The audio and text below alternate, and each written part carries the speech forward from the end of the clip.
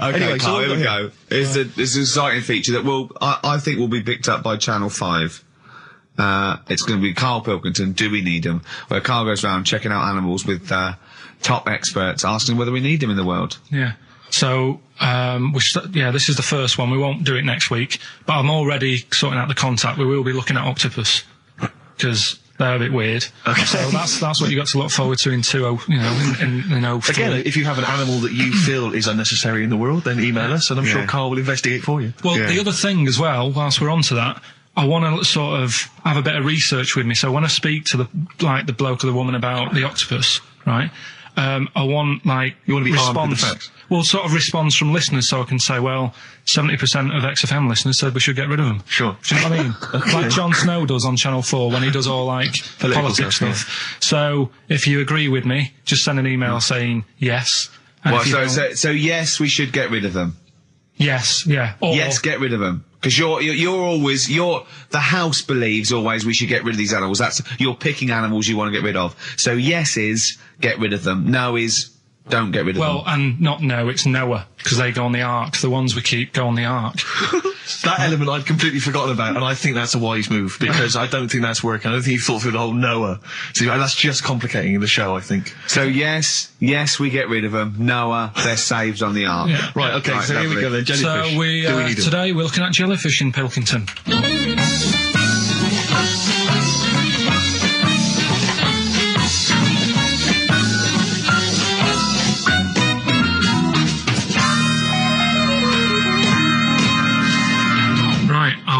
I'm talking to Vicky, who works in an aquarium in Anglesey, isn't it? Yes, it is, yes. Right, brilliant. Today we want to find out if we really need jellyfish. I've got a bit of a problem with them anyway, because I've been stung by one, and I've done a little bit of research into them, so I'll tell you what I know about them. Okay. You might learn some stuff from me. Oh, well, you never know. And if I'm talking nonsense, just tell me. Absolutely. Yeah. Right, so first of all, they don't have eyes, do they? No, they don't. Right, no. So I'm right with that. No lungs. No lungs. They haven't got a heart. No hearts, heartless. And they're made up of 97% water. Yes, they are. So they're pretty useless, really. Well, they have got a nervous system. They're actually about 650 million years old, so they've evolved and they've outlived the dinosaurs, and they're even older than the sharks, and they can even outfox us, because NASA scientists have worked with them to try and work out how they operate in weightlessness, and they still don't know how they do that. Took them into space, actually, to figure out how they did that. Seems like a bit of a waste of money, but... do you know Port Maddock? I used to go there a lot for my holidays, and there used to be a load of them washed up on the beach. People on motorbikes used to go over them and stuff. Yeah.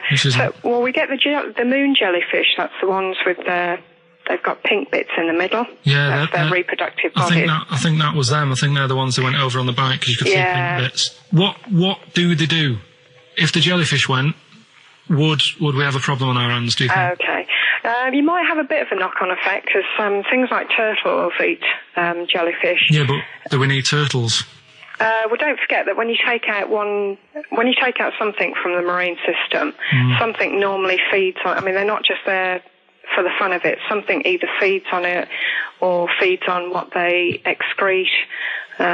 What you're saying is they exist to sort of feed others and also to eat some stuff that's... Well, yeah, they control the population of other fish and species that might otherwise be a problem. Okay, well, let's kind of wrap this up, right? The question that I'm asking today is, do we need them? Say if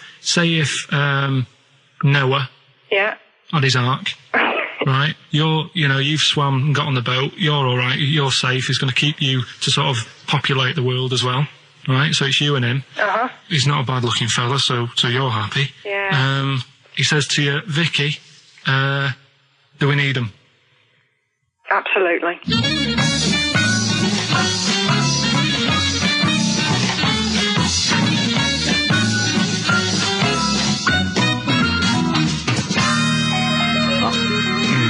I don't even know why she even gave you that interview.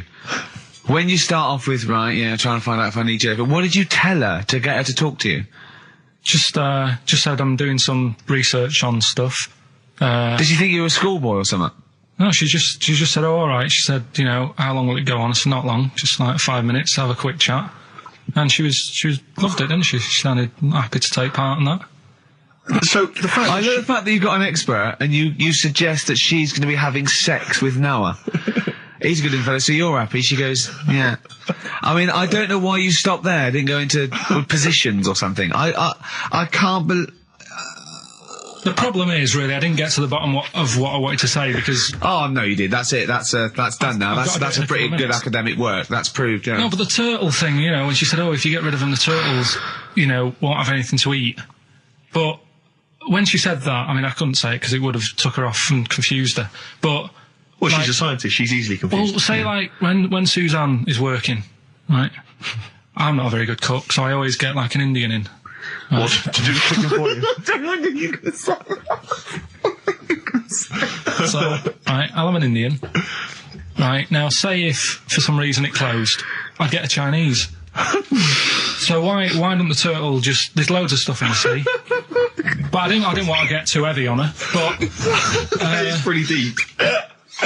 Oh, that is genius. But we'll look at... But so the fact that she said, yes, you need jellyfish, does that mean that you've changed your... I mean, what I'm saying is, does her answer go? Does that stand? Yeah, it does, yeah. It does, does it? It does, yeah. Whatever I get the expert to say, I try and get them in a corner. Right, we try and argue her into a corner. Argue them into a corner, but that time she wasn't having any of it, so we've got to carry on having them. Yeah. So in the new year, we'll be looking at octopus. Okay. Yeah? Yeah, great. Let's play some feeder. Right. It's all right, love. The batteries are included. Got you a pumice stone. Right, now, do we need them? Do we need them? It's something we started a few weeks ago. We're always talking about animals and insects and that. And it's like, you know, if you took an animal out of the world, would we have problems? Right? Would it make any difference? Yeah, would it make any difference? We did jellyfish last time, didn't we? Yeah. We sorted that out. The woman said we've got to keep them. We do need them because turtles eat them. Yeah. So I've moved on. Octopus. Do we need the octopus? Yeah. Let's find out.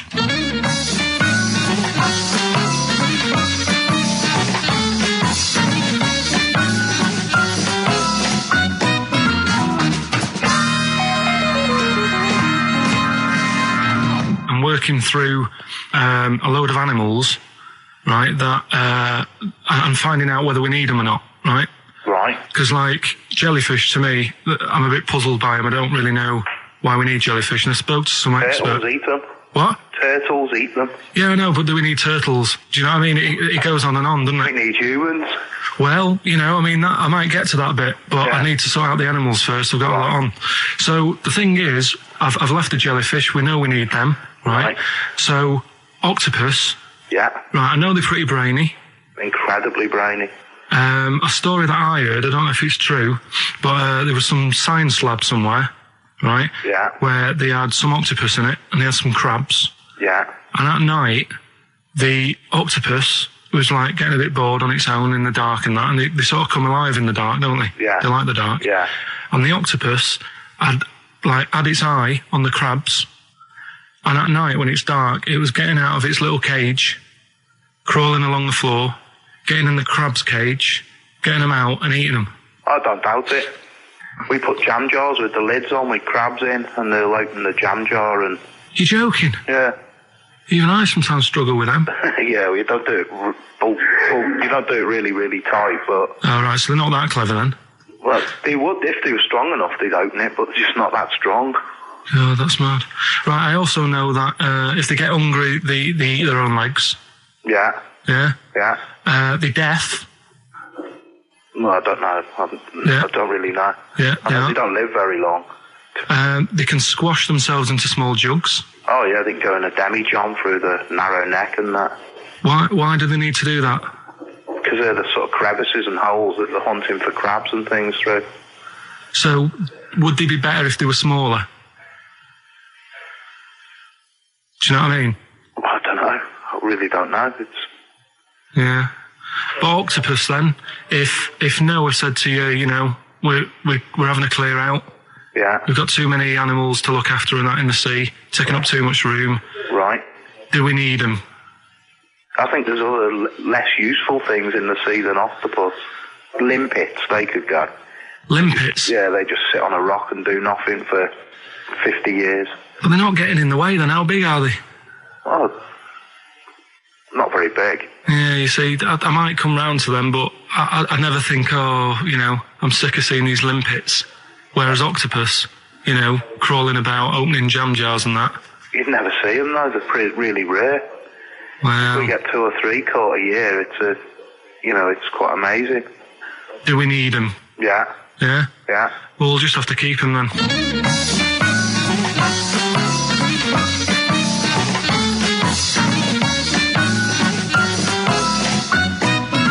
I love the fact that Karl can confuse a scientist. Yeah.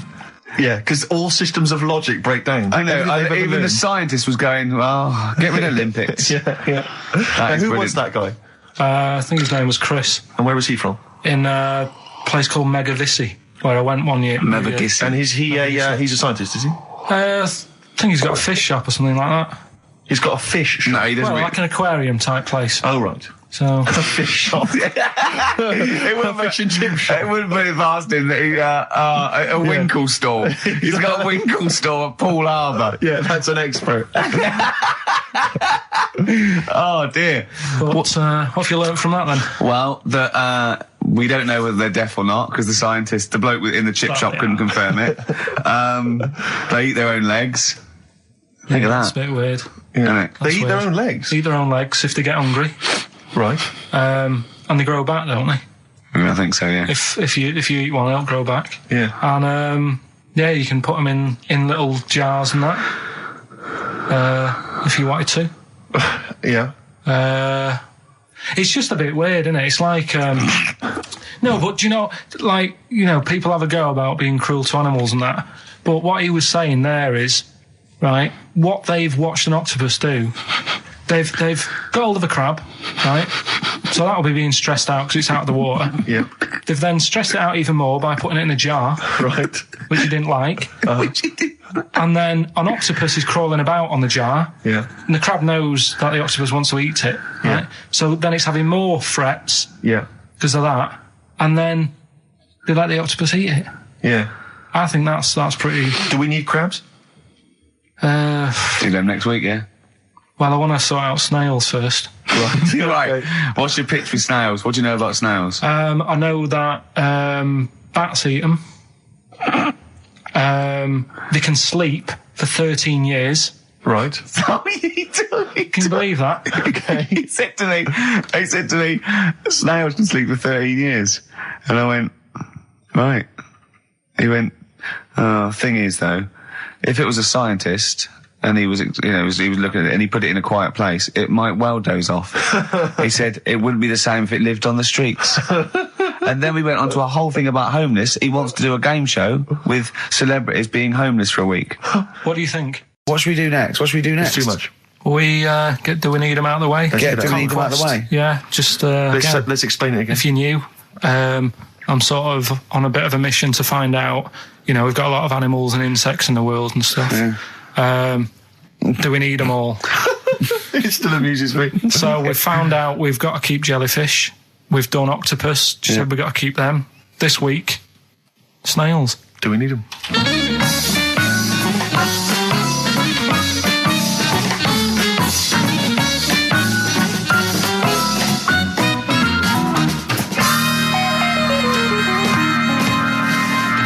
Just doing some research, right? I'm sort of working my way through different creatures and insects and stuff that's on the planet. Yeah. Right? And finding out if we need them or not. Right? Yeah. Do you know much about snails? Well, sea snails? Well, yeah. Snails in general. I don't know much about snails, land snails. I know a bit about sea snails, like whelks, top shells, that sort of thing. Would you say they're important? What sort of sense do you mean by important? Say if we had to sort of get rid of some animals and insects and that because we're running out of room. Right. Do you know what I mean? Because I'll tell you what I know about some snails. I don't know if this applies to sea snails as well. I mean, I called you today because a lot of other places are shut. Yeah. Right? So I know they like to eat stamps, apparently. The glue on stamps. They love it, right? Right. Apparently a lot of letters and stuff aren't getting to where they're meant to be getting because snails are crawling into letterboxes and eating the stamps. That obviously doesn't apply to the sea ones, but that's a problem they're causing. All right. Were you aware of that? No. I didn't know that. Bet you're glad you answered the phone today. Right? They love beer. Beer, yeah. Who doesn't? And also, I don't know if this is right, but I heard that they sleep for 13 years, or can do. Right. I wouldn't know if they can sleep for 13 years or not, but... I mean, sea snails are pretty important. Yeah, they do quite a good job in the sea. They graze on algae and they provide food for other animals. I mean, you can say that about any fish, or any animal. Why do they exist? Would you be upset if someone said we're getting rid of them? Oh yeah. You would be. They're an animal, I wouldn't. Forget being like favouritism and all that I get for them, right? There'll be other things knocking around you can sort of spend your time looking after. You'll still have a job. Don't be worrying about that. Because I'm not going to get rid of all the fish. Jellyfish need looking after, so you're safe. Yeah. But do we need them? Come on, there's loads of people saying, come on, we've got to move on through the animals, and you're holding them up saying, well, I want to keep them. Well, who's saying we need to... That just sounds a bit crazy to me. Just imagine. Do you know what I mean? And they would come to you because you're working in an aquarium, so they'd be asking for your advice. Right. And you're slowing it down. Well, they asked for my advice and I'm giving it to them, so, that's what I think anyway. Yeah, but snails, like I say, they drink beer and that, What did they do apart from some food for a whelk? They were around, their descendants were around a lot longer than we have been. Yeah, they've been around a long time, but what have they done? Well, they've survived that long, so they must be doing something pretty good. Well, apparently they sleep for 13 years, so really, even though they've been around for ages... I don't think that sounds a bit... I don't think they sleep for 13 years. Not all of them, just the tired ones. So, snails, do we need them? Well, yeah, I just think they've got to, it's not for us to say, do we need them or not, we can't just... So you think we should keep them? Yeah, definitely.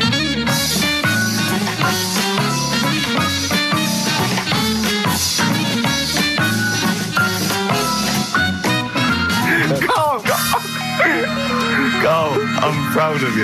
That was getting really quite annoyed. I know. What did he think he was doing? What?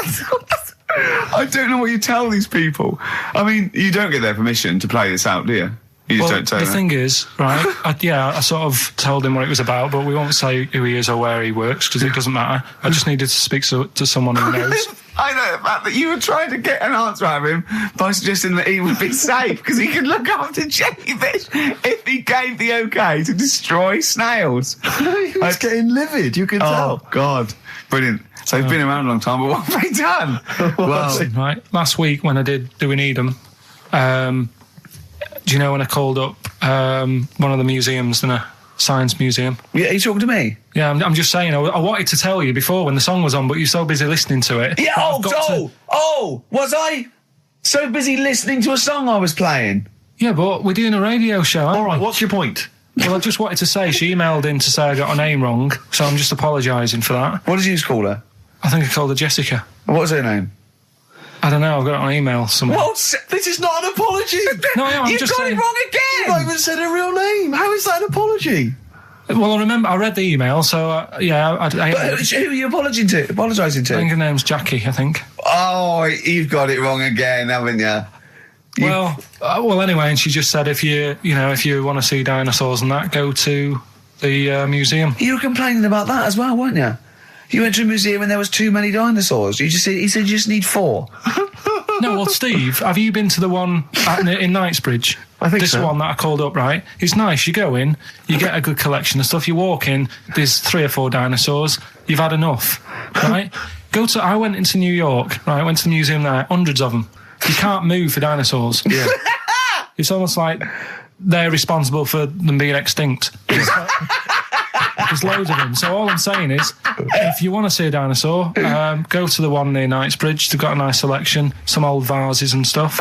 It's worth going. So that was great, Carl. Play a record. What have we got now? Right, so we're looking into animals that we get rid of. I've spoken to someone about snails. I've spoken to someone about jellyfish and that. and looking at cockroaches today. She's an expert. She's just not just some random person. No, she works in a museum, a good museum. I said I'd give it a plug. It's the one near Knightsbridge. It's got dinosaurs and that in it. It's worth seeing.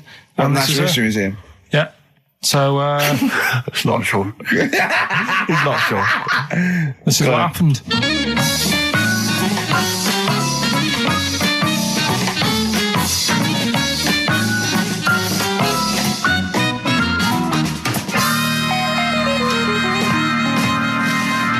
Now, what I'll do, I'll tell you as much as I know, and then you can fill me in if I'm right or wrong. And then at the end of it, we'll get to the bottom of whether we need them or not. Okay. All right. So, first of all, the first thing that I found out is that they have 18 knees. That's not exactly possible. They're insects, so they have 6 legs. Yeah. And a knee is usually the junction between femur and tibia. That's sort of classic human knees and every other animal knee. So with 6 legs, you can only have 6 knees. Could somebody sort of got mistaken for seeing one that was a bit double jointed? I think you're grasping at straws or something. All right. Well, we might have to come back to that one then. Okay. They can hold the breath for 40 minutes. Well, they don't do that because they don't breathe in the same way as us. They breathe through little spiracles, holes down the side of the body. So, no, they're not a very apt simile because the method of breathing is so different. What do you mean? Because insects have a totally different system. They don't have lungs in the way that we do, and just breathing through one part of the body. They're actually breathing through every segment of the body all of the time. So even though they've got their mouth shut, they might be able to slide. Nothing to do with breathing. So only just feeding. So you see, maybe that's where someone's gone wrong. Someone's got hold of one and sort of taped its mouth up or something and got bored after 40 minutes and said, well, we'll call it right. It's a pretty unkind thing to do to an insect, even to a cockroach. Yeah, but it's all... You can't do that. Yeah, but... No. Pretty unkind thing to do to anything, even a cockroach. Something else I found out. Yeah. They can live for a week without an head. Well, that's true if they don't bleed to death in the process. But the weird thing is, when I told you that they had 18 knees, you seemed a bit sort of like, don't talk ridiculous. But then we're talking about an animal that can live without an head. So there's a little bit of truth in that one, yeah? Yes. Why, when it was invented, has it got that facility? Say if someone said to humans, we could do that with humans, and, you know, if you lose your head in some accident, it gives you a bit of time to sort of go back to your family and maybe write them a note. You won't be able to have a chat, but write them a note saying, it was my own fault, and it was nice knowing you. Well, that would be a useful facility, I agree. But cockroaches are great survivors. I mean, they've been around for over 300 million years. They're one of the most primitive insects. All right. Well, I've also... is it true that they do a lot of resting? Apparently they can sort of rest for 75% of the time. Rest? Yeah, they just sit about doing nothing. It's probably true of a vast proportion of the world's fauna. Well, I mean, maybe the 25% that they are working, they're really giving it some, so it might make up. They're probably searching out food and, they can slow down considerably. You can chill insects in the fridge and they'll become very, very quiet. You might think they're dead. Yeah, but I'm sure, you know, if we were sat in a fridge, you know, we'd go a bit quiet, wouldn't we, you know? Well, you might not know much about it, of course. Yeah, but... You're not quite reading the right sources. Well, I've been using the internet. I'm sure there are many useful sources that you could find there, but some of those seem to have been a little misleading to you. So you don't agree with a lot of what I've told you there? No. So cockroaches, can we get rid of them? No. So we're keeping them then? I would say so, yeah.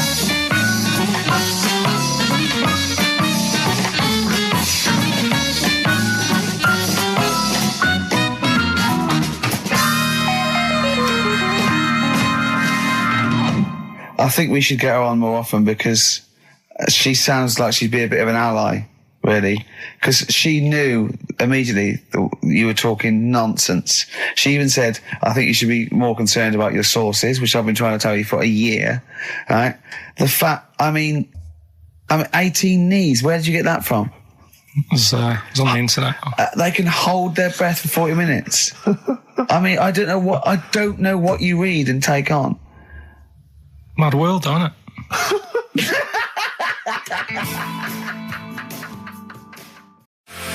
It's Michael Stipe and his boys from Rapid Eye Movement. Bad day, I hope you're not having a bad day. It's Saturday, it's 1:05. I'm Ricky Gervais, with me Steve Merchant and Karl Pilkington on XFM 104.9.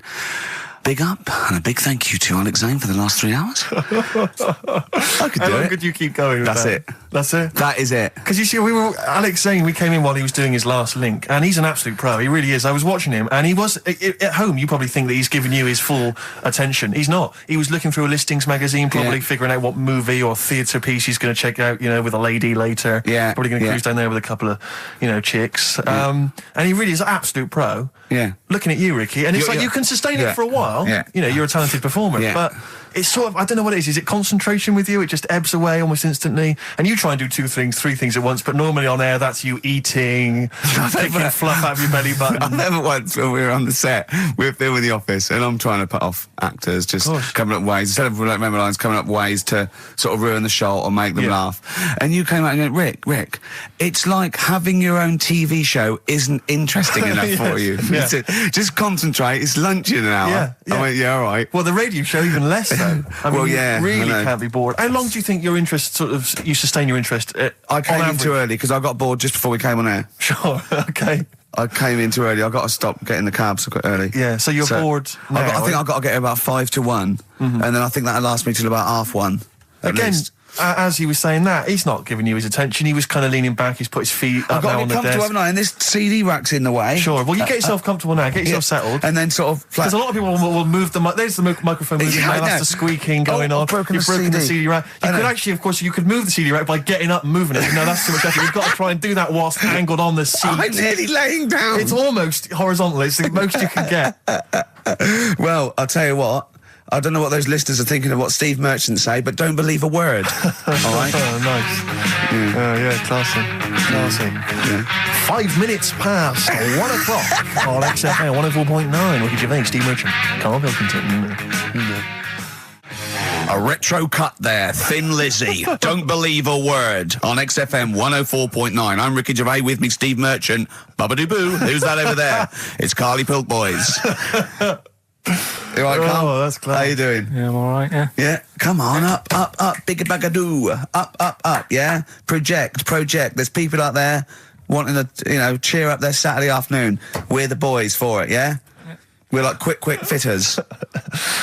Come on. All right, Carl? Yeah. Come on. I'm all right, I'm up for it. That's it. This is the height of excitement. This is it, is it? That's this how is you sound when you're 100% This is you off your head, is it? High on life.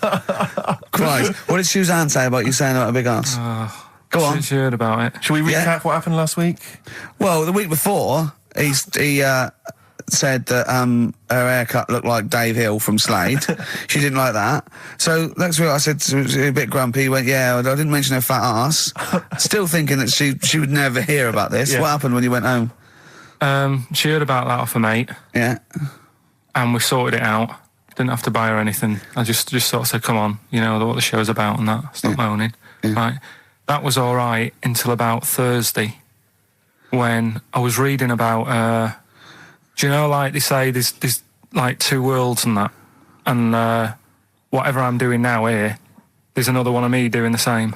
Yeah, but he's probably taking some time off. He's probably having a week off. Yeah, but I was just talking about that, and she was saying, "Nah, that doesn't happen," and I sort of said, "Well, they definitely won't have a haircut like yours, right?" And that sort of started the argument again. It's almost like you haven't learnt your lesson. Also, it's like you're talking about it again on air almost, in a way, so our mates could hear again. It's very short learning curve. Carl, if there was if I cut a hole in a box and you knew there was an orange in there, right, and you put your hand in, would you be stuck there trying to get that orange out, do you think? Or would you just let it go and sort of tip it upside down to get it out? What do you mean? I think that answers your question. Is that a cardboard box on your hand? So is there any other things you want to criticise Suzanne for while we're on air? Anything else? Anything that's been niggling that you thought you should get off your chest? To The hair, the arse. Nah, leave it. Everything else is fine. Leave it. I think so. Okay. That's good. I think leave it. Well done. Now, can we just check what other big Karl features have we got today? We got Monkey News. Got Monkey News That's coming important, up. yeah. We've got a bit of got Rockbusters and the film thing. That Still not got a name. The film thing. Just me and a film and that. And brilliant. This week we're digging out the old the one when I'm in One Flew Over the Cuckoo's Nest. Right, so you're going to make Jack an appearance. Nicholson, brilliant film. Yeah, brilliant film. It was my favourite film till I saw Godfather. It's better than that. Well, some would say that, yeah. No, it is. The storyline's more interesting than that. I didn't know there was an actual answer. I didn't. Sorry, it's what's best? One Flew Over the Cuckoo's Is Nest. it? Okay. fact, Rick. Oh, right. Okay. Where's Godfather? Because I want to know, because I don't embarrass myself. Or is it my fourth favourite film or something? Or Probably about fifth. my fifth favourite film, is it? Brilliant. Talking of lists. I suppose I like Kez and the Elephant Man, do I? Do you?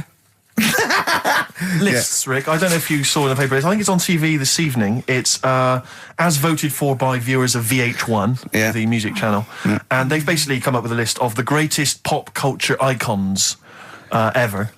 There's 100. Where's Elvis? So Elvis, for instance, is number 3. Jimmy Dean in there? James Dean is in there. I think he's a bit lower. Let me see. He's number 22. We got David Beckham at number 1. Oh, well, okay. Well, then, so Robbie Williams is in there, so it's British bias. Yeah, Robbie Williams is number 9. He's just below ABBA. Oh, okay. Number 8. But interestingly, this is of interest to you, I think. Number 66. Yeah. The Office. That's all right. Well, it is, Rick. It's nice that the show is in there, and that's a very flattering thing. I'll tell you what cheapens it. I'll tell you what undermines it. Yeah. The things that are lower in the list than the show. Oh, God. So we've beaten...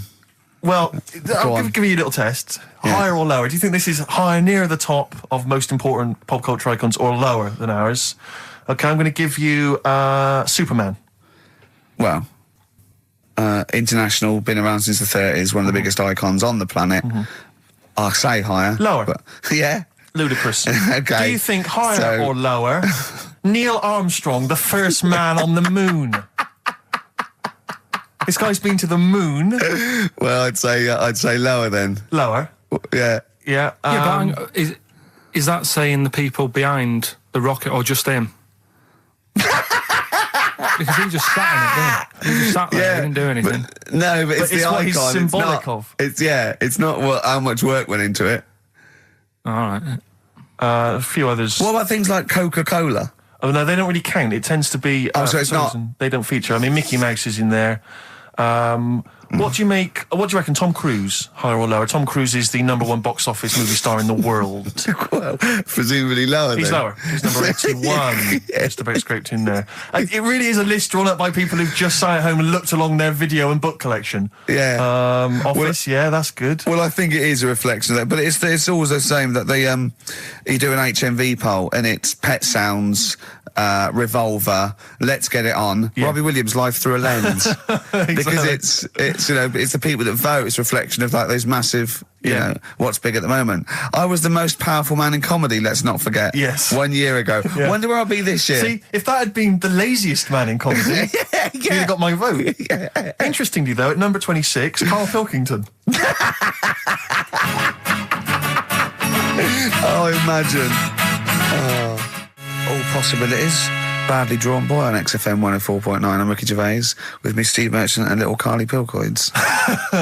Rick, Susie's emailed. Yeah. She wonders if you could give a massive hello to Hannah and Charlotte and all in the sixth form at Cobthall School. Yeah. If you want them to listen, would you give them a massive hello? Shout out. Yeah, no massive. disrespect, man. Where are they from? I don't know, I can't quite pronounce it. Cobthall School? Cobthall Massive. Yeah. They're probably known as. Yeah. So good luck to Suze and Hans and Charles. When did we start doing dedications? I feel we should, because I've always felt this is something that's lacking on the show.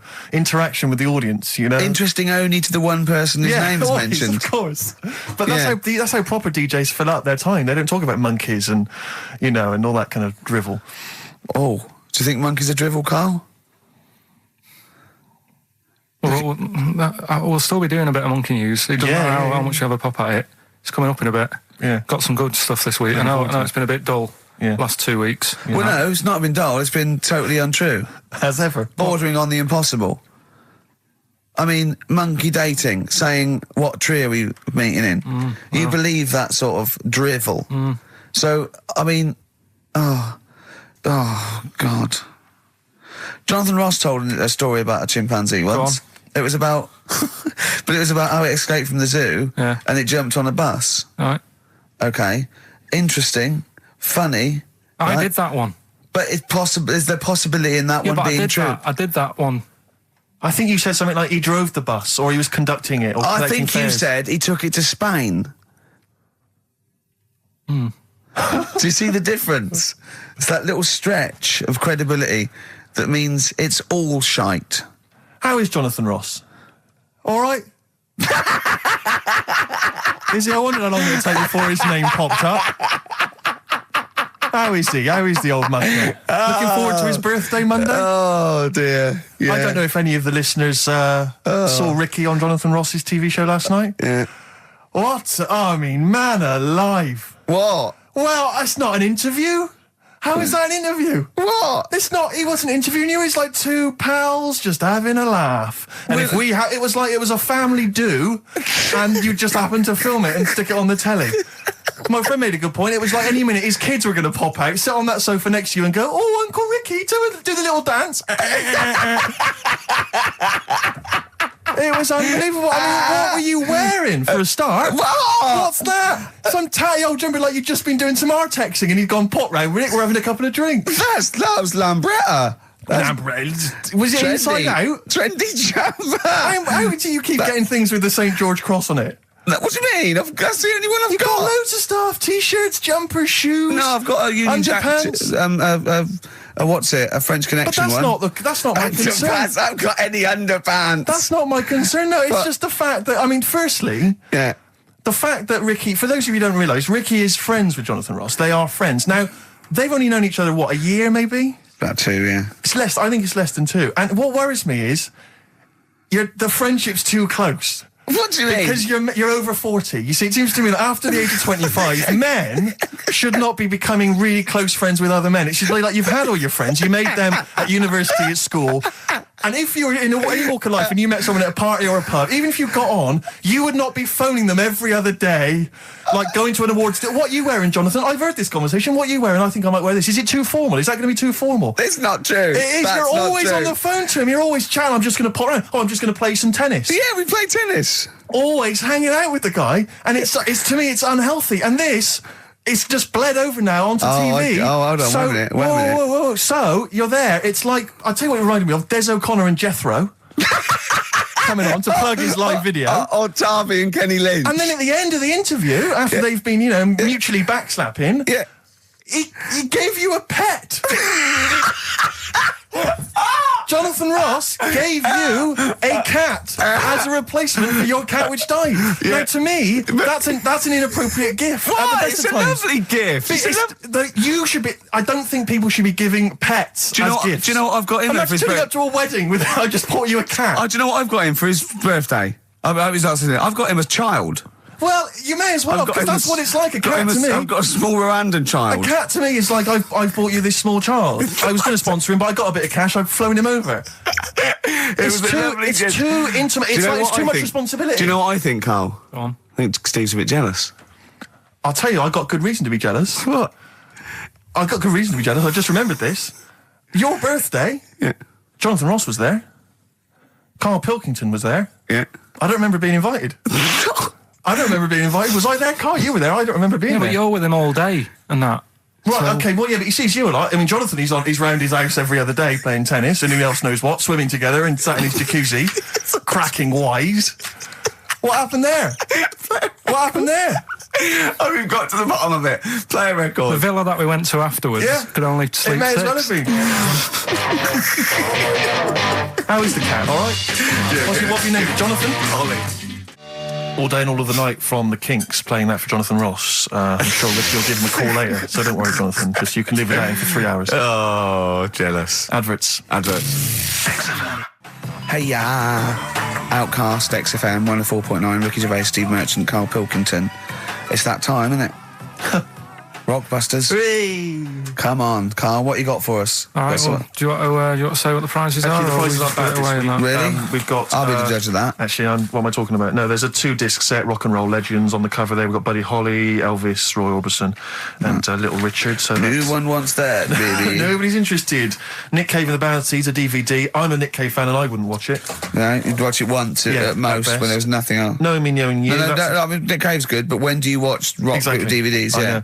Knowing Me, Knowing You, great series, obviously, but once again, on VHS. Who wants it on VHS? Where are all the bonus features? Absolute pointless. The only thing that's half decent is this enormous hardback League of Gentlemen book, which is the scripts and all sorts of other stuff. If you're a League of Gentlemen fan, you'll love it. If you're not, I guess it's a good Christmas gift. If you're not a League of Gentlemen, there's nothing in this for you. No, exactly. So... So, you can either enter for the hell of it. A pile of rubbish. What's the show? Well, not as bad as the competition, I suppose. So, go on. Well, you know how it works. Cryptic clue. It's not really cryptic. It's usually wrong. Kind of is. Yeah. Right. So the first one, there's 3 of them. You get them right, you win the stuff. First one. I'll get them close. I mean, because you could win this if you got one right, possibly. If you go to Chepstow, you will. Was that a clue or is that a point? Is that something? That's a clue. Right. Say it again. If you go to Chepstow, you will. And what are the initials? Just S. Just S. Right. Second one. E.T. is upset. What's up with him? All right. E.T. is upset. What's he upset for? What's wrong with him? All right. Different. So not cryptic, so M.E. The initials there. N.E.? M. M.E. M for mother. M.E. All right. And the third one... I had a tape with Jesus. Imagine Bob Holness doing this in the Gold Run against the clock. Right. I had a tape. No, I had a tape with some up. Listen. I had a tape with Humpty Dumpty on it, and Hickory Dickory Dock and that on it. But I've broke it. All right. Constantly listening to trying to figure them out.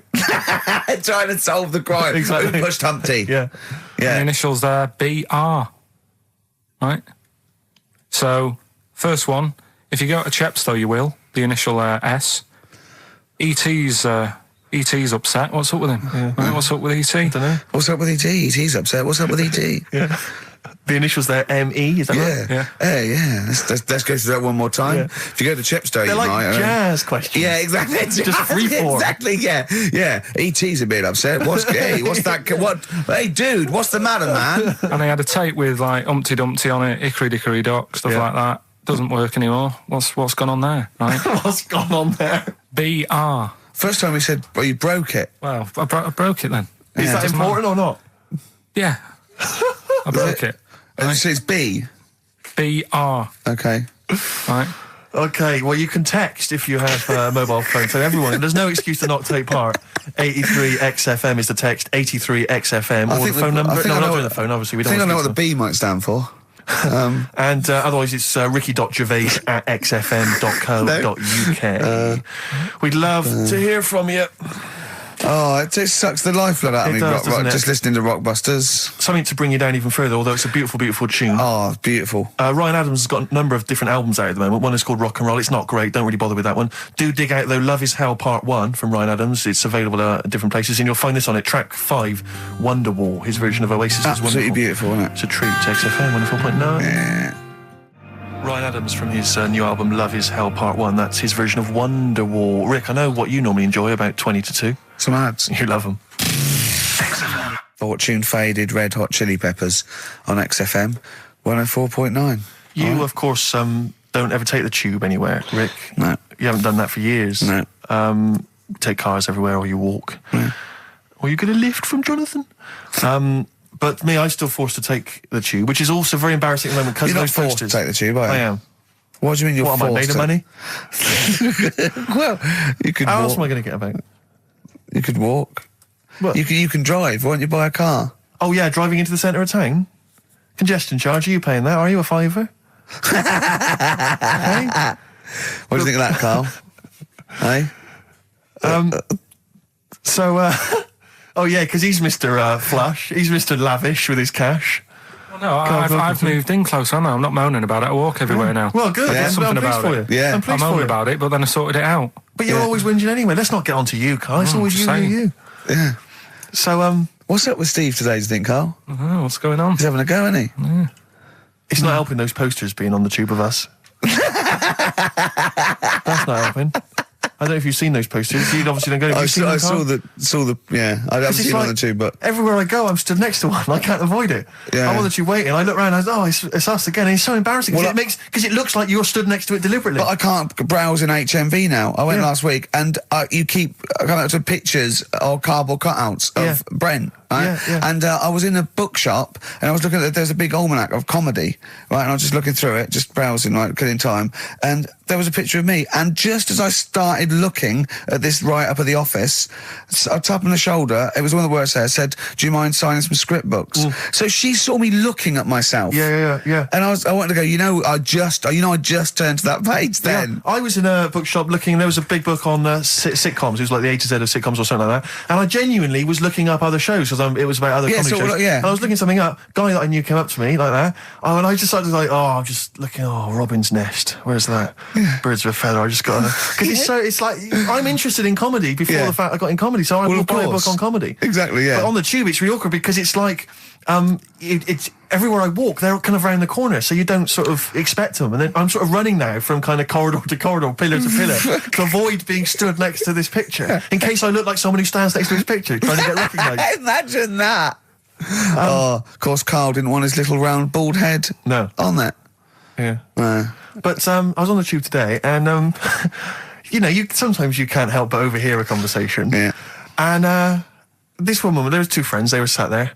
And one woman said, she just said, I must tell you this. I was in the pub last night, and Dave called, and I said, Dave, he said, I can't hear you. I said, Dave, it's not, he said, I can't hear you. So I held the phone up so he could hear all the noise in the pub. That was it? That was the anecdote. That was the story. And I wanted to lean over to her friend and say, unless this woman has given you a kidney or saved you from drowning, do not be friends with her. Break up this friendship. She hasn't got anecdotes. Because what's that? And I've got acquaintances like that where you speak to me, get cornered at a party, this is the person who has not got anecdotes. The anecdotes, they're not stories. That's it. It's like you're expecting for something else to happen. Never does. Well, I was with Danny Baker yesterday. Oh, yeah. He's brilliant bloke. Guy, first time I met him, and we got on like a house on fire. Put his number straight in your mobile. Well, we've exchanged numbers because he's got some great anecdotes. You had to delete mine because you only got so many. I might write with him because he's funny. He did this thing and it was absolutely brilliant. He's doing he wrote a documentary, and he's a great guy. He's funny as well. You know what I mean? It's this. I tell you what it is. It's the showbiz friendship. That's what I loathe. I think it's the fact that somehow. You're sort of because it's like you haven't got to go through the formalities of making friends with someone because I respect your work, you respect mine. I'm a funny guy. You've seen my work. Let's be friends. Yeah, of course. And it's like, and it's a horrible kind of icky sort of. Listen, Steve, me and you are going to stay in touch, whatever. So I mean, probably not my birthday this year, but next year. Sure. We've known each other 7-8 years. Yeah. So come to that one. Yeah. Well, can do I need to wear the waiter's outfit again? Oh, God. Oh, dear. Yeah. PIMP by 50 Cent, or 50 Cent, as I call him. XFM 104.9. I'm Ricky Gervais, you're Steve Merchant. There's little Karl Pilkington over there. All right? Yeah, not bad. Listen, Oh, he's perked up. Yeah. Oh, he's back in the area. Well, you got something to say? I was kept quiet in the first hour. I'll let you get on with that now. What you got to say? Is it just have a guess? Is it about monkeys, Chinese people, or little gay fellas? It's about little gay fellas. Sure. Is it? Of course it is. Go on. Yeah, but not because I like Sorry, I'm just making a that. tally. Let me just note that down. Yeah.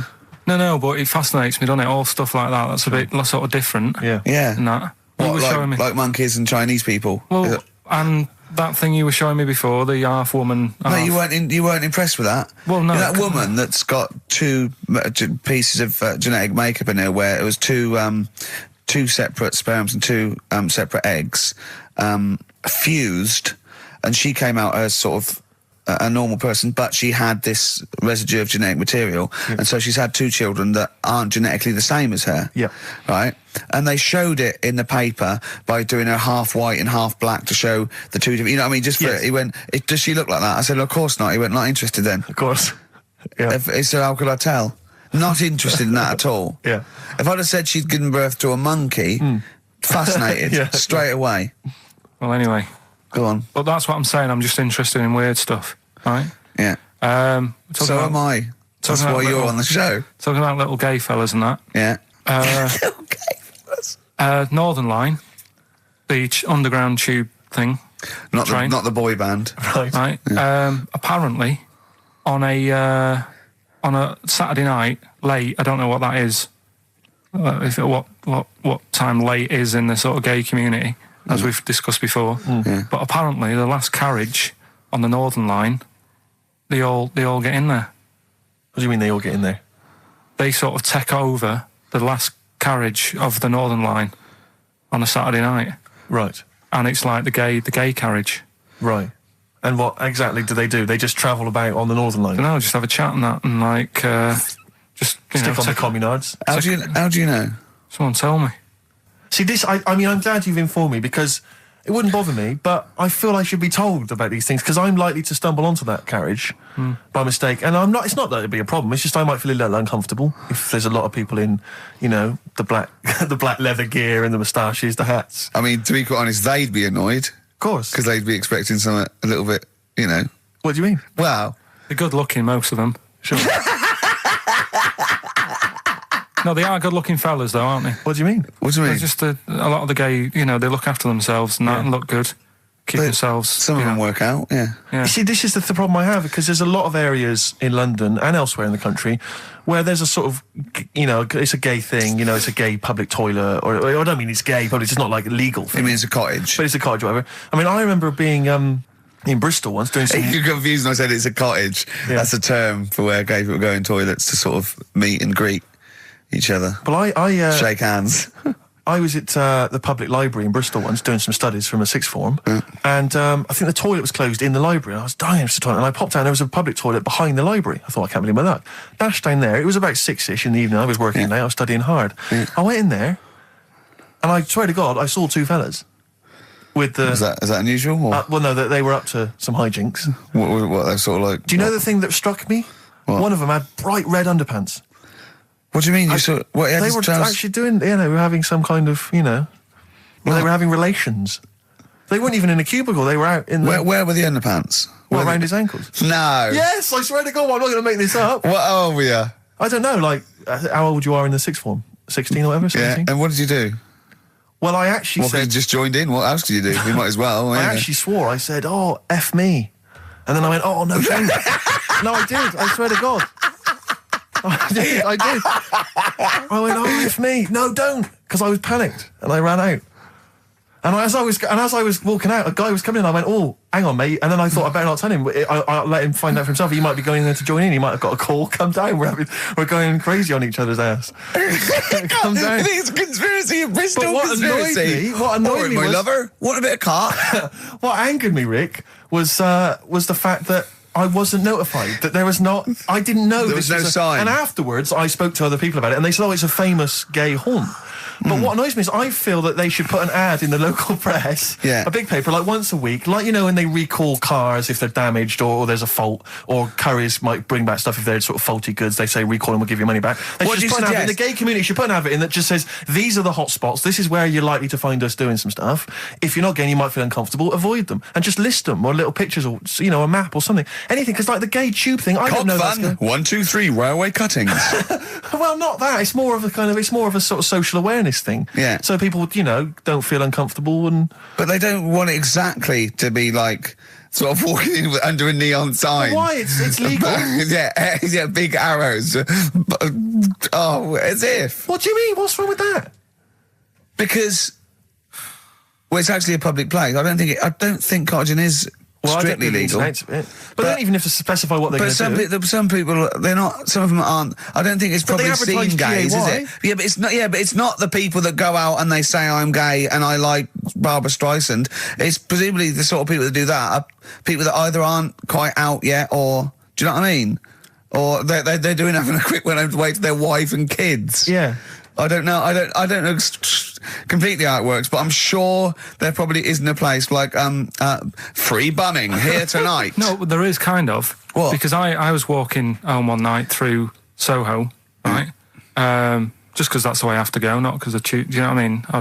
I wasn't going there on that, right? So I'm walking through, right? And I was handed like a card, which was like a gay event, right? Now, that's a bit weird, isn't it, that straight away he's presuming that because I'm there that time of night. Well, and you got a shaved head and you sort of like, you sort of like quite look after yourself and you got some nice clothes. Yeah, but it's still... You look can't like really a little presume. bit rough, don't you, from Manchester. You look like a northern rent boy who comes down to stand outside McDonald's. But the card was rubbish, right? What do you mean? Had this fella on it, right, all sort of greased up and that. What would you look? Just having a look what he'd handed me and that. Right. Just having a look. Picture of him, sort of sailor's hat on, tan body, like just his arse out like that, and rubbish slogan, right? The best bum in W1. Is bum there a noun or like a verb? What do you mean? Well, to bum, is it like get the best bum you've ever had, or he had the best bum? I think it's just I don't suppose you asked. No. I don't suppose you called the number to check. What do you mean exactly by this? Does it mean you've got a great arse? Do you mean I will be well bummed, or do you mean you've just got a good... Come on now, let's just a final point about... Because I asked my friend how it all works up on the Heath, because I live in Hampstead Heath, near Hampstead, and I was where I didn't want to go walking and get myself involved in anything. How can you get involved? No, again, I didn't want to walk. Sort of like, is it like, oh, I can't believe it. I couldn't say no. Oh, my wrist, it's knackered. What do you mean? Well, I was there for about 2 hours. I must have gone about 43 of them.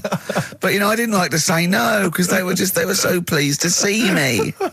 Oh, well, it's God. not so much the fear of that. It's not good skiing practice. I was doing 2 at a time for a little while. It's not the fear of that so much as the fact that, again, you don't want to gate crash someone else's party. Do you know what I mean? No. You don't. If there was a straight couple having sex, you'd want, oh, I'm sorry, and you'd want to avoid that area. Of course. But I was finding, so someone told me how it works, and apparently you just go and like sit on a bench or something, and then a guy just sits on the bench and they just look at each other. There's not really anything said. It's just a kind of nice evening or whatever. I guess it's like 2 a.m. or whatever, and then they go off in the bushes and ding dong. But it's like I don't know how that culture's developed. I love this programme now. Why can't that be the case with women? That would be amazing. You just go out to the park at like 1 a.m. you just sit on a bench. You just be like a scene from Gigi. Exactly. Just walking along with the perambulator. Yeah, exactly. But that would be a joy if there was none of this formality. You've got to talk to them, buy them dinner. Oh, you're joking. Romance. Oh, no. Just this kind of informal thing. It'd be great. So what would you do then? You go up to a woman and go, come on. Yeah. Let's stop mucking around. We know why we're both sat on this bench. There's a nice bush over there. Yeah. Let's have a bit. Yeah, and then she'd go, yeah, great, thanks. I'm killing some time before I, pop into town. Yeah. That'd be perfect, thanks. You make my weekend. So you're jealous of gays as well as me? In a sense. In a way. What do you think, Carl? Let's put a track on. Why? Are you getting scared now? You brought it up. Is it getting too close to the bone, so to speak? Radiohead and There on XFM. I'm Ricky Gervais, with me Steve Merchant and Karl Pilkington. I was talking to my dad the other day. He was saying he lived in Bristol and my family live in Bristol, and so they can't really listen to the show. And he said, I was thinking of buying your grandparents a digital radio for Christmas so they can listen to your show. Imagine them listening to that last link. About you? And then me seeing them at Christmas. Steve, you never told us you saw 2 blokes bumming. Yeah, and then what's that about you jacking off 30 men? Exactly. You've got to say no, lad. I know you're a nice fella, but just because they want relief, you're not the man for it. Oh dear. They must be so proud. Yeah. Rockbusters. Yeah, they'd be loving this, right? 3 clues were, first one, if you go to Chepstow, you will, right? The initial was S. That was sea horses. All right? That was the answer there. I'll give you that. That's fair enough. I'll give you that. E.T.'s upset. What's wrong with E.T.? What's wrong with him? Yeah, right. The initials M.E. Yeah. What's up with him? He was Missy Elliott. All right, Elliott. Doesn't count at all. What? Doesn't count at all. Missy Elliott.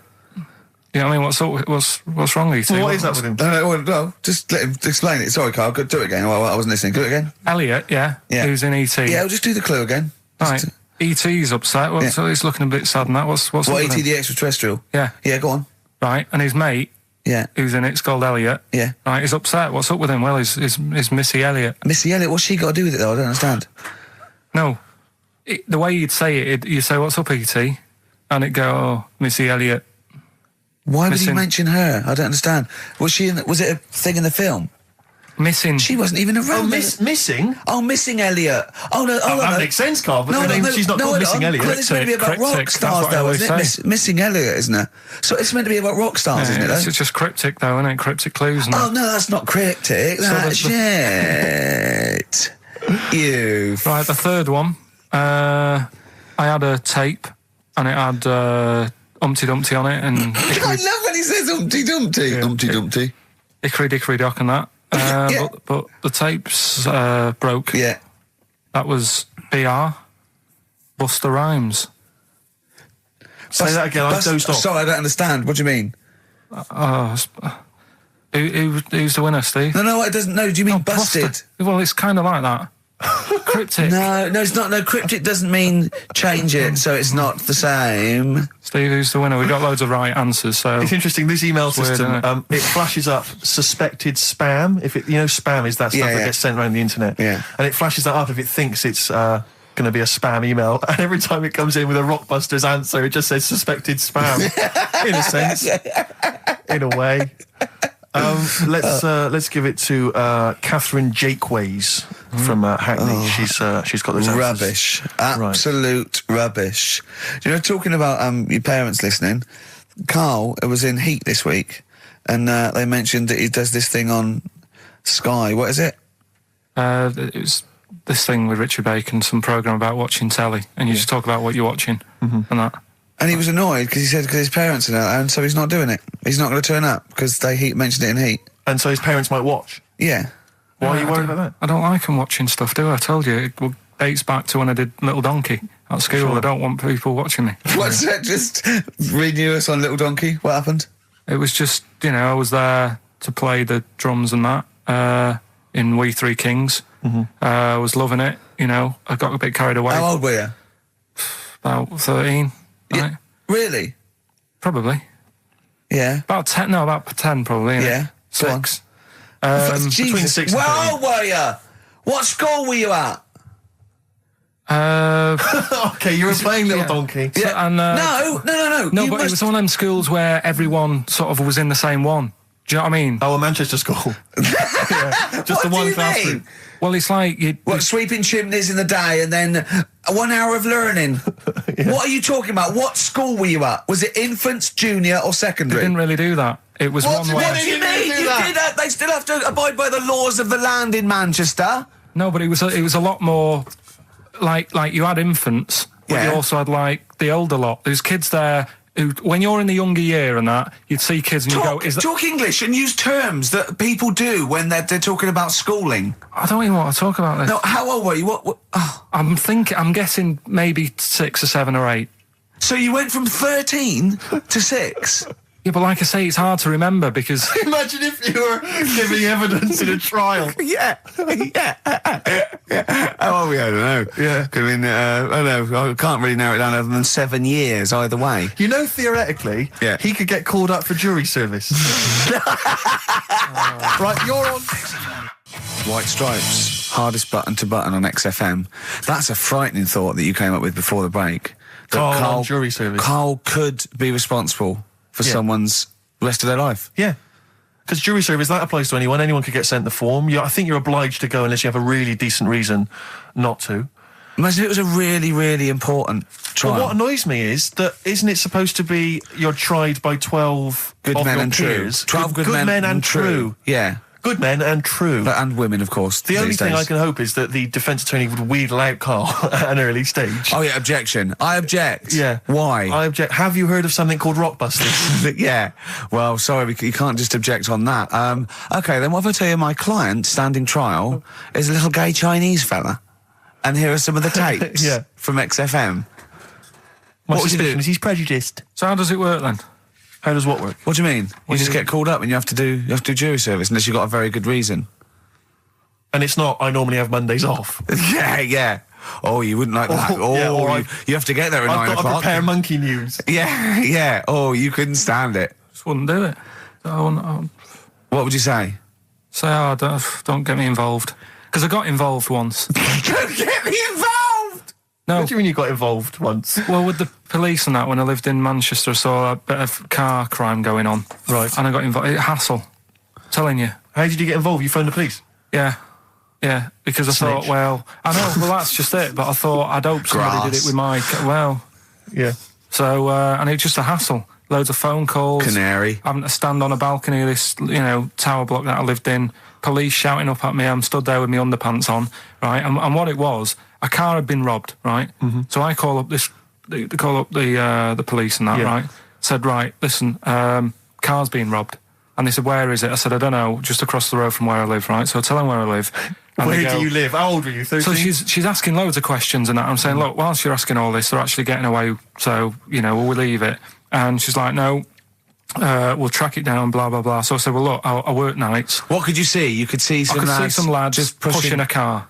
Pushing a car? Yeah. That's how they steal cars in Manchester, is it? Yeah. Everywhere else in the country, they're getting in, they're driving them away. In the south, they drive them away. Exactly. Usually sort of like start the engine. It could get away a lot faster.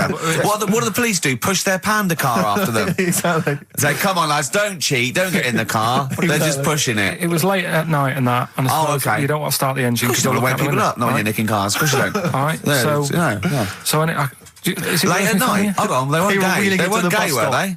They were out late, really? Come on, Karl. So what happened? So, anyway, I said, look, don't call me back. I'm going to bed, right? I've got work in a bit. Brilliant. So, let's go. What? So that was that, right? Where were you working? Next thing, right? Phone's going. Hello, it's the police again. I said, I told you not to call me. Right? I told you not to call me at home. So, they said, right, the police are outside. Can you go on your balcony? She's like, oh. So I'm 10 stories up, right? Stood on the balcony with like my underpants on, right? And the police are saying, where's the car? And I'm saying, I don't know, they've gone down that road now. So I'm trying to point to them. They're shouting up, saying which road and all that. And I just thought, why did they get involved? Yeah. I don't think they found it. No. It was hassle. The blokes were pushing it too fast. Exactly. They were in the next street by now, weren't they? This don't get involved. Don't get in. After that... Imagine him being on some sort of trial where it's like some sort of mob affair. Yeah, gangland murder. Imagine him going into the witness protection. The police just explaining to him, your new name is Jeffrey Peters. Why can't I be called Bruce Wayne? Well, no. Mr. Pilkington, listen. Imagine that. Do you know what witness protection is? Oh, go on. Amazing. Look, it's when, supposing you were to give evidence against the mafia, right, you've done a job for them and now you have to give evidence against them, right? Right, well, if you're going to do... I mean, all I did was 2 kids nicking a car. Yeah. Don't start messing with mafia. No, listen, of course not, no. But let's imagine you were in the mafia and that you got caught doing something, but instead of going to prison for the rest of your life, you said, oh, well, I can give you Mr. Big, yeah? So they go, okay, give us Mr. Big and we'll let you off, right? So the police go, right, okay. I got handed this leaflet in Soho. So you say, okay, well, I'll give you names. They go, right, we get evidence in court, and you go, yeah. They go, right, we'll have to get you away because you'll be done for. So you give us all the names of Mr. Big, right? We'll give you a new identity, a new passport. We'll let you go and live in Canada for the rest of your life with Suzanne, right? So why have I got to do all that? Because they'll bump you off, won't they? How did you know it was me? They'll find out. You have to give evidence in court. So they go, oh, Pilkington squealed. So you got to change all your life? Yes. Yeah. They've killed someone, yeah? Yeah. Well, look, you just know... No, you're giving them in to keep you from going to jail. So you don't want to spend the rest of your life in prison because you're involved in something, or assault, or whatever. It doesn't matter, Karl! No, listen. How would the mafia know that I've said something? Because you say in court, those are the people. He's Mr. Big, he's Mr. So-and-so, he ordered the hit. Don't you know anything? It's a lot of messing around, though, isn't it? But... So I've got to leave this job, yeah? Yeah, I think they might try XFM first. I'd have to... What? I'd have to bin Suzanne, would I? No, she can go and live with you. You have to cut off all your ties with your friends and family, though. You can't contact them. You've got to leave them behind. Would she have to change her haircut? Possibly. When did the murder happen? Yeah. What would the new identity be that you'd choose? What would you choose for yourself? What name? Probably, I wanted to be called Brett when I was a kid. Okay. Right. Brett what? Brett Pilkington. You got to change your surname, yeah? Yeah. Well, yeah. Yeah. Maybe go X-Directory. Where would you move to? Probably back up north. No. Well, no. No, don't do that. Don't do that. Can I suggest maybe Brett Hanson and go and live in Australia or Canada or something? Well, maybe when they're not operating, maybe, and they just forget it. You might have to change your identity as well. You might have to grow your hair. Well, you can't grow your hair, but maybe wear a wig or a moustache. What would you do? What would you wear? So, like an afro or something? Something like that. That would be brilliant. That would be absolutely And I've got to do brilliant. all that just because for 5 minutes I stood in a court thing and said he's the one who did it. Yes. Yeah. Well, why can't I just wear the afro and the glasses when I'm in the court? Say my name's Brett, right? Yeah. Change my voice a bit.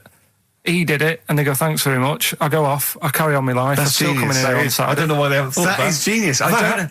This counts all the witness protection scheme. Why don't they do that? Yeah. So they go, well, I'll go to court as Brett Hanson with an afro. I don't like that. Yeah. Right, and then when I come out, I'm back to Karl Pilkington, still talking like that, but without the afro. That is perfect. You've got... Why don't you call the FBI and say, listen, I can save you billions of dollars a year. You're a genius, Karl. All right. Well done. Or Brett, should I say. The specials, Rudy, a message to you on XFM 104.9. Still to come, Rick, I know you're excited. Karl puts himself inside a movie this week. One Flew Over the Cuckoo's Nest. One Flew Over the Cuckoo's Nest. Look I forward think to that. I can imagine him in an institution like that, though. Not much of a stretch. Let's have some ads. XFM. Don't Look Back Into the Sun, Libertines on XFM. I'm excited, Steve. It's that time. It's that time of the week. Go on. Well, Karl's in a little film. Oh, that's what you're excited about? Yeah. Sorry, I thought you meant the show's almost over. Right? Yeah, no. Come on in, Karl. Right, so, I'm in One Flew Over the Cuckoo's Nest. Yeah. Took a scene from it. Yeah. Got to listen carefully in that.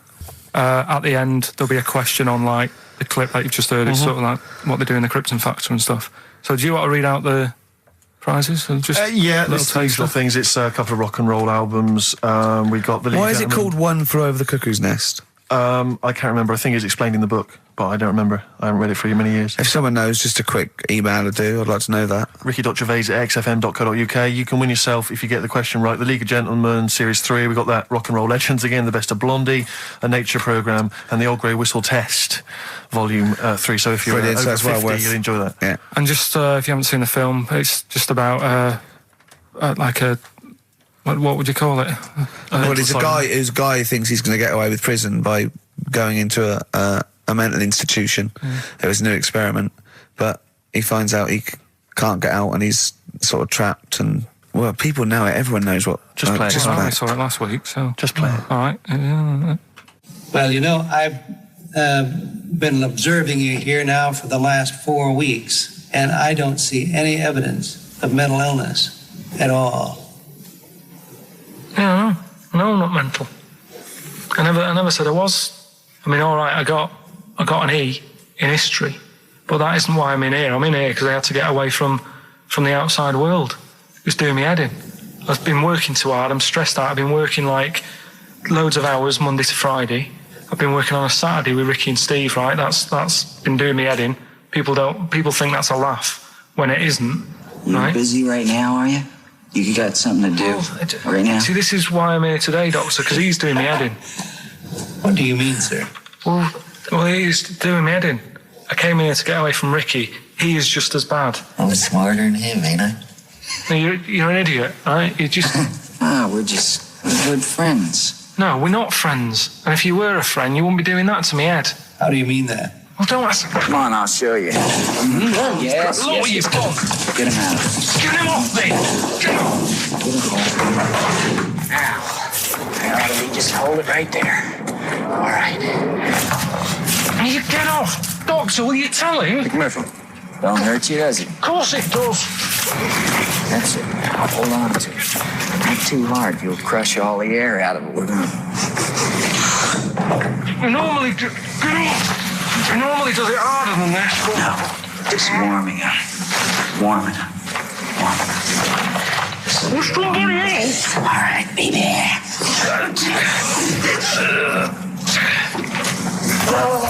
Get off! See what I mean, Doctor? That's what he's doing every day. The state of this. I don't know why you do it, because it's not as if you're going to crack it open. But I tried, didn't I? God damn it. At least I did that. I love it, the effort. Yeah. It's almost, I wonder if it's almost a strange premonition of the future. Yeah. You in some kind of home. All right, well... What's the question? Little question, then. What result did I get in history? Good. All right. Yeah, well, tricky one, that. ricky.gervais@xfm.co.uk. I'll text. Will we text? I can't really bother to check the texts. All right, then. Email. Thanks for that, Rick. Sneezy. Yeah. All right, I'll play... Prenice Brothers, yeah, it's a lovely tune from their album, what's it called? Yours, Mine and Ours. Blinded by the Stars. Blinded by the Stars from the Prenice Brothers. We've a couple of texts. I do occasionally have a look at them. Go on. We've had one here complaining. It doesn't say who it's from. It just says, wow, really clever homophobic material. Genius. Switching off, idiots. Oh, I don't know what they mean. It was not clever homophobic material. It was just homophobic. Well, what do they mean, though? But how is it homophobic? We weren't being anti-gay. We were saying we don't understand the gay world. And anything that's... We were querying and questioning it. Yeah, and Carl, see, this is what I mean. Carl gets us into trouble. I can't go through Chinatown anymore.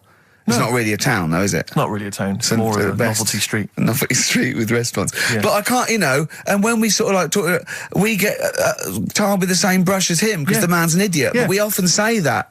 We are not homophobic. I don't think Carl's homophobic. He's confused. He's interested. He's got nothing against Chinese people. He's got a little theory that they don't age well. And these are the sort of things that come across, I mean... They're not meant to be homophobic and racist. They're showing that Carl, I don't know the PC term for this, is a bit mental. Yes. And, I think we're doing our bit by letting him on the air as well. Like that complaint he got about that woman on, what's it called? Who are you looking at? Yeah. Because he said about, I don't even want to repeat it, but he said some, Yeah, but I never meant to upset anyone with that. No, I know you didn't. No, I know you didn't. No, but I mean, it's on the website now, and to be fair, she does say it was Carl that said it, and we were the idiot presenters that let him on air. But it's like Carl is bad for our reputation. Yes. Do you know what I mean? It's funny to be in a room with him, but then I want to sort of shake it off. Yeah. And I don't know what to do about it. Guilty by association. I know. What have you got to say for yourself, Carl, for some of the stuff you come out with? What have you got to say? I mean, I know the answer. It's absolutely from the heart and genuine... ignorance. And confusion and interest. You haven't got a malicious bone in your body. Well... towards me, yes, but yeah, other people. But again, he's just honest with you. He says... don't repeat what he says. No, don't repeat it, just leave it. But it's not as bad as some other things. But he says, remember you just say that when you first met him, he looked a bit hard, but you got used to it. Yeah. No, that's from the heart. That's like him sort of like being honest and nice, but he doesn't know what that... And we can take it, of course. Well... What have you got to say for yourself? I haven't got anything to say, really. I mean, there's been other weird stuff going on in the week and that. Go on. No, I might as well talk about it next week, because we're wrapping up. All I'm saying is I talk about what's gone on. Yeah. Have we got monkey news? Have we left monkey news behind? Monkey news, come on! What happened? You can't offend monkeys. I'll tell you what is annoying. What? Steve's told me about a film that is about a monkey going off with a woman. The Charlotte Rampling thing where she... It's a film called Max Mon Amour. Yeah, she has an affair with a monkey. Go on. Yeah. Oh, what happened? You wouldn't like it. We can't go into it. You wouldn't like it. You wouldn't like it. It's not like it's weird, and you wouldn't, Carl. It's not like a nature program where he wears a bowler hat and can talk. Okay, the nature programs that you seem to see. Yes, I'm trying to think. I haven't seen that one. No. Yeah. Come on, do monkey news. Well, monkey news this week. Play the jingle. Oh, chimpanzee, that monkey news, Right, it's about this monkey that was knocking about in the 1950s. Right. It was known in the sort of LA area. Right, and apparently Again, I haven't really checked all this out. I've just picked up bits that look interesting. Yeah. Wore a golden mask and like a cape and a leopard skin belt and stuff, right? So people didn't know that he was a monkey. Of course they didn't know, yeah. They thought it was this bloke who's going around and he was helping out crime situations and stuff. Right, you're an idiot. So this disguise, that you see a 3'6" bloke with arms the length of his body. No, but that's the funny thing, right? They sort of thought, it's a bit odd, he's stocky, yet extremely flexible. Yeah, and hairy, because he only wore a white mask and a belt. And a distinctive jawline and stuff. And then, apparently, like, he used to sort of get to his... Nothing we say gets through, does it? You've decided you can picture this monkey going around solving crimes, and it's... telling you. Let him finish the story. Time's running out. So it sort of get to its crime by, like, swinging from the trees and stuff. Of course it would, yeah. But people just thought it's a normal fella. Of course. Then what happened was... This is the bit that's going to annoy me, isn't it? He helped some fellas out, like, and for a reward, they were like, do you want some money? You've helped save our lives during a crime and stuff. Do you want some money and that? And he just went straight for the shopping bags, got a couple of bananas and apples, right? And as he was bent down, looking into the bag, getting the bananas and apples, they pulled his mask off. Little monkey. So he wasn't allowed to work for the police anymore? It ended there. Sure. Weird, isn't it?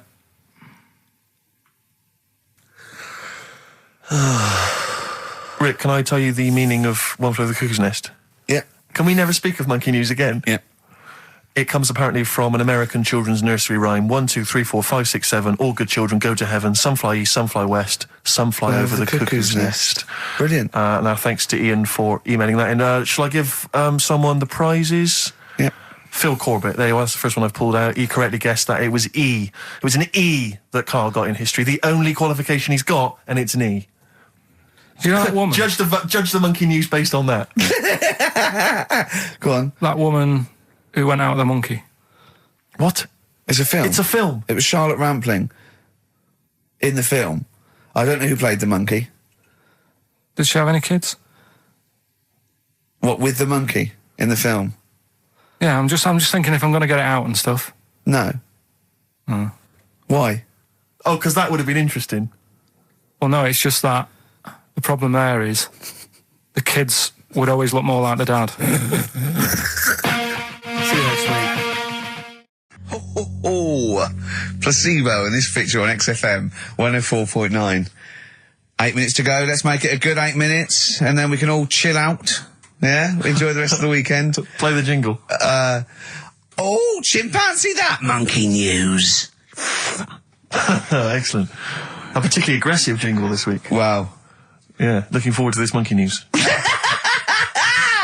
Carl. Right. Come on. So, what's her name? What? We've done... Sorry, what?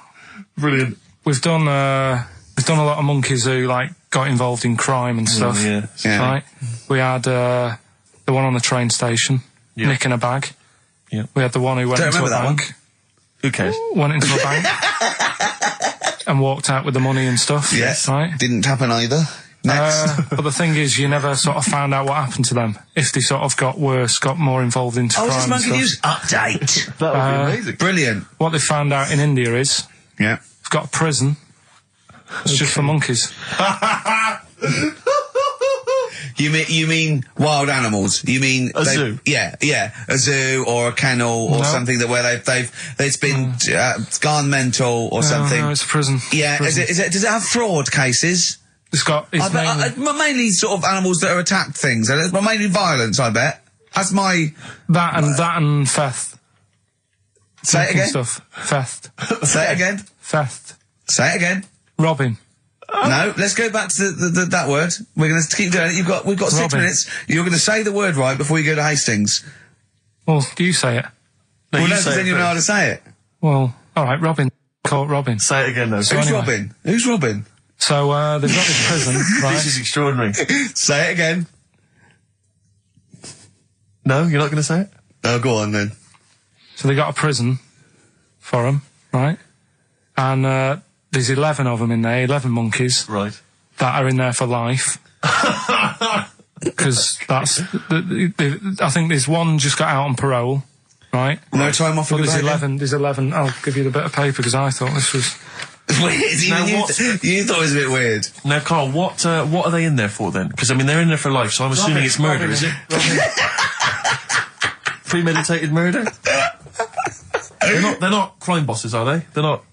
Are they prostitution and gambling? Are you sure they're not just the pawns and the head sort of like orangutans up a tree going, remember, you don't know me. You're on your own. If I go down, you're all coming with me. You take some of your gorillas down there and sort him out. Oh, the great banana robbery. I wondered if they'd get them. Right, go on then. Okay, let me see. Now, I don't know what source this is, as ever. Is it the back of a fag packet found in a toilet? Well, no, I mean, someone's clearly... If this is nonsense, then someone's clearly gone to a lot of effort, because it does open with the headline, Parole Unlikely for Inmates of Monkey Prison.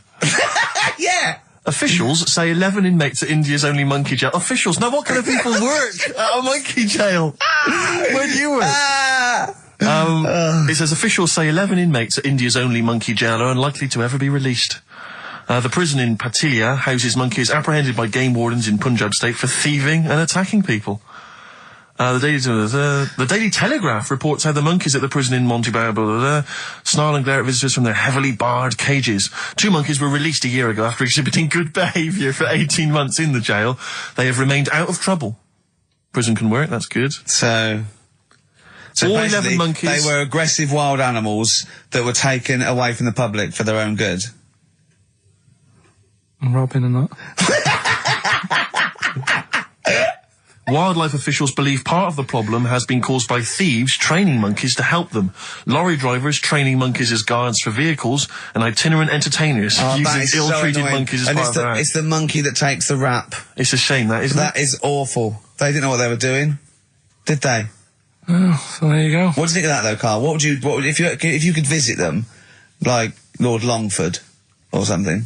What would you say to them? You go there and you get a visit a week or something. You know. So can you get us a video? Alright. Do they get conjugal rights? Do you reckon? You wouldn't be interested in that, though, would you? They get what? Would you be happy to give them their conjugal rights? Yeah, would you? Fair enough. Alright. Off to Hastings. Off you go. Oh, chimpanzee, that monkey news. Right, this one's about it's been emailed into me. Right. I haven't really had time to check it out this week. No, you're joking. Been busy. Ooh, I hope it's not stupid. Goes back to 1908, and the person's saying it's a good story and that, and they're surprised they haven't picked up on it yet. Right?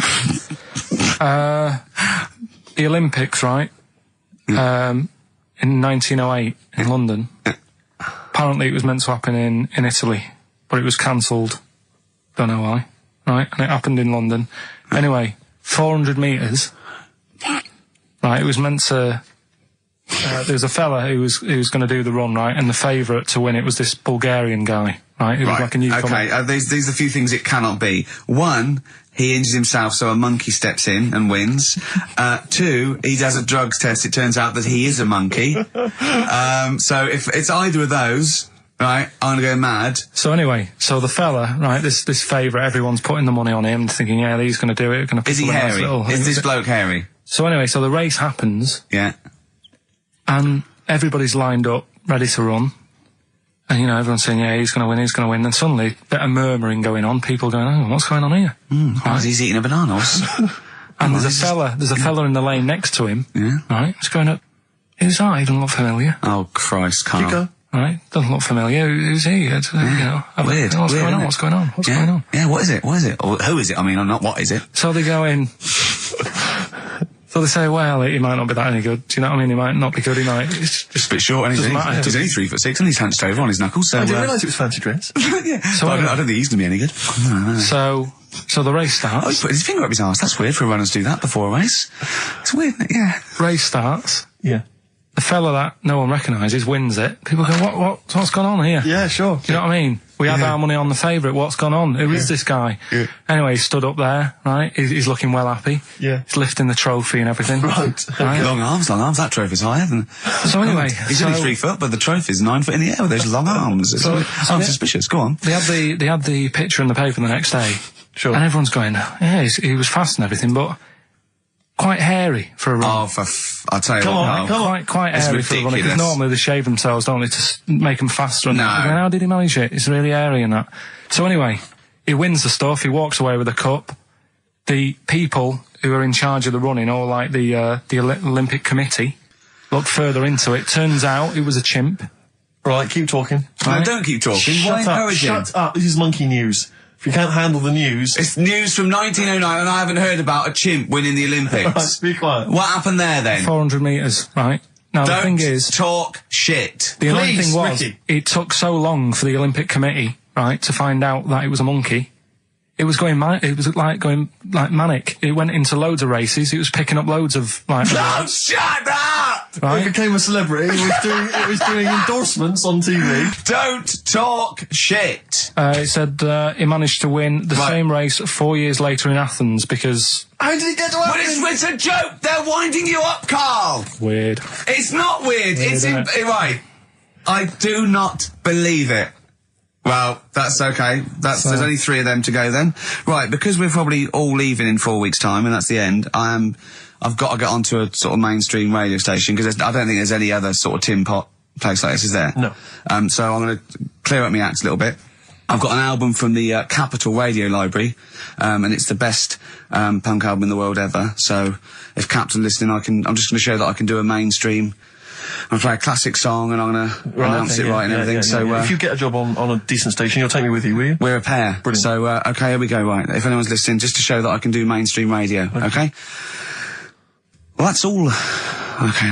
Well, you're getting nervous. Okay. Come on. Shall I get a monkey and do it? It's alright. Okay. Well, that's about all there is time for today. You've been listening to Ricky Gervais with me, Stephen Merchant. Across the way, K-Man Pilkers. We're going all the way back now, a classic song from the late 1970s, and this is Devo with Mongoloid. Monkeys, Pleasant Valley Sunday, brilliant. XFM 104.9, Karl Pilkington. This show is monkey heavy, isn't it? It is monkey heavy.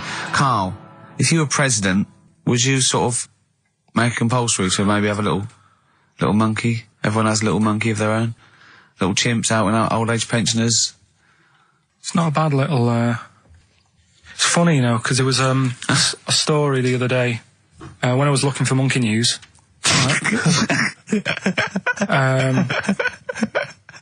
There's a story about a couple who couldn't have any kids, right? There's something wrong with them, but they really wanted a kid. And they got some, dodgy email address where they could buy a baby online, right? It was someone who would have a kid, and you could buy it for $3,000 or something, right? Yeah.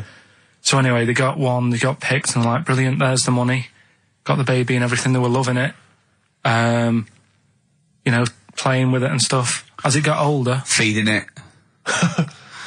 It got airier. Oh, shut the Carl! Turned out they'd been sold a chimp. You maniac, you stupid mank twat. Don't talk shit. That is as if what? They didn't know it. Oh, don't talk. Are you mental? You stupid. That didn't make it into monkey news. I know, yeah. It's a bit sad though, we don't like to bring the feature down. Yeah. But and how long was this? It got hairier. They're born hairy. They're not born like humans, then develop hair, because they go, hold on, we better get the chimp stuff kicking in now, because we're in the jungle. School photograph, they were like, hang on a minute. He looks a bit weird. Oh, you are just the rubbish. Mad, innit? Mad, innit? Imagine, oh, God. Just imagine if he was in charge. We did put him in charge of the country. Terrifying. Wouldn't that be amazing? Let him run the country. Just for a week. Or the mayor. What would you do if you were the president or the Lord Mayor of London or the Prime Minister Carl? I wouldn't do it like he's going to be offered it. David Bowie, Sorrow, on XFM 104.9. Nearly there, but, you know, we're working our way up to the grand finale. The bit where Carl spouts absolute nonsense. from a dodgy source on the internet about a monkey who did something impossible. Let's cue up the jingle. Hang on. All right, perfect. Oh, chimpanzee that monkey news. Right. Let's have a look. This one's from some woman, right? Yeah. And she was taking part in the London to Brighton bike ride. Right. Lovely day, weather's good and everything. What year? She's just a couple of months ago. She's done all the training, right? Done all the training and stuff. Got a brand new bike for it. Got a little puncher outfit and stuff, all set for the day, right? It's a nice day. She sets off. They all start pedalling and that on the way to Brighton, right? So she knows the route and that. Got a little headphones on, cycling along. Suddenly... Right, okay, I'll stop you now. If a cyclist overtakes her and is going really fast and it's sort of hunched over, but it's got like lots of cycling gear on and a helmet and goggles and they can't tell what it is, but they just know it's like a little hairy fella who hasn't bothered shaving his legs, which is weird, isn't it? Because cyclists usually shave their legs and this bloke had really hairy legs. But and it won. They gave it the medal. It won 3 years running. They gave it the key to the city. It had its own game show, and then someone said, hold on though, this fella's all hunched over and he's only 3'5" and his arms are longer than his body. It's a chimp. If it goes anywhere near that, we're never doing it again. More monkey news next week. She's cycling along. Anyway, she's cycling along, right? And this tricycle... I couldn't predict that. There's always one element you can never anticipate. Yeah. A kiddie's tricycle with a little kid on it. Little hairy kid with a helmet. Okay, just go on then. Well, the tricycle comes... Whizzing past, yeah. Strong legs, isn't it, chimps? So she's thinking that, but didn't get a chance to see the thing. Oh, yeah, couldn't quite see the cyclist. Oh, God! You bald mank git. Go on. Yeah, research scientist Karl Pilkington. So anyway, she gets to the end line, right? And they got talking, so it was a nice day, nice race and all that. He said, did you see a little thing on a tricycle? Thing? Well, a person, surely, just a human. Did you see that? No. Did you see that bloke on the tricycle? So anyway, turns out... Yeah! Well, what did she say thing? Well, no, wasn't that suspicious? I mean, what did she say? Did you see that fellow on a tricycle? Anyway, so it turns out... Go on. It was a chimp. You're joking! Right? Well, Christ almighty, there you go. Unbelievable, and it was a chimp all along. So anyway, right, so the woman's like... we're never doing this again. Checking out the news, right? There's nothing on it. She checks out XFM Monkey News. Right, okay, I'll stop you there again. Right? If it turns out she doesn't lose, right, and the circus goes, we're looking for our chimp, it used to ride this tricycle, and it escaped with police chasing it. No. So she listened to XFM, see if I'd picked up on the story. Yeah, sure. I didn't have it and stuff. So she got in touch with the organisers of the London to Brighton bike ride, said, look, saw a little hairy fella. Why did she care? Because she wanted to know. She thought it was a bit odd. Well, turns out it was a chimp. They weren't happy about it. Of course not. Because now the owner of the chimp wants to enter it into the Tour de France. No! Oh, God! I'm gonna die! Oh, God! In 2005. Now, a couple of questions. I trust you'll be able to answer these. Oh, God! Steve, help me out. How did it get hold of the tricycle? I don't know. Okay. Okay, no, that's fine. That's not an important point. Look, that's important. What's the matter with you, Steve? He doesn't know that. How did it know to... well, firstly, how did it know which way to cycle? But more importantly, how did it know there was a major bike ride on Just following the crowd, Steve. What's the matter with you? The owner of it had trained it and stuff. No, he hadn't. It had already done the run beforehand, before the big day. No, it hadn't. Like I say, it wants to do the Tour de France in 2005. No, it doesn't. But there's something about animal rights. If they don't let it enter, they can kick up a bit of a fuss. The animal rights is that it's cruel to make a chimp ride a bicycle. Not if he wants it's to. prejudice that it'll go, is it because I is hairy? You idiot. Right. So. Wow, that is the worst. That is the worst one yet. Absolute twaddle. Absolute rubbish, Karl. Have you got a tricycle? Unbelievable. Oh, chimpanzee that monkey news. Okay, monkey-related news from Karl Pilkington. Right. Do you know the monkey that went into space? Yeah. Yep. It happened in 1958. Right. Now you know that. Yeah. Yes. What did he do next? What did the monkey do next? Yeah. One appearance on Celebrity Squares and it was like forgotten. Right. Yeah, cut a novelty record. Yeah, just like Rick Waller. I'll tell you what happened. He got back and all that. He got back. Heroes welcome. NASA sort of said, you know, you did a good job. And that's where a lot of people think, you know, it all ended. Sure. Yeah. But NASA were like, well, hang on a minute. We He's spent a lot of trained. time, we've trained him up and stuff. So he's like, you know, he's saying, sure, you know, I've learned a lot, I've still got it all, I've kept it all, I know what to do. So they said, right, we'll use you. So he turned into like a bit of a trainer at NASA. We wanted to send you out on the top of an organ. You put on this little bellhop outfit. Could you smoke fags? Yeah. I'll have a go. So they were getting in new monkeys. You know, the main man at NASA was saying, can you teach these the sound? He's going, of course I can. Do you know what I mean? I remember it all, I know what's going on, I'll tell him what buttons to press, what to do in emergencies, that sort of thing. It was technically sort of employed by the army. Right, can I just fit in here? I don't know the story, Carl, and I might embarrass myself here. You've got an army of people out there that will probably send me an equally deranged email from a different website, but I'm pretty sure when they sent the monkey into space, it was to monitor his physiology. He didn't press any buttons or learn to dock or take off. It was just the effects of weightlessness and space on basically a primate. I'm pretty sure he was tied in with electrodes to his head. So, well, yeah, I'm pretty sure. I could be proved. But even if that were the case, and he had learned to press one or two very basic buttons. Definitely not. Definitely not. Even if it were the case, I'm pretty certain they wouldn't have brought him back to train up Neil Armstrong.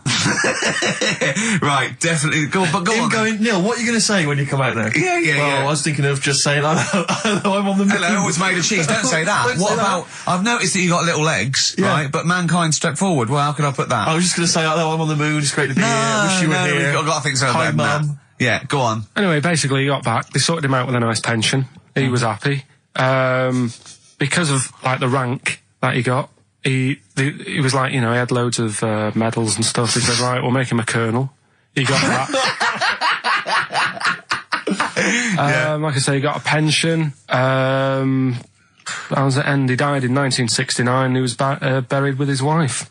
He passed away. His wife. I'm sure it just goes on to a different website about something completely different. And you're talking about Buzz Aldrin. Yeah. His page is missing. Oh dear. So well, Carl, if someone could call in. Did they train Leica the dog to sort of like, you know, dock and re-entry? He never made it back, did he, Leica? They didn't bother. They didn't even bother. They didn't bother to bring him back. They just sent him up there, and they didn't have technology to bring him back. And they just went, yeah, that's brilliant. Well, I can do that. Yeah. Really? Amazing. Yeah. What do you think of that, Carl? Rubbish, isn't it? Sort of brought it down a bit. But but the little monkey made a colonel. Hero. Big hero. What was he in? What craft was he in? Sputnik. Just hang on a minute. He was in Jupiter AM. Yeah. Let me see that piece of paper. Yeah, I can guarantee there's nothing there about his training other than let's hope he's not sick on the control panel when we shoot him up at 400 Gs. Oh dear. I love the fact that you think that this monkey was a high... Do you know what I mean? When you think of these things that are less than a monkey in space, do you think of the Planet of the Apes? Like they're sort of talking sort of chimps and gorillas and they're in tunics on horseback with snub-nosed rifles. What do you think of? Just a little monkey getting on with it. He knows his job, he knows what he's got to do, he gets on with it. Look, he's pressed the button. Watch him press the button. This takes me back. Do you remember 1965, I think it was? We're going to use him to train other DJs. That's it then. Goodbye. Thanks. Cheers. Got to hide your love away. According to the Beatles on XFM 104.9, I'm Ricky Gervais with me, Steve Merchant. Right, Carl, come on. Monkey news. Everyone's composed. The jingle, please. Oh, chimpanzee that monkey news. Excellent. Okay. Right, where were we? We were just start again. There's some people making a documentary. For what? Okay. Making a documentary in a jungle and that. Right. stumble across a little gang. Okay, come on. All right. A little gang of monkeys. Yeah. Oh, come on. So the camera crew are there filming it. Yes. Everything's going normal. It's Nothing odd about it. Okay. They're not running a restaurant. They've not got any barber shops. Nothing. No. Just regular monkeys going about their business. Yeah. So anyway, what normally happens is the monkeys sleep with the partner. They already do what? They don't sort of sleep around and that. Once they find the girlfriend or the boyfriend or whatever, they stick with them, right? Okay. But anyway, they were watching this one, right? And it's going around a bit, sleeping around. Oily. And it was getting fatter. They thought, this is a bit odd. Yeah. Right? So followed it round and see it having it away. Turns out, little prostitute.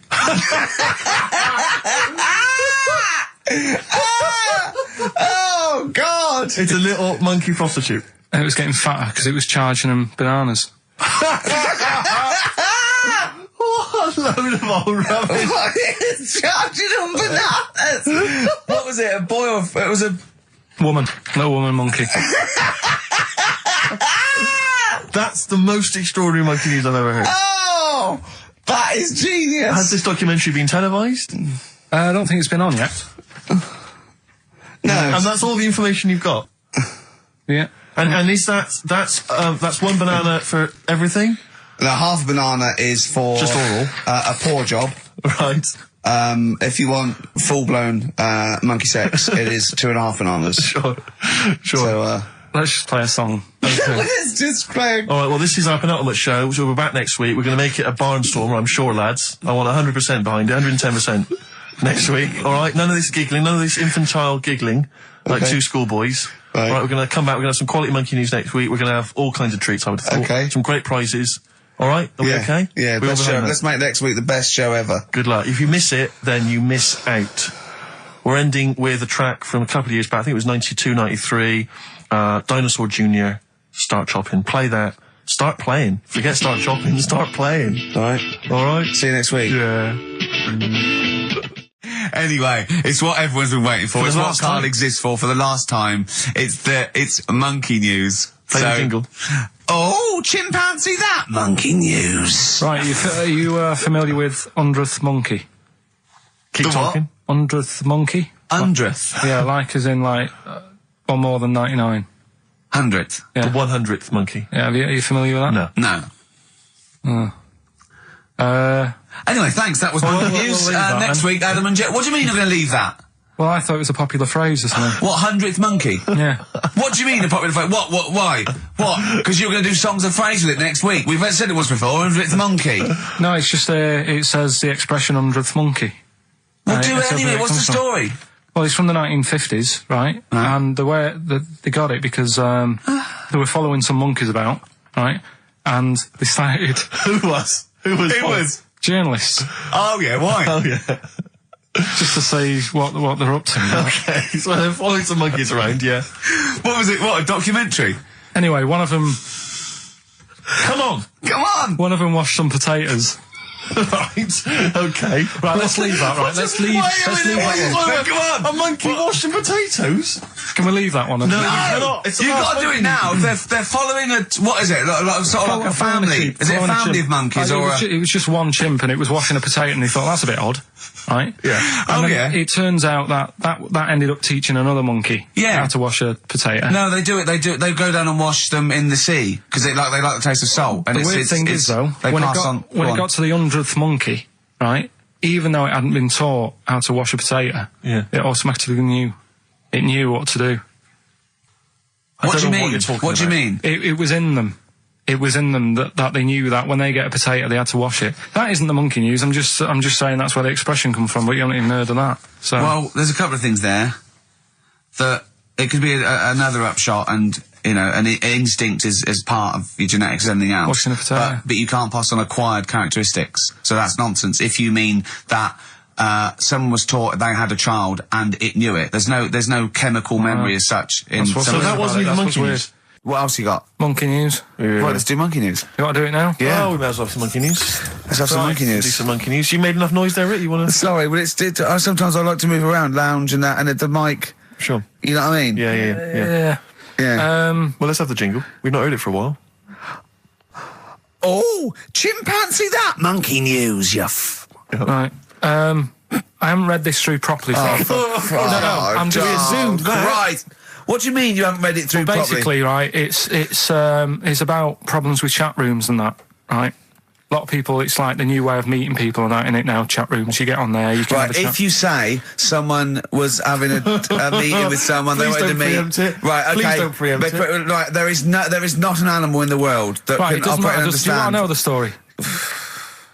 You said that did they get married? It was 3 months later. She realised, there's a lot of bananas gone from my fridge. I want a divorce. This is what annoys Bobo. me. You say that monkeys can do Shakespeare if they're given the time. No, that's not it. Let's not get into the whole Shakespeare and monkeys. It's a philosophical conundrum. Please, let's not get into that debate again. It's about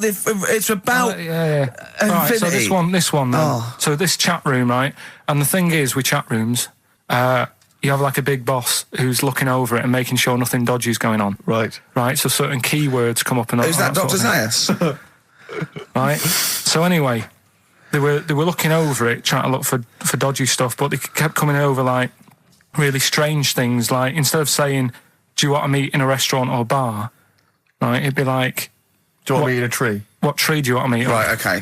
Are you shooting off? That's the end, yeah. I'll see you later, seriously, mate. That's gone. I'm just going to listen to the end of it anyway. You're an idiot. You're an idiot if you believe that shit, honestly. No, I'm just telling you what's online. Let's hear the rest of it. How you're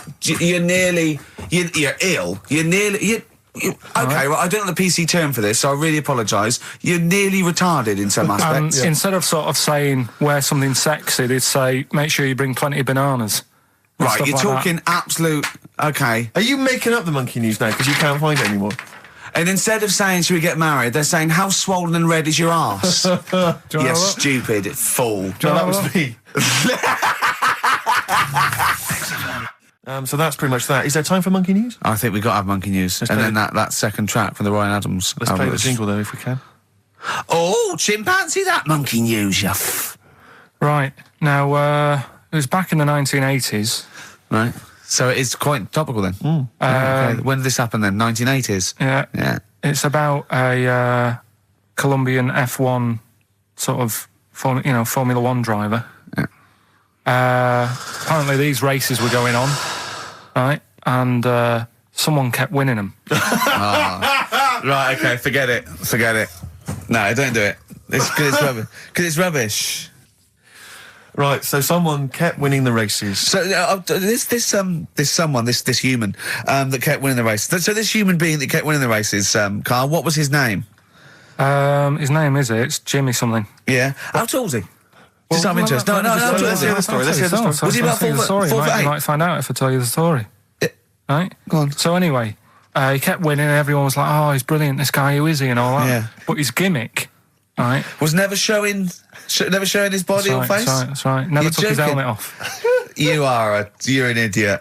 Never took his helmet off, right? You know the short trousers he used to wear? His trousers were about a foot long, but his shirts, the sleeves were really long. Anyway, right, so because he wouldn't take his helmet off... You're an idiot. He was taking part in, the F3, which is like the lower ranks of Formula 1 and that. Just get to it. Everyone thought it was like a famous driver who was taking part in that. Get to being a monkey. Anyway, what happened was, there was a crash one day. Yeah. And the car tipped over, everyone's like, oh... He ran up a tree? So... They were suspecting when he ran away with the ambulance, people up a tree started eating a banana? So the marshals ran over and the ambulance people were there and they were about to take his helmet off, and the marshal was like, don't take his helmet off. And give away the secret that he's a monkey. Give away the secret and that. Yeah, chimp. Yeah. Took his helmet off. Jimmy Chimpus. Little monkey under there. No, definitely not. Okay, let's play Ryan Adams. Did he survive? Let me just a couple of questions. Did he survive? Yeah, he did, yeah. He was allowed to keep all the awards that he won. Sure. But he wasn't allowed to take part in any other races. Yeah, didn't happen. This is Ryan Adams. We'll see you next week. This is a song called The Shadowlands, also from that Life is Hell album. It's good stuff. Idiot. Okay. Play the jingle. Oh, what is it? Chimpanzee that. Oh, yeah. Chimpanzee that. Monkey news. Right, well, the last one of the year. It's not that good, but this is all that's been going on all week. Yeah. Little monkey. What happened is, it's this plane, right? Aeroflot, I think it is, Russian airline. Having a good flight. Everything's going normal and that. This is going to be libelous. The pilot. Sorry, I mustn't interrupt my side. How tall was the pilot on this flight? Okay, listen, we've had a few complaints. People saying, don't interrupt Monkey News. Okay. Don't interrupt Monkey News. Okay, I won't then. It's like the weather girl complaining whilst Trevor McDonald's doing... Okay, all right. Go on then. All right, so, the flight's going well. Food's been served and all the rest of it. Anyway, someone gets upset about not having many nuts.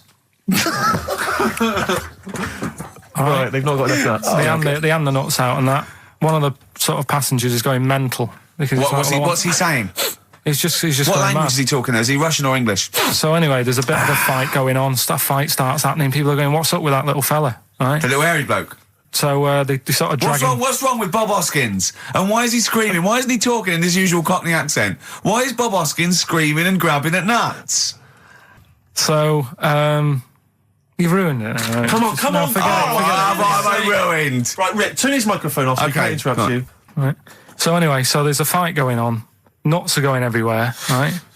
So, anyway, they manage to tie him down. They get him on the floor, tie his legs up and that, right? His little legs. Get him to... Come on. See you later. Have a good Christmas. No! Carl, how dare you? Finish the story. All that happened is they got back. It turned out that he shouldn't have been on the plane anyway. Why? His passport wasn't valid. Right.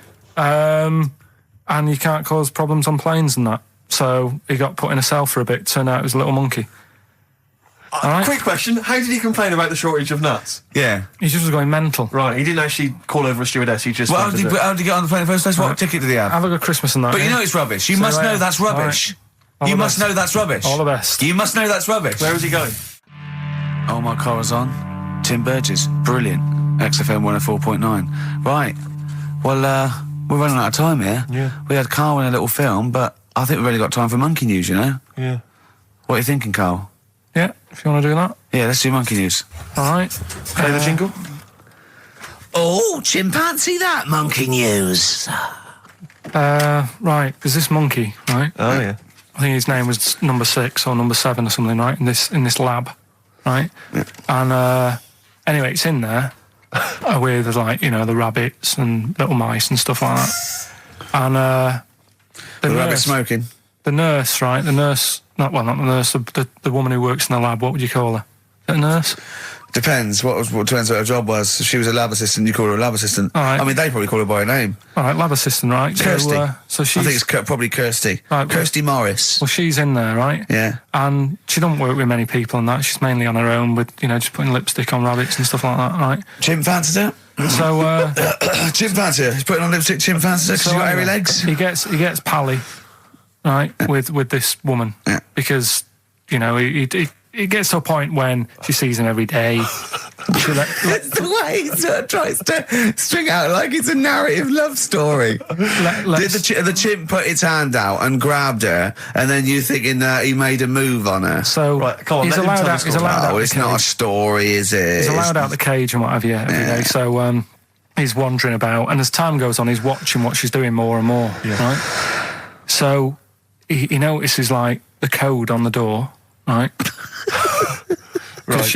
Whatever, 247 or whatever. Yeah. He goes, right, I've clocked that. I've got that. I'll remember that, right? Yeah. And then he goes, right, there's a lot of lipstick and that knocking about, a lot of makeup. Right, okay. No, there's no way. Finish. No, because Steve, you know what's going to happen. I know what's going to happen. So he's there. It's ridiculous. And he's going, well, if it's there, you know what I mean? So while she's messing about with the rabbit, he gets there, he's in front of the mirror, putting a little bit of lippy on. Right? I know. It's gone too far. No, it's gone too far, Steve. Right, your mic's off, Rick. He's finishing the story. So, turn mine off as well. It's gone too far. Turn him off. Just let him finish. Right, so the thing is, right, it's this monkey wandering about. It's got lipstick, it's got mascara on, it's looking pretty good. I didn't mention the mascara. It's looking all right, right? So it knows the code on the door, 247, right? So when she's sort of messing about with the rabbit, right, he goes, right, here's my chance. He's looking good. 247, out the door, through the reception man's there. He's like, all right, Kirsty, right? Don't talk shit! All right, well, this is the final one. Play the jingle. Oh, chimpanzee, that Monkey News, Right, well, this Monkey News story, right, it's about this fella, a couple of fellas in Texas, sort of running a farm, yeah, right?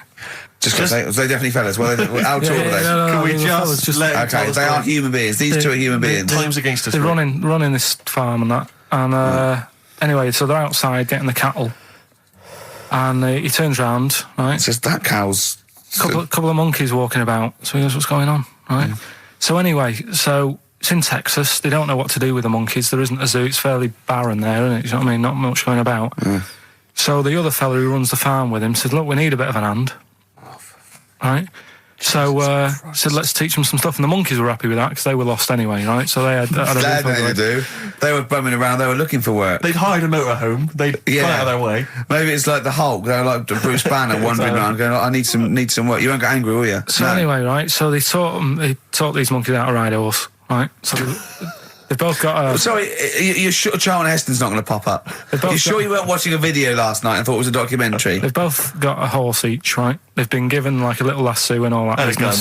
Don't talk shit, Carl. So anyway, it's going well, and it carried on for about 2 years, this, right? It's like, you know, rounding up the cattle every night and all that. Yeah. So, the two fellas are chatting, going, it's worked out well, hasn't it? Right, if there's a hostile takeover and they sort of like buy up 51% of the shares or something. So they said, for this to continue, the monkeys are getting old a bit now. We need a little woman monkey in here to sort of get some kids going for like the future farm people. Forward planning, yeah. So they get a little woman monkey. They decided to only hire monkey smell. Why not? It's working. Why mess with something when it's not broke, right? So they get the little woman monkey in. They have kids and all that business, right? But the problem was, right, when they first got the woman monkey in, it was like, well, which one's going to have the woman? Right? So they started sort of fighting a bit and what have you. But because they'd seen the owners of the farm with like don't guns tell me and the stuff, baby monkeys didn't want to go into the family business, went off to be a lawyer. they had a bit of a shoot-off. Shut up! They got two monkeys, right? And don't stop! because they'd seen the owners with guns and what have you. No, that sounds So they had a bit of a shoot-off. Yeah. That's how they sorted it out. And who won? I think it was George.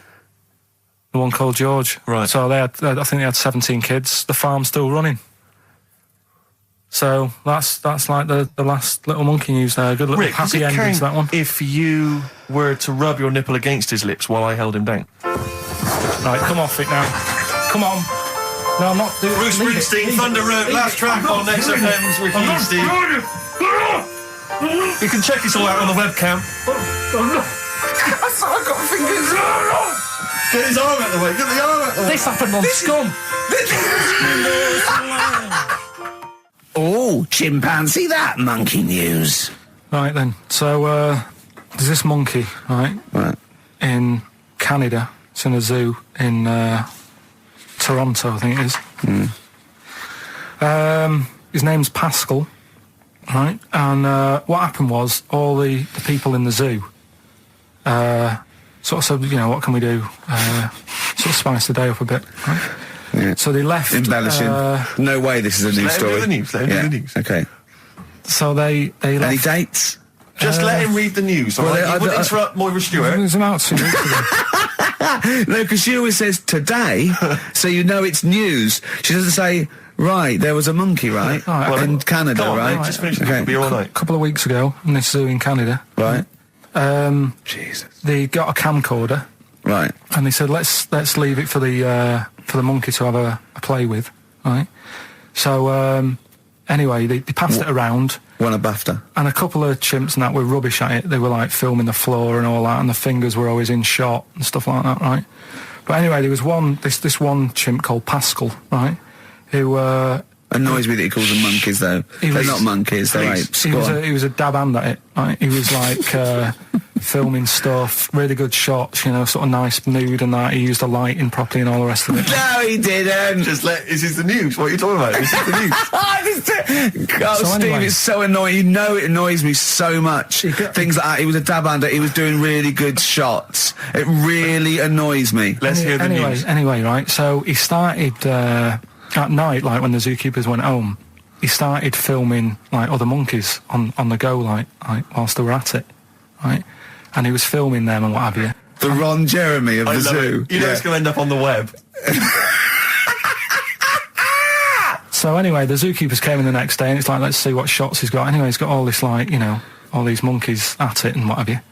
So, this is honestly, you don't know what this is doing to me, Steve. Can I stop him now? So they thought, like, actually, there's a few monkeys who aren't at it enough. Do you know what I mean? They have problems, what have you. So let's give them the videos. That is so untrue. This is so untrue. It's so untrue that it was filmed by a monkey. So it's so untrue. Right? Rick, I don't know who to believe.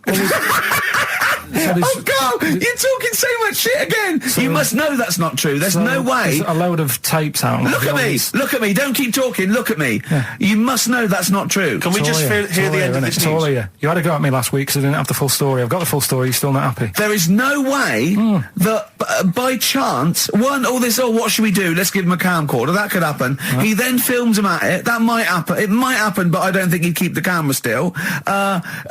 Two, they go, hold on, this is good stuff. This is good shit. This porn's good shit. Anyway, look at that. He's got a lovely shot. Yeah. So this is ridiculous. Let me just recap, because I lost my way there. So the monkey has filmed the monkey porn, and now they're showing it to the other monkeys. Is he directing? Can you hear him saying stuff? Can you hear him go... It's just like, Chimp Pimp 1, 2 and 3 and all the rest of it, right? But anyway, so they've got all these other tapes, because what happened was, they said he's quite good at this. Oh, and the animals, God! And the animals are happy having him around because he's not a human, he's just one of the gang, do you know what I mean?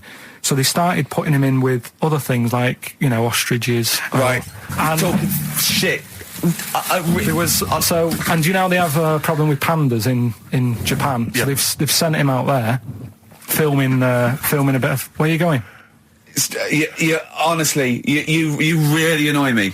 There's no way this is happening. Can we just hear the end? Why can't he just find a real story about a monkey? Let's hear the end. The end is really that he's going to China. He's filming the pandas and whatever. No, he's not. They wouldn't send a monkey director. They would not send a monkey director. Oh, chimpanzee that monkey news. So monkey news, if you've only just started listening to the show. Oh, you poor fool. Monkey news is where Karl reports for us all the latest monkey activity. A headline or a word or someone he overheard in a pub and then totally embellishes it and makes it ridiculous and impossible. He believes it, though. He believes every word he's saying. Let me say that when you hear this, whatever it is, I haven't heard it, twaddle, remember, Karl totally believes it. Go on. Right, so anyway, right, I think it's in LA this happened, right? I think. Why does he think? So these people are in a restaurant having a lovely meal. Is one of them short and hairy, but it goes, totally covers from top to bottom in a spacesuit, so he didn't know it was a monkey? It's not one of the customers, one of the waiters? So they're having a lovely dinner, probably one of the best sort of dinners they've had, right? Yeah. So the waiter comes over, and it's like, can we just say that I had a lovely meal and that? Right, it's the chef. Because it is. Can we see the chef? Yeah. So can we just, see the guy who cooked it? Of course. Yeah. Short fella, hairy. So the waiter said, to be honest, the waiter said, look, he's busy, he's got meals to cook and what have you. He hasn't really got time. He said, only take a minute. He said, no, I prefer, So this is a restaurant in LA that serves brilliant food. I'll pass your message on and what have you, right? So, so he sends for Monkey Pierre White. So it's a bit odd. Anyway. So they go out, right? They go out to the car and they notice the kitchen door's open. Yeah, right? yeah, of course they do, because they're going to discover something that I don't know. So they're going to just out of interest, where did this chef train before we see him or reveal, what he might look like or like to eat? Anyway, so they pop their head in and think we'll just nip in and go, love fruit salad or whatever. Yeah. So they stick their head in. We better see the human chef. You never guess what? Go on. Monkey stood on a chair, right, cooking veg. Right, so anyway, they're like, what's going on here? What do you mean? What do you mean he's cooking veg? What is he doing with it? Well, he's stood on a chair by the cooker and he's chopping stuff. Oh, he's chopping as well now. He's just isn't it? Yeah. It's got a little, he's got the bosses in there. They're like a bit shocked. So he's a bit panicking because he's got this monkey working for him. So they say to him, "What's going on here? We didn't know this is what's going on. Why have you got a monkey cooking stuff?" So he said, "Well, incidentally, a monkey, I should point out, who probably doesn't need instructions from its girlfriend." Forget it. This better be a good monkey news, Karl. That's all I can say, because that was drivel. Amy Winehouse. Play the jingle. Oh, chimpanzee that monkey news. Right. There's this monkey, right? Yeah. And it had been, do you hear about monkeys being badly treated and stuff like that? Yeah. So, anyway, it goes into this home, It's 14, this monkey. It's called Matty, right? Goes into this home where it's looked after. What do you mean home? Just like just a little monkey home, right? Okay, so zoo. Yeah, kind of, yeah, but they haven't got any other monkeys there, right? What have they got there? They've got just other animals and that, but not that many monkeys. But anyway, because he's there on his own, again, you know... When you say monkey, do you mean a chimpanzee, by the way? Because you usually do. Yeah. I can't believe that journalist thought this was scripted. Amazing. So anyway, yeah. So he gets sort of pally with the people working there and that, and it's smoking fags. It's having a drink at night and all this. Right? What do you mean it's having a drink at night? How? It's all here. It's all here, Steve. I mean, we haven't really got time, but well, don't say it's all here like it's proof. You've got another stupid story that someone has put onto the internet. Someone sitting at home in their bedroom has put onto the internet. So he's having a fag. He's drinking a lovely glass of Bang Rock Station. Yeah, the wine that's perfect for a barbecue. Yeah. Anyway, it's loving life. It's forgetting about its past and everything, right? When this other monkey comes along. Oh no. Trouble's brewing. Go on. Right? That comes in. Something's said. Right, forget it then. Forget it. XFM. Right, competition time. Brand new competition we've come up with. My favourite we've ever done, I'll be honest. And a great prize, The Sixth Sense. You get a clip of a great film, and then you get to keep the great film. Now, I'll just explain this competition. I think Karl is a little bit of a frustrated actor. And so, by the power of technology, Karl takes the role in a film. And there's a question about it afterwards. This is a scene starring Karl Pilkington from The Sixth Sense.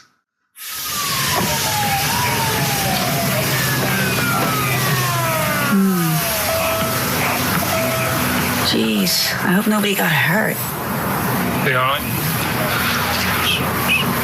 You're very quiet. I'm just thinking about stuff. That's all.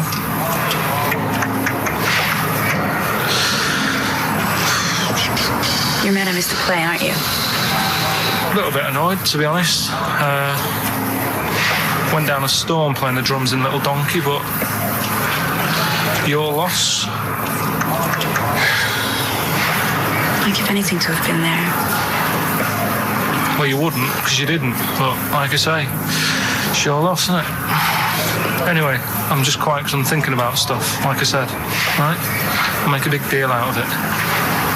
What is it? Well, I was just thinking, what would happen, right, if you put a chameleon on a mirror? How would it handle that? It's a bit weird, isn't it? Oh, you're scaring me. That's scaring you. This'll scare you, right? The other day, saw two old men sat there having a Twix. You never see that, do you? Old fella having a Twix. You see ghosts, Cole? No, just the old fellas having a Twix, but... They talk to you? No. They tell you to do things? No, because they were too busy eating, but... What's that got to do? What are you looking like that for? Do you think I'm some sort of freak or something? Is that... I would never think that about you. Well... Ever. No. Got it? All right. Well, it's a very chilling scene, that. That is great. Oh, that is fantastic. It's a very spooky scene from the film The Sixth Sense. Rick, I think you've got a question. Well, yeah, I mean, Karl played it wonderfully there, the role of the child that sees weird stuff. But who played the original role? What was the name of the child actor who played the original role? It's email only, ricky.gervais@xfm.co.uk. You can win a copy of The Sixth Sense. It's time for the newest quiz in town. This is where Karl inserts himself into a seminal film. Last week, he was the little kid in Sixth Sense. You remember, to a great acclaim. The critics loved it. They said a triumph. This week, he's fiddled with The Graduate. This is the scene where, of course, he goes upstairs to the hotel room, and it's on the cards. She's a dead cert, Mrs. Robinson. Well, here we go then. So, you ready for it? I've brought some condoms from home that Suzanne got for Christmas. Benjamin. What? Will you bring me a hanger? A what? A hanger.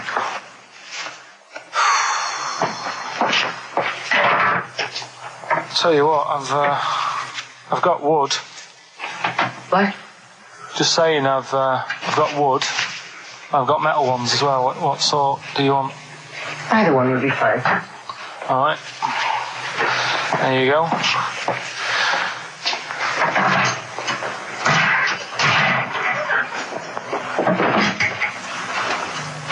Are you afraid of me? No.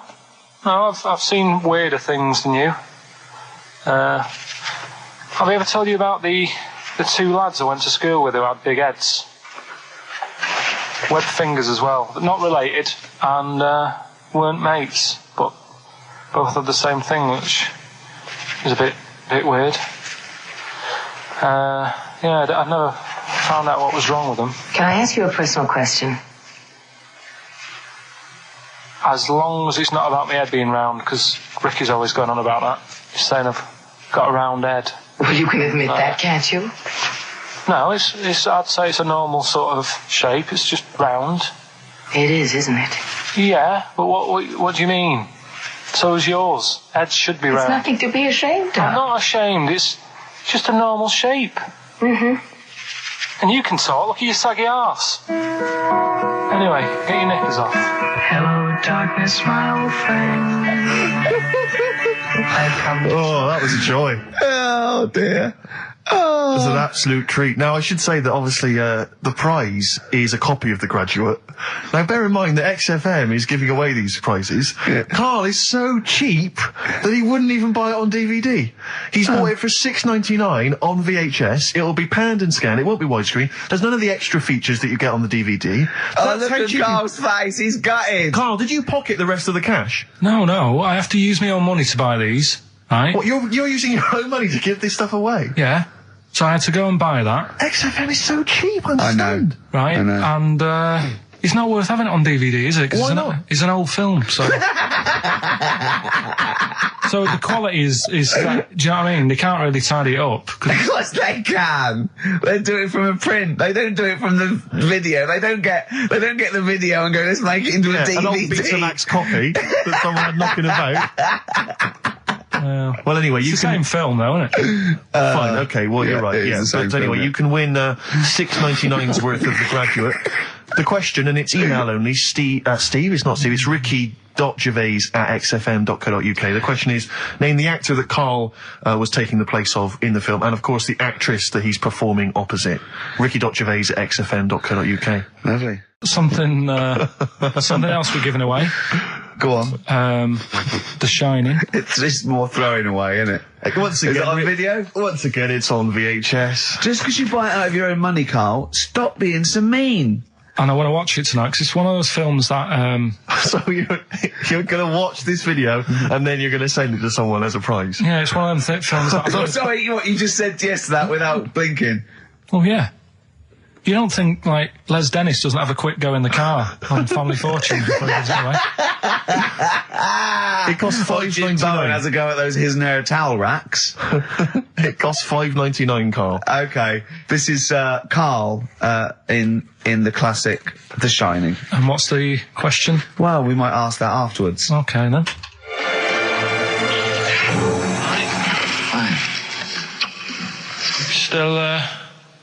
Still trying to write the book, then? Yeah? Yes. Good. Funny, someone told me the other day, weird thing about a typewriter, the top row of letters, the longest word you can write is typewriter. I'll just show you. That's weird, isn't it? It's just the typewriter being... You're not in the mood, are you? You're in one of those grouchy moods again, that you get into when you're writing. I'm not being grouchy. I just want to finish my work. Yeah, it's just being a bit funny, a bit offhand and that. Let me explain something to you. Go on. Whenever you come in here and interrupt me, you're breaking my concentration. You're distracting me. And it will then take me time to get back to where I was. Understand?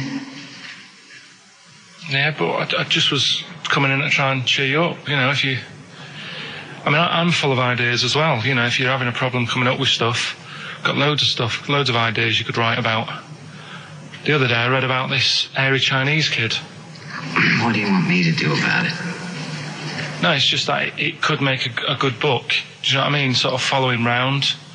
That's swell. Well, I'd buy it. You know. But if you don't want to know, we'll have to... Don't bother doing it, but... Do you know what I mean? It's just airy Chinese kid. It's weird because they're not normally that airy over there. Yeah, this kid cakes in it. But if you don't care... I wouldn't touch one hair on his goddamn little head. You don't have to touch any hair on his head. Like I say, he's covered. Leave the head alone if you want. Touch his hands. He's totally covered in it. But I love the little son of a bitch. Well, don't go that far. You haven't met him. But I can sort it out. I'd do anything for him. I don't think he'd expect that much. Just take him to the barbers 3 or 4 times a week. You know, he's a good little kid. In fact, I'll do it. I think I'll write a book on him. Yeah? Do you think you can handle that? Yeah. You're not too busy, are you? Well, yeah, I'm pretty busy. I've got to sort out some monkey facts for the show this Saturday, but I reckon I can still... Why don't you start right now and get out of here? All right. I will. If you're going to be like that. Couldn't borrow a pen, could I? See you later. There you go. Haunting stuff there. Karl Pilkington in The Shining. You know, in the film, Jack Nicholson goes crazy because the suggestion is he's maybe possessed by demons that maybe are in the hotel. But, you know, if I was stranded in a desolate hotel, removed from all human contact with Karl, I'd go mental with an axe without being possessed by demons. That's more chilling to me, trying to get some work done and you keep wandering in. I'm trying to get Karl to spend a couple of days in the caravan with me, just for the head of it, and he won't. I've offered him money, won't I? I think it'd be a great laugh, wouldn't it, Karl? Oh yeah, great. That would be terrifying. No, I want to film it. I just want to film it. Like a little video diary. There's Karl there, he's just waking up. Well, if I was stranded in that would be like being... I may as well be with Freddy Krueger and Jason Voorhees. That's more scary. The thing is, Ricky doesn't mess you about as much as he messes me about. No, you see, you've given him an inch. You've given him an inch and he's taken a yard. 12:30 you got in today. In 30 minutes between 12:30 and 1. The old bin lid on the head. He wanted to do that again. Yep. Squeezing my head, think he had a go at. And karate chop on the back of the neck. Yeah. All in 30 minutes. Yeah. Who else can say that? Who else can say that? Who else can say... What do you mean? Anyway, have we got a question then? Yeah, to win a copy of... I'm so embarrassed to say it. The Shining on VHS is worth $5.99 and it will have already been watched by Karl Pilkington, probably not even rewound. Yeah, to win that. And a little bit of tripe and cow eels just slipped into his dinner. A barm cake outside. As he was reading the back of the box trying to figure out what was going on. The ingredients. What about this, right? Here's a question. I've got a question. No, go on. No, I want to hear Karl's first. Okay. No, it's about the film. Because when I was whizzing through it, I saw something and thought, oh, that's good. The kid who's in it, he was writing something on the back of a door with lipstick. What was it? Well, that's a tricky question. I can't remember. Nor can I. Alright. So the kid in it was writing something on the back of the door. Is that going to be too hard for anyone? Let's see if... I mean, I wouldn't be surprised if there's somebody... Right, the phones are going, so it might be... Yeah, but this is email, isn't it? Alright, Ricky.Gervais at xfm.co.uk. What was being scrawled on the back of the door by the little kid in The Shining? Be honest, if you know that, it means you've probably already got it and you've watched it about 8 times. Yeah. Fair enough, though. Alright. Right, we've got to give away another prize. Yes, you lucky people. For those of you that haven't seen it... and do not have the requisite £4.99 to buy it yourselves, you can win on VHS cassette, panned and scanned. Billy Elliot, the special edition, includes bonus documentary, The Billy Elliot Boy. Oh, and, I'd like to see how they really sort of made that film. Exactly. Well, it's the hit film Billy Elliot, and you can win that on VHS. Because, Karl, I assume you have included yourself in an excerpt from the movie. Taken a scene from the film. Who do you play, Billy? I'm playing the part of Billy. Brilliant. And we'll have a question at the end of it. Come on. Brilliant. 2, 3 part of all way and go. Alright, Just been down the valley. So I don't know where you... What are you looking like that for? What's wrong with Bally? What's wrong with Bally? Yeah, well, what's wrong with it? It keeps you fit and that. What do you think, Auntie Nora? You think about me doing Bally? I used to go to Bally. There you go. She used to go to Bally. Used to say I could have been a professional dancer if I'd had the training. Bet you were pretty good, weren't you? Wasn't the time you had wind for 5 minutes, was it? But you well glided across... Well, you shut up!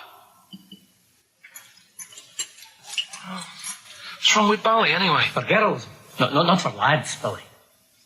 Lads do football or... Well, I've done that, yeah. Boxing or... Did that for a couple of weeks, so... Wrestling? Wrestling? Yeah, wrestling, yeah. Oh, friggin' Bally. Well... Don't worry about it, anyway. Just... Is it alright if my mate Wayne stays over tonight? He just wants to sleep over. He's just coming over to... Wayne, sleep? Yeah, he just stays over. I'm not gay or anything, he's just... I don't fancy him, I'm not... Yes, you do. I don't. Yes, you bloody well do. What, just because I want my mate Wayne to sleep over and I've started doing ballet, that turns me into a gay man, does it?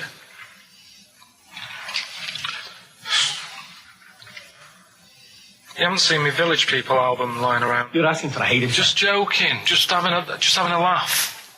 Just didn't mean. I've had enough in here. I'm going out. No, from now on, you stay here. You look after your nana. Got it? Yeah.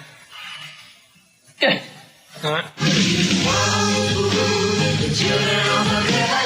Well, there it is. What's the question? Powerful. I'd like to know what was the name of the actor that Karl was taking the role of. Does that make sense? That's not grammatically quite right, but anyway, yeah. Fine. Who was the young lad that Karl was taking the place of there? Name of the actor, not the character. And just email in ricky.gervais@xfm.co.uk. You can win yourself. You gotta be fast. You can win yourself a VHS edition of Billy Elliot worth £4.99 price. I'm going to leave the sticker on, which has actually got the price on. Brilliant. I'll leave that on so you know just what you've got in you. Okay, Anyway, Carl, so here we go. It's an exciting feature that I think will be picked up by Channel 5. It's going to be Karl Pilkington, Do We Need Him? Where Karl goes around checking out animals with top experts, asking whether we need him in the world. Yeah. So, this is the first one. We won't do it next week, but I'm already sorting out the contact. We will be looking at octopus, because they're a bit weird. Okay. So that's what you got to look forward to in 2 Again, if you have an animal that you feel is unnecessary in the world, then email us, and I'm sure Karl will investigate for you. Well, the other thing as well, whilst we're onto that, I want to sort of have a bit of research with me. So when I speak to the bloke or the woman about the octopus, right? I want you want to be response. armed with the facts. Well, sort of response from listeners, so I can say, well, 70% of XFM listeners said we should get rid of them. Sure. Do you know what I mean? Like Jon Snow does on Channel 4 when he does all politics stuff. Yeah. So if you agree with me, just send an email saying yes.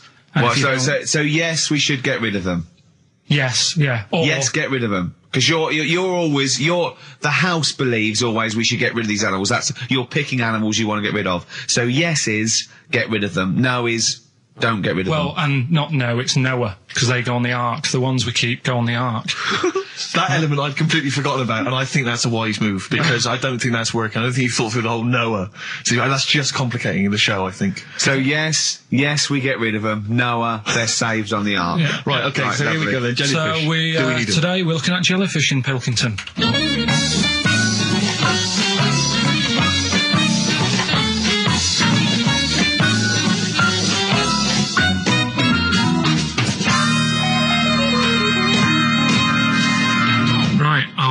I'm talking to Vicky, who works in an aquarium in Anglesey, isn't it? Yes, it is, yes. Right, brilliant. Today we want to find out if we really need jellyfish. I've got a bit of a problem with them anyway, because I've been stung by one, and I've done a little bit of research into them, so I'll tell you what I know about them. Okay. You might learn some stuff from me. Oh, you never know. And if I'm talking nonsense, just tell me. Absolutely. Yeah. Right, so first of all, they don't have eyes, do they? No, they don't. Right, no. so I'm right with that. No lungs. No lungs. They haven't got a heart. No hearts, heartless. And they're made up of like 97% water. Yes, they are. So they're pretty useless, really. Well, they have got a nervous system. They're actually about 650 million years old. So they've evolved and they've outlived the dinosaurs, and they're even older than the sharks. And they can even outfox us, because NASA scientists have worked with them to try and work out how they operate in weightlessness, and they still don't know how they do that. Took them into space actually to figure out how they did that. Seems like a bit of a waste of money, but do you know Port Maddock? I used to go there a lot for my holidays, and there used to be a load of them washed up on the beach. People on motorbikes used to go over them and stuff. Yeah. Well, we get the moon jellyfish. That's the ones with they've got pink bits in the middle. Yeah, that's their reproductive bodies. I think that was them. I think they're the ones that went over on the bike because you could see pink bits. What do they do? If the jellyfish went, would we have a problem on our hands, do you think? Okay. You might have a bit of a knock-on effect because things like turtles eat jellyfish. Yeah, but do we need turtles? Well, don't forget that when you take out something from the marine system, something normally feeds on. I mean, they're not just there for the fun of it. Something either feeds on it or feeds on what they excrete. What you're saying is they exist to sort of feed others and also to eat some stuff that's in the sea. They control the population of other fish and species that might otherwise be a problem. Okay, well, let's kind of wrap this up, right? The question that I'm asking today is, do we need them? Say if Noah had his ark, right? You've swum and got on the boat. You're all right. You're safe. He's going to keep you to sort of populate the world as well, right? So it's you and him. He's not a bad-looking fella, so you're happy. Yeah. He says to you, Vicky, do we need him? Absolutely.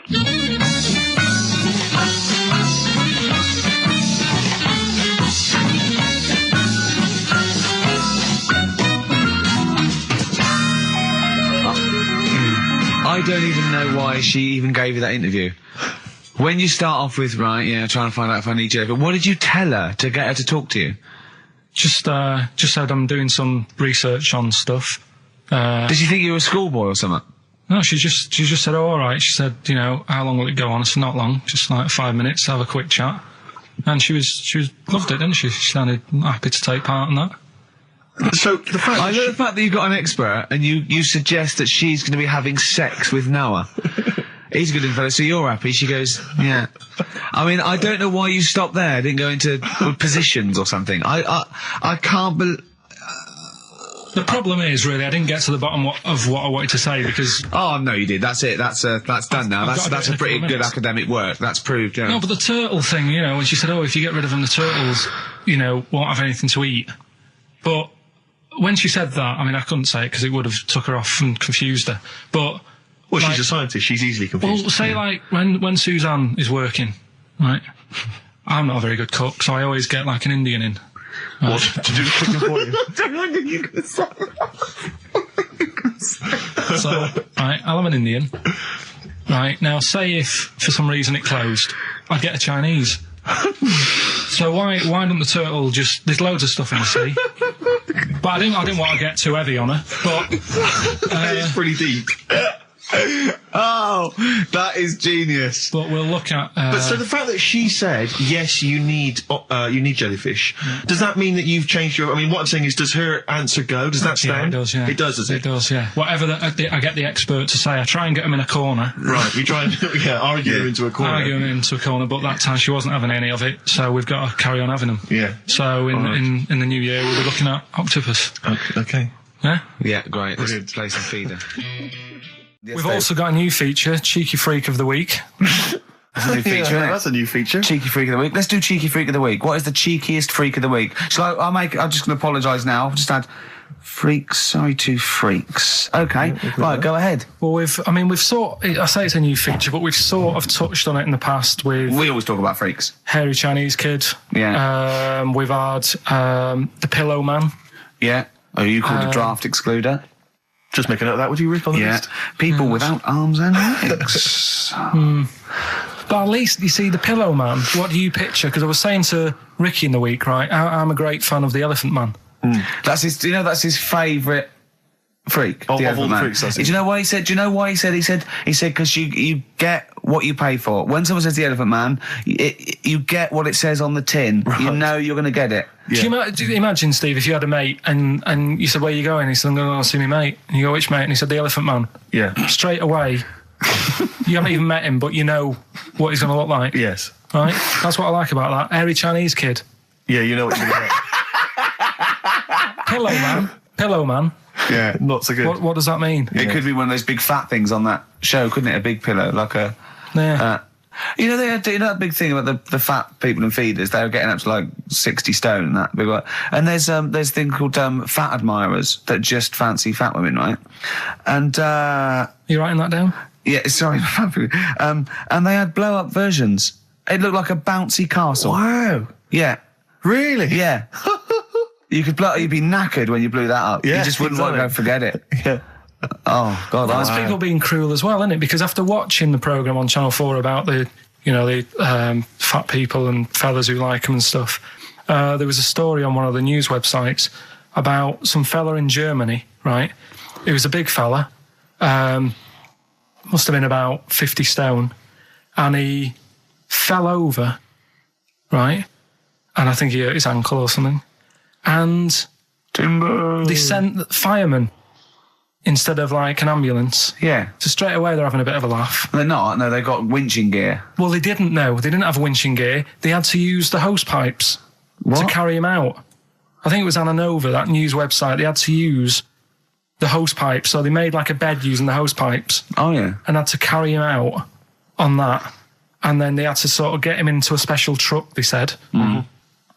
And do the same when they got to the hospital. I mean, that's mad, isn't it?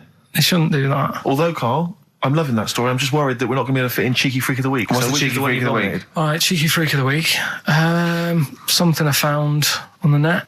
Yeah. Fella who had 27 toes and fingers. In a jar? No, still on him. And proper ones as well, not like little stumps and that. Proper, fully formed fingers. Was he a pianist? Close-up magician?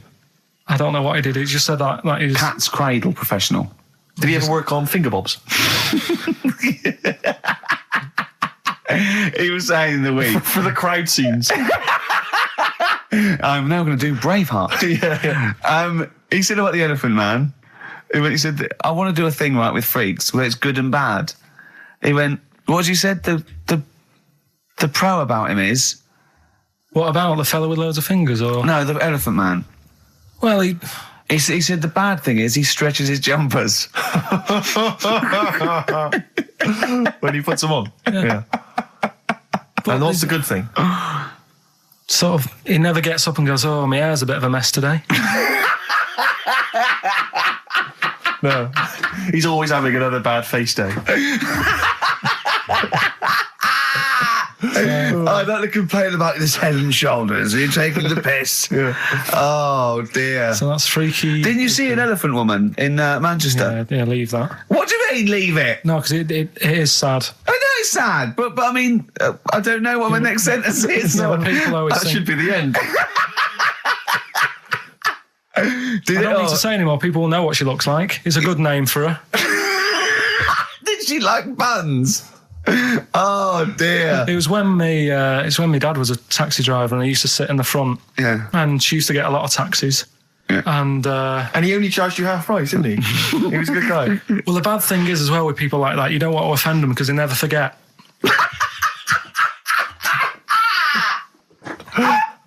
Oh, Carl! Karl Pilkington. I was sat in the front of the cab, and my dad goes, right, we're going to go and pick the I can't even tell you the name. He's it's just evil. Right? What do you mean? No, leave it. So she's got... No, Carl, please. Tell me what he said. No. You've already stitched him up. He's Stephen Things from Little Welsh Fellas. Don't care. Right, what did he call her? Steve, back No! It's a really Carl, to be fair, our opinion of him is already pretty low. Look, tell me what he said. No, it's not. I'm scared of what my dad gets. It's the person who's got the She's thing not wrong. listening, is she? Well, her headphones wouldn't fit on her head. Tell me what he called her. I don't want to. Tell me what he called her, Carl. I'm getting angry, man. Tell me what he called her. No, we'll leave that. Honestly, tell me what he... It doesn't matter. Tell me what he called her. Carl, just... I'm going to go... Seriously, I want to know what he called her. Right, you're not going to stop this show. We're not doing the next show until you tell me what he called her. What did your father call the elephant head woman? Tell me. Spudhead. How old were you? I don't know, about 9. So did you expect to see a potato with a dress? He did sort of, again, it's a good name. Do you know what I mean? I had an idea of what it was going to be about, and he said, do you want to stay in the car, take you home, because you can't... Spudheads, you got lovely eyes. Can't. Come on, man. That's it, by the way. Is that all of it? Goodbye. Brilliant. Well, let's end with LL Cool J. Yeah. See you next week. Last night we were sat in the pub and I was saying, right, you know, let's not even worry about new features then. Let's get the current ones, you know, going. Like what? Good. Like the one that I was trying to work out, the cheeky freak of the week. Think of that! Yeah, but Think of that, though, as a normal conversation. Yeah, I'd looked online, right? I didn't find that much. I found... actually, I'll tell you what I found later. Brilliant. We're looking for them, right? And then at one point, I think you said to me, go and, you know, what about the Guinness Book of Records? Yeah, you know, they'll have, like, the best freak in the world or whatever. Yeah, ever. So I said, yeah, bring one in. Now, you've got one at home. Yeah, I got a couple. But you couldn't be bothered carrying that in today, so I had to go out of the pub that I was at. Yeah. Nip into Borders. Yeah. Buy a Guinness Book of Records. Yeah. Out of my own money, $18.99. Yeah. Bring it back, and then you said, I don't know if I want to do this feature. So it cost me 20 quid for that. I had to buy a video for Silence of the Lambs film clip. I'm actually out of pocket at the end of this. Just looking through the Guinness Book. That's still the funniest thing, isn't it? Squeaking at someone when they got a cup of tea. Right. There are a lot of what strike me as seemingly pointless feats. The Guinness Book of Records is right. The Guinness Book of Records is great. I used to love it as a kid. I've had about 10 copies in my life. The last one I bought a couple of years ago, a present. It was really good. I love it. I love the real records: tallest, fattest, thinnest, best, fastest, most expensive, biggest, and all that. But the ones that really annoy me are the ones that. The reason these people are in there for it are the only people that tried. What? Yeah. Balancing the milk bottle on your head. Most watches eaten. I just found that one. Kim Sung-do from South Korea ate 5 watches, the entire watch with the exception of the wristband, in a time of 1 hour 34 minutes. What do you make of that, Carl? Made him regular. Come on. How did they time him? Most live rattlesnakes held in the mouth. 8 live rattlesnakes held by, it just says an idiot. Yeah, this gives you an idea, Carl. Talking of idiots. Do you want to get into Guinness Book of Records? No, come on, that'd be brilliant. There's things in there that are just absolutely anyone could do. Like that one in Big Brother, I was watching it, and it was balancing sugar lumps. I want to go. How many people try that? If there's schools around Britain going, listen, we've got to get in the sugar lump award. It's grassroots level. There's not enough kids balancing sugar lumps. How can we compete in the world market? I was looking at it last night, and there was one about the farthest that a dog swam. I think it was something like 9 miles, but it had no choice, did it? You know what I mean? They took it out to the Atlantic or something, and so it didn't want to do it. Threw it in the water. Yeah. So it's not all right to put it in a bin bag and chuck it in a canal, but, it's for a world record. Yeah. 9 miles it did. Oh, God. Possible ones that you could do, Carl. What's the most Forrest Gumps fitted in one wheelie bin? What about this one for you, Carl? The record stands at the moment for most arrows caught by hand, but that's quite tricky. So what about most arrows caught by head?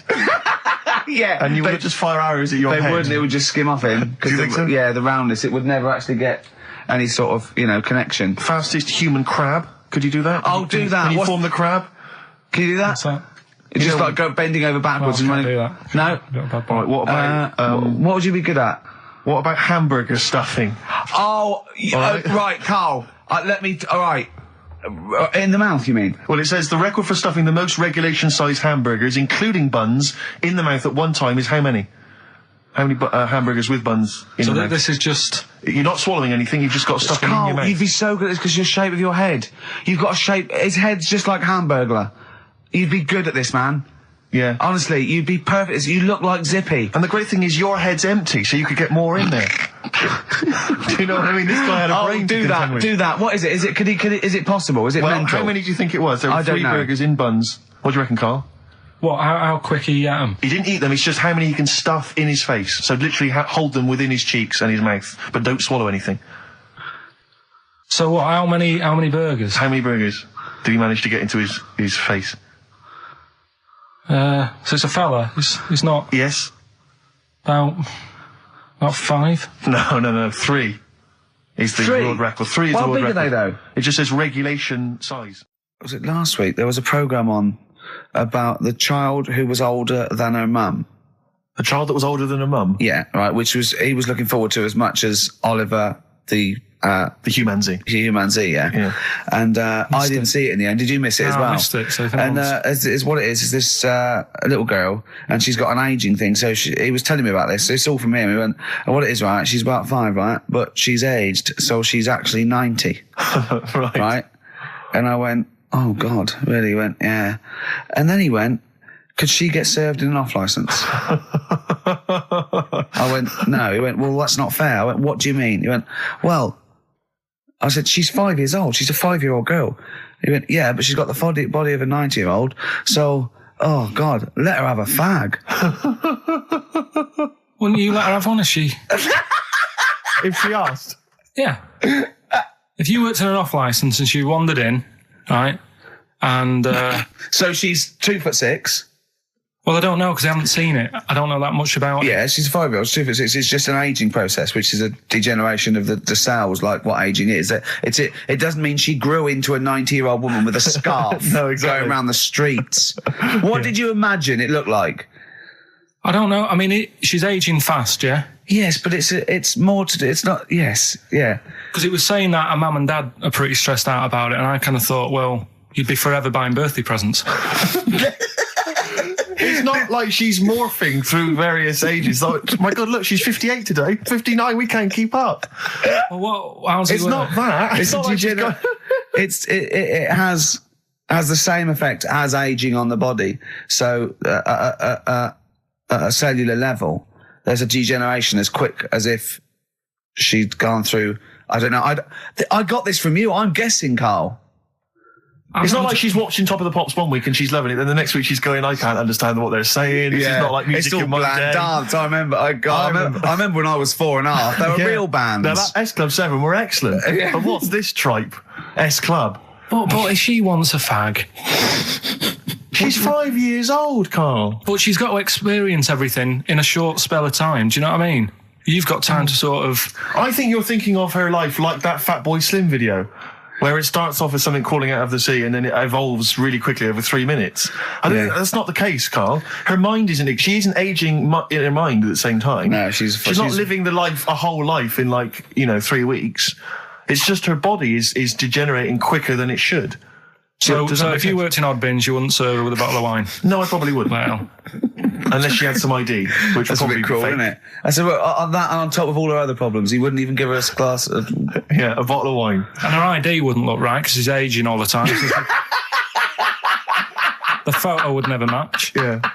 Look at my hair there. That was last week. Well, it was 2002. Exactly. Well, we don't know enough about it, so... No, I haven't seen it, so, yeah, maybe we should apologise, because that could sound callous and cruel, because I don't know what the whole... It was just the title. The vibe of the... Yeah, I know the title that excited you. Something like, I'm older than my mum. No, it's the child that's older than her mother. Well... Yeah. So that was weird. There was some good stuff on in the week. You missed that, didn't you? You didn't watch that? Didn't see that. Saw... Maybe someone have it on video for you?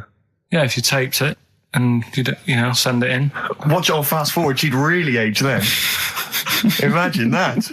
Whoa! And something new we're trying out, because Rockbusters... He's dead, thankfully, yes. It's gone for a bit. It's over. Crosswords. Oh, this sounds intriguing. Where'd you get the idea from? What's the basic format of this? Right, what I've done is I've take like a popular saying from the show. A popular what? Popular saying, something that crops up quite a lot in the show. In our show? Yeah. Yeah. First thing that sprang to mind was there's this airy Chinese kid. Oh, okay. Classic. But more commonly, it would be something like, Carl, you're an idiot. Yeah, Carl, you idiot. You're a fool. Carl, you're a fool. Oh, what did you mean? You let us down again. Yeah, Carl, where have you been? Yeah, you've got a headache, have you, Carl? Yeah. You better have a lie down. Typical phrases like that, yeah, sure. typical phrases like that, yeah. Carl, you're a loser. Yeah. Oh, yeah. Right. And what I've done, I've got a load of different songs and took words from the different songs and then joined them together to make There's This Hairy Chinese Kid. And then people have to email in and say what the 5 songs were. It sounds like the most complicated game ever. I'm looking forward to it. Have you heard any of this, Rick? Because I've not heard this at all. I'm not familiar with this. Well, all it is, it'd go like, Hairy Chinese Kid, and it's from sort of 4 different songs, and you've got to identify the songs. Right. Wow. How many songs in this, Carl? 5. There's This Hairy Chinese Kid. Okay. Right. So... And what are the prizes for that? Are these the prizes? Yeah. All right, well, let me tell you what they are. They're not too bad, actually. We've got Live Forever, which I assume is a CD that ties in with this new film. Think of that! A well-known phrase from the show, and it's Hairy Chinese Kid. What other... Where would you There is no other radio show in the world. This is... Go on. If you've just tuned in, I mean, what are you thinking? Think if you've just tuned in, going well-known phrase from Shaw, Hairy Chinese Kid. Oh, yeah, classic. They'll be playing that in charades this Christmas. So yeah, this is a CD that ties in with this new film Live Forever, which is all about Britpop, and so there's stuff on there from Oasis, Blur, Pulp, etc. We've also got another Red Dwarf DVD, Marion and Jeff, first series of that, excellent. That's on VHS, sadly, but never mind. And also the very best of Led Zeppelin, a 2 CD set there with all the classics on. So that's not bad prizes, actually. You've done yourself proud. We've upped it. We're getting serious now. We're playing in the the bigger league. We've upped the stakes. And we want Heat Magazine not to lose touch with us just because Rockbusters is gone. Yeah. I think they're still behind us. So we've got film. You appear in a film. We've got crosswords. How is that to do with the crossword? Because I've got words and sort of cross them. Okay. Right, you don't really cross them. But, good. So words. We're playing a game called Words. Word Song. Hello and welcome to Word Song. And obviously I imagine there'll be some more great music. The Thrills, One Horse Town on XFM 104.9, Ricky Gervais, Steve Merchant and Karl Pilkington. Now, Karl Pilkington is getting ready. It's the start of a new strand in the show, a new quiz, a new competition to replace Rockbusters. Now, that's quite a tall order, but what have you done? Right, like I said, right, if you've only just tuned in, what it is, I've took, and I'll be taking, a well-known saying every week from the show, something that crops up a lot. First one that sprang to mind was... There's a little gay fella standing next to me in the urinal? That's next week. Okay. This week, there's this hairy Chinese kid, right? Yeah. That crops up quite a lot. Sweeping the nation. Right. So what I've done, I've got 5 songs. Yeah. And I've edited them together to make that saying. You've got words... from songs where any part of that sentence occurs to recreate it. Yeah. Now, what do they need to do? Do they need to say what the song is? Just the 5 songs? I mean, I was going to say song and artist, but if you want, just a song. So there's 5 things there, and if someone doesn't get all 5, it's still worth emailing in because we might give it to the one who's got the most, and then... Yeah. Can I suggest we go for artist rather than song? Only because sometimes it's quite tricky to get a song title. Sometimes it's very odd, or it's not quite what you think it is. So maybe artist is an easier one. Are you happy with that, Carl? It's your competition. I mean, Steve always does this whenever I come up with an idea. Oh yeah. I'm just trying to make sure it's just the best it can be, Carl. Yeah, no, he came up with a few game shows, and Steve was going, "No, it's no good." And Carl said to me, he said, "It's the one of The Office ever got on telly." Yeah, but. Well, we shall see how Cheapest Chimps plays out, but frankly, the fact that you said to me, Steve, I've come up with the best game show ever, it's called Cheapest Chimps, what's the idea? I don't know, I just like the name. It's something to do with chimps. I thought, well, I'm not sure that's the best game show ever. And what was the other one you came up with that you told me about? I think a few people will be disagreeing with him, Carl. I think people will say that Cheapest Chimps could be the best game show ever. You know, when I was at school, people like you, I really didn't like. You're a stirrer, Gervais. He flits, doesn't he, from one side to the next, Carl. The one thing, we may argue, mate, but at least we're consistent. Ricky Gervais flipping from one side to the other. One day he's on Carl's side. When was the last time Steve wrestled you to the ground and got you in a leg clamp? No, you're right. Never. What, is that supposed to be a good thing? Well, did you see us? Yeah, I saw you struggling in Carl's office earlier. He was punching my legs to release me. We were on the floor. And I was squeezing him with my mighty legs, wasn't I, Carl? What? It was like, I imagine that's what a crab feels like when an octopus has got it. We were playing that, weren't we? So anyway... So, I'll play you this clip now. It's 10 seconds long. We'll play it a couple of times because you'll need to take it in. Mm-hmm. So here it is then.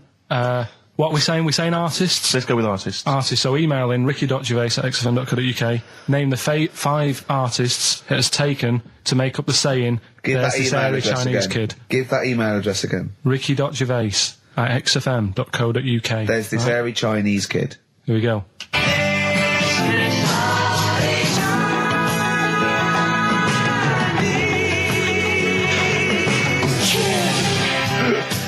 Play it again. Play it again. Here we go.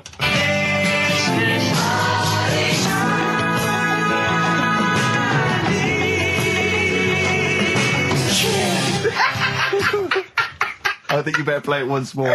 Oh, I've got them. Have you got them all? Yeah. That's nice work. Here we go.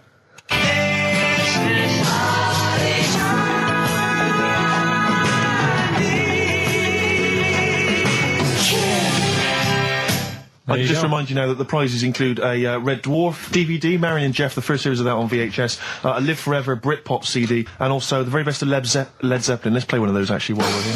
Brilliant. Rock and roll. One of the prizes on Carl's competition this week is the very best of Led Zeppelin. That's obviously rock and roll. We've also got a Live Forever Britpop CD, Marion and Jeff, and Red Dwarf. And should we play it again? So people have got another hairy chance? Chinese kid. Who are the artists? Here we go.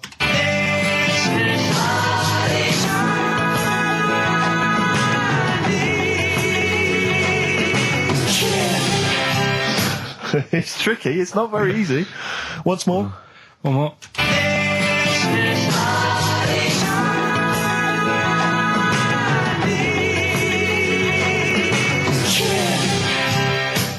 Well, there you go. Ricky.gervais@xfm.co.uk. Those prizes can be yours. Who is he and what is he to you? We have not had any successful answers on your quiz, Carl. We've had people who've got you get a maximum when you put of 4. A duck in a microwave. Yeah. Bill Withers. Nice. All right. Cheers. So I'm not talking about Cheapest Chimps. That's safe. That's going to run and run. Yeah, that is going to run and run. That's really got legs. I'm going to check the press Monday. I can only assume it's a triumph. Exactly, another Pilkington triumph. Yeah. I'm going to give the prize, if you don't mind, Carl, to Karen and Jeff Gillian, because they're the only they were the only couple that got the second answer, which was very, very But tricky. they got 4 today. But they only got 4 right. 4 is the top answer, so should we give the answers play it, now? Carl, and then tell us who each one is. All right.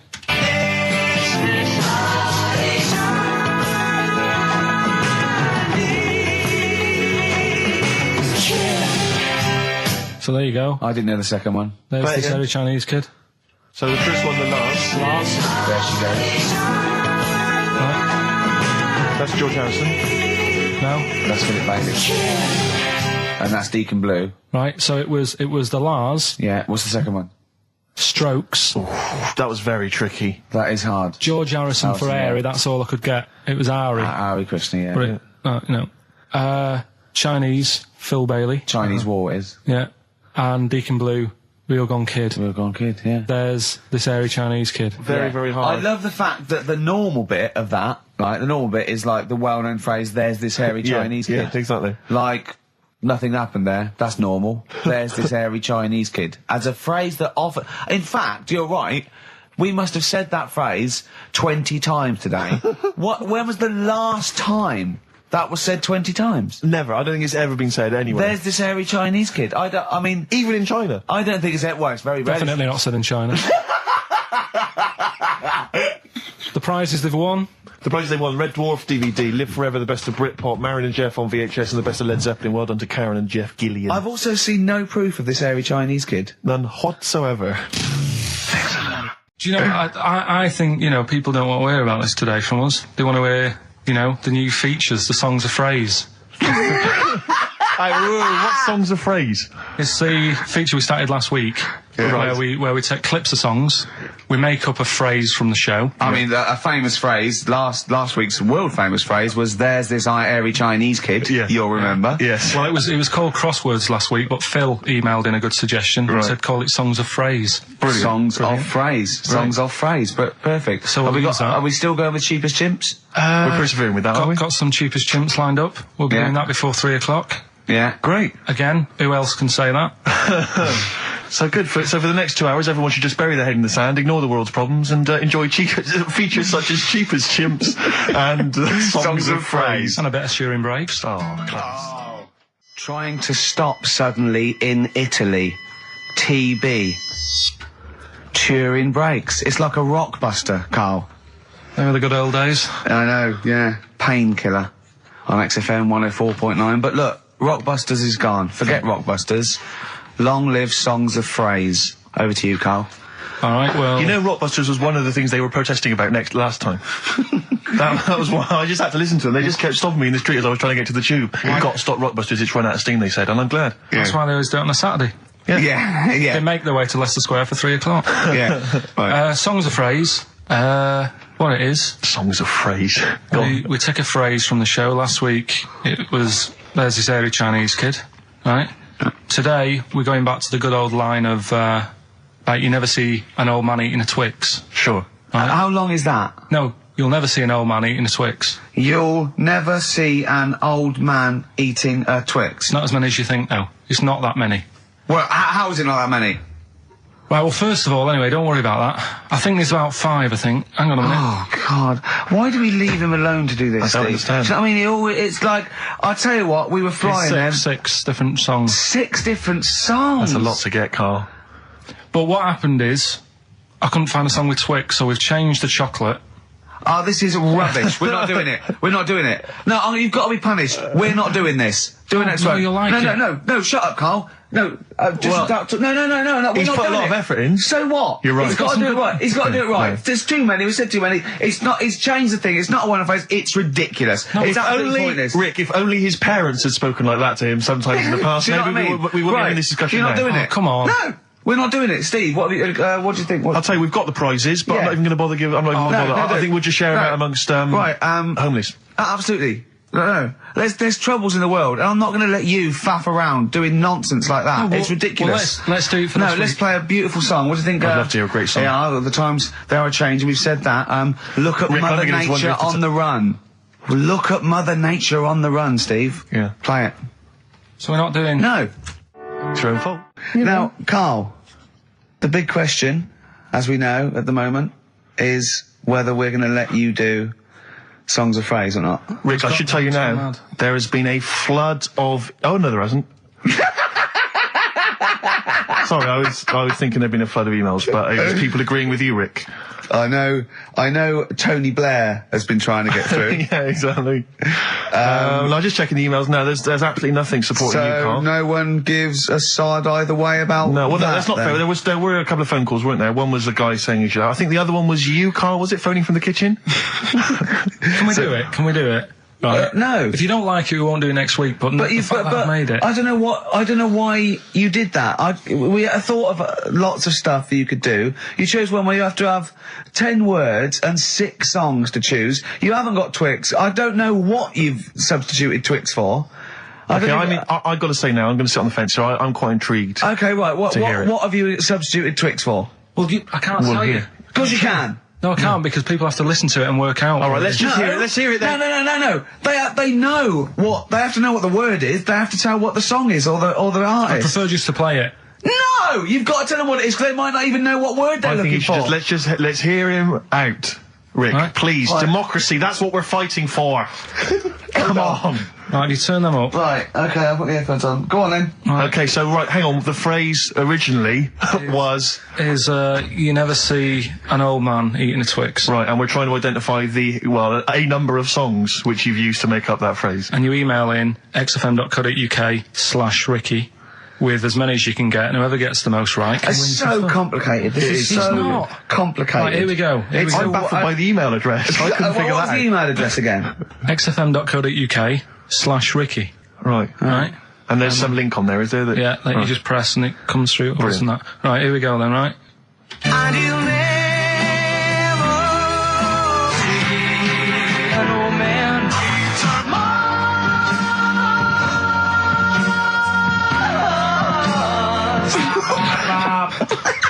Well, I missed a little bit at the end. Let's hear it again. Mars, ba, ba, ba. Let's hear it again. And you'll never see an old man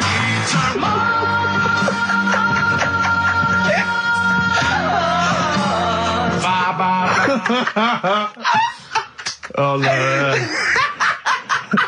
Oh, God.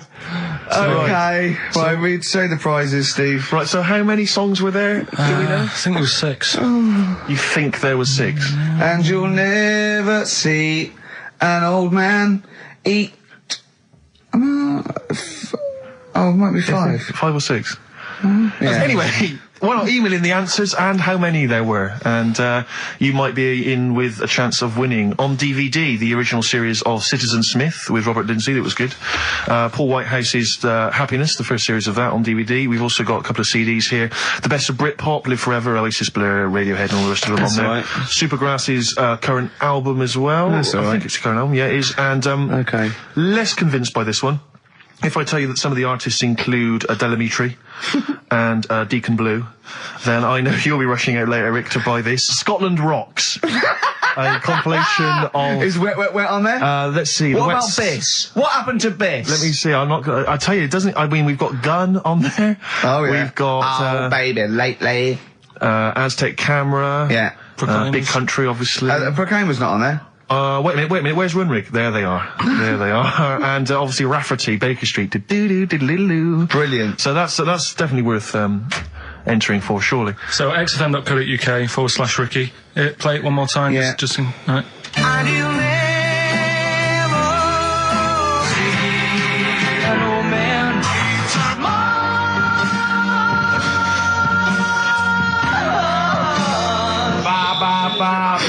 Class. Pure class. Well done. Okay. Yeah. All right, later. Oasis. Stop Crying Your Heart Out on XFM 104.9. I'm Ricky Gervais, with me Stephen Merchant and Karl Pilkington. Karl's competition is in full swing now. I just will remind you, when playing songs of phrase and trying to guess the songs and artists, what do you want, songs or artists? I think songs is better. Yeah. All right. But that's ambiguous, isn't it, what a song title is? Where Yeah, if you I know think the artists, definitely. maybe the artist that cleans it up really. Yeah? Yeah. Should we do artists? Artists. Okay, you know, if they know what it is, because that'll stop any ambiguity, won't it? And don't worry if you haven't got all of them, because the winner last week didn't have all of them, but it's the closest one. I understand when you're trying to guess what's in Karl's mind, you can only get so close. Yeah. Do you know what I mean? He wants us to bring in Darren Brown. Because he won't be able to read my mind. And Yeah. I think he's right. I think he might be. I think he's the one person that could outwit Darren Brown. Yeah. Now, moving on, Karl. As we have to. Should we just play it very quickly? Just play again. Just if you're okay, you want to join in. Go on then, one more time. Here it is, songs of phrase. and you'll never see an old man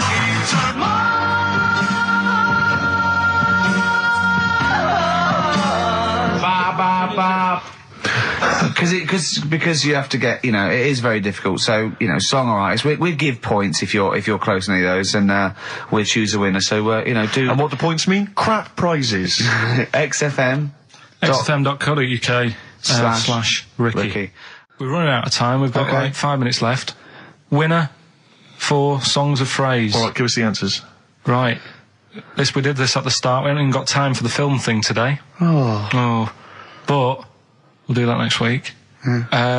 Songs of phrase. It was a phrase, you never see an old man eating a Twix. I love the fact that we haven't got time. Like, we've had such important stuff, and it's been so jam-packed and interesting. Not that it's been drivel with gaps we could have filled much better. Yeah. Don't look at it like that, like, What, with his film quiz? Come on. Oh, dear. So, songs of phrase, you never see an old man eating a Twix. We had to change it to Mars Bar. Here's what we had. Jerry and the Pacemakers. Echo and the Bunnymen.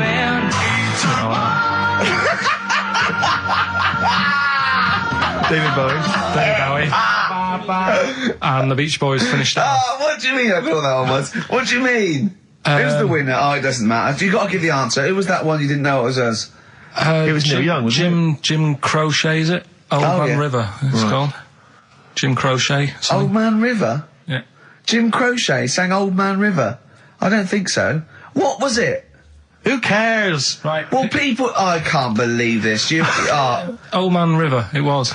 Let's let's give the prize to... Jim Crochet wouldn't have sung Old Man River. Well, let's give the... Paul Robeson. Let's give the prize to Mitchell Sterling, who has got some of the answers right. On XFM 104.9. We'll be playing that great quiz again next week. Next week. Ricky Gervais with it on XFM Sports. And if you want to send an email, it's rickygervais.co.uk or check out the website on XFM's All the Cons. Good night, 3:30. Coming up is Harold Levine and Stoopy Nouns. What we have got, though, is Educating Ricky, haven't we? Well, another one of my little things. Oh, it's brilliant, then. So how long's this going to last before you want to get ditched this? Well, we'll see. A couple of weeks. Not like that, Carl. It's all one. It's one love, man. We're on the same team, man. Yeah, we're just one voice, man. One true voice. Like those lads. Yeah. They could play. Right, well, the Educating Ricky, They could play. Well, why don't we play a record and come back with Educating Ricky? The Wind, Cat Stevens. We need to get the jingle queued up as well. Yeah, I'll get the jingle queued up. No, yeah. I haven't got Neil Young lined up yet. No, not Neil Young. Cat Stevens. I gave it to you. No, we're not playing that yet. Can we just play a record? No, I told you to. Well, I told you to. See, so why aren't you playing the record I told you to play? Because we've just had something chilled, right, from Tupac. Let's lift it up a bit now with a little bit of blur. Right? Come on, play it. Oh, I'm not sure. I just have.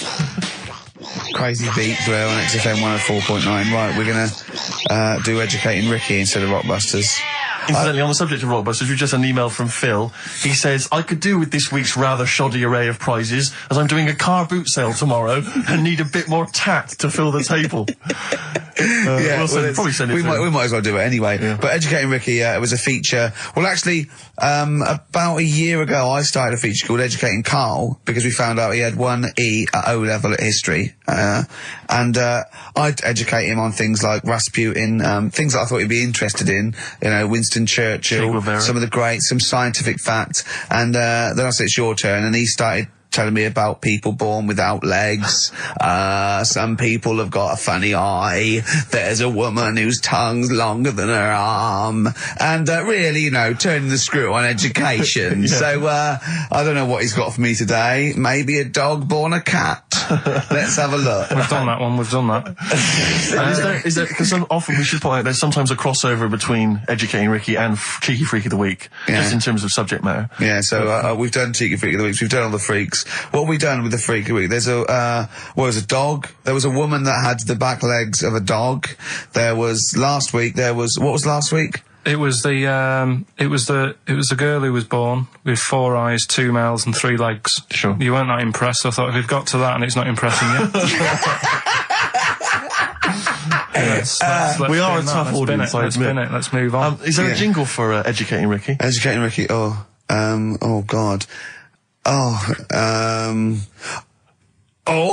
You've told me Educating Ricky. Very similar to some of the other jingles I've done. Well, they're made by the same people. Yeah.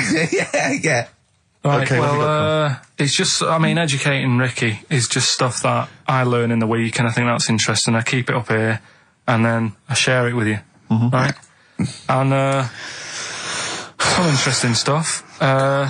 One of them, right? Mount Everest. Go on. I need more. Right, well, there's a problem. Yeah. Because people are leaving rubbish up there and that. And, like, whoever owns it is saying, Whoever owns it! He's saying, forget this. They're leaving a mess and all that. But do you know why it's called Mount Everest? What was that? That's one, is it? That's one. There's rubbish on Mount Everest. No, how many people go up there? Are we talking about people dumping old tellies and washing machines? Who's fed up? The Yeti? What are you talking about? No, I mean, that isn't what I'm educating you. I'm just telling, this is part of the story. I'm just telling you. It's just a bit of context for you. Like, they're leaving loads of rubbish up there. Well, they're not leaving loads of rubbish up there, are they? No, they are. They're apparently not like prams and washing machines and seagulls flying everywhere. I don't know. Anyway. But anyway, do you know why it's called that? You know why it's called Mount Everest? Why it's called Mount Everest? I know the mount bit. It's because it's a large mount, and if you climb it, by the time you get to the top, you need to have a rest. And that isn't the educating bit. I'm just telling you. It's not true. Well, we'll leave that. Well, no, Carl. In the name of everything holy, do you think that anyone named it because you have to have a rest when you've climbed it? Well, we'll see. You'll see what people say on email. But it's definitely not. But anyway, that's one thing that I kind of thought, that's interesting. I'll remember that. I'll teach Ricky that, so you've learnt that. Right, now, are you familiar with this thing that they can do if you're dead, right? No, not if you're dead. It's like if you're ill and you know you're going to die, right? I don't know what this is anymore. Extraordinary. Have a rest. Himalayas. Himalaya. What? Listen, this is an interesting fact. Come on. If you're ill but you know you're going to die. Yeah, you can have this thing done in Detroit where you get put in a fridge. Right. And if they work out, you know, what's wrong with you in 20 years' time, they go, right, that fella is in the fridge. He had that. We can sort it. Let's get him out. And they sort you out. Yeah. Is this the first time you've come across this idea? Yeah, I read it the other day. I didn't know You've about never it. heard of this before? It's cryogenically preserved. Good, isn't it? They put you at sort of like sub-zero temperatures, so stop all cellular activity. So do you stop aging at that point? Yeah. It's suspended animation.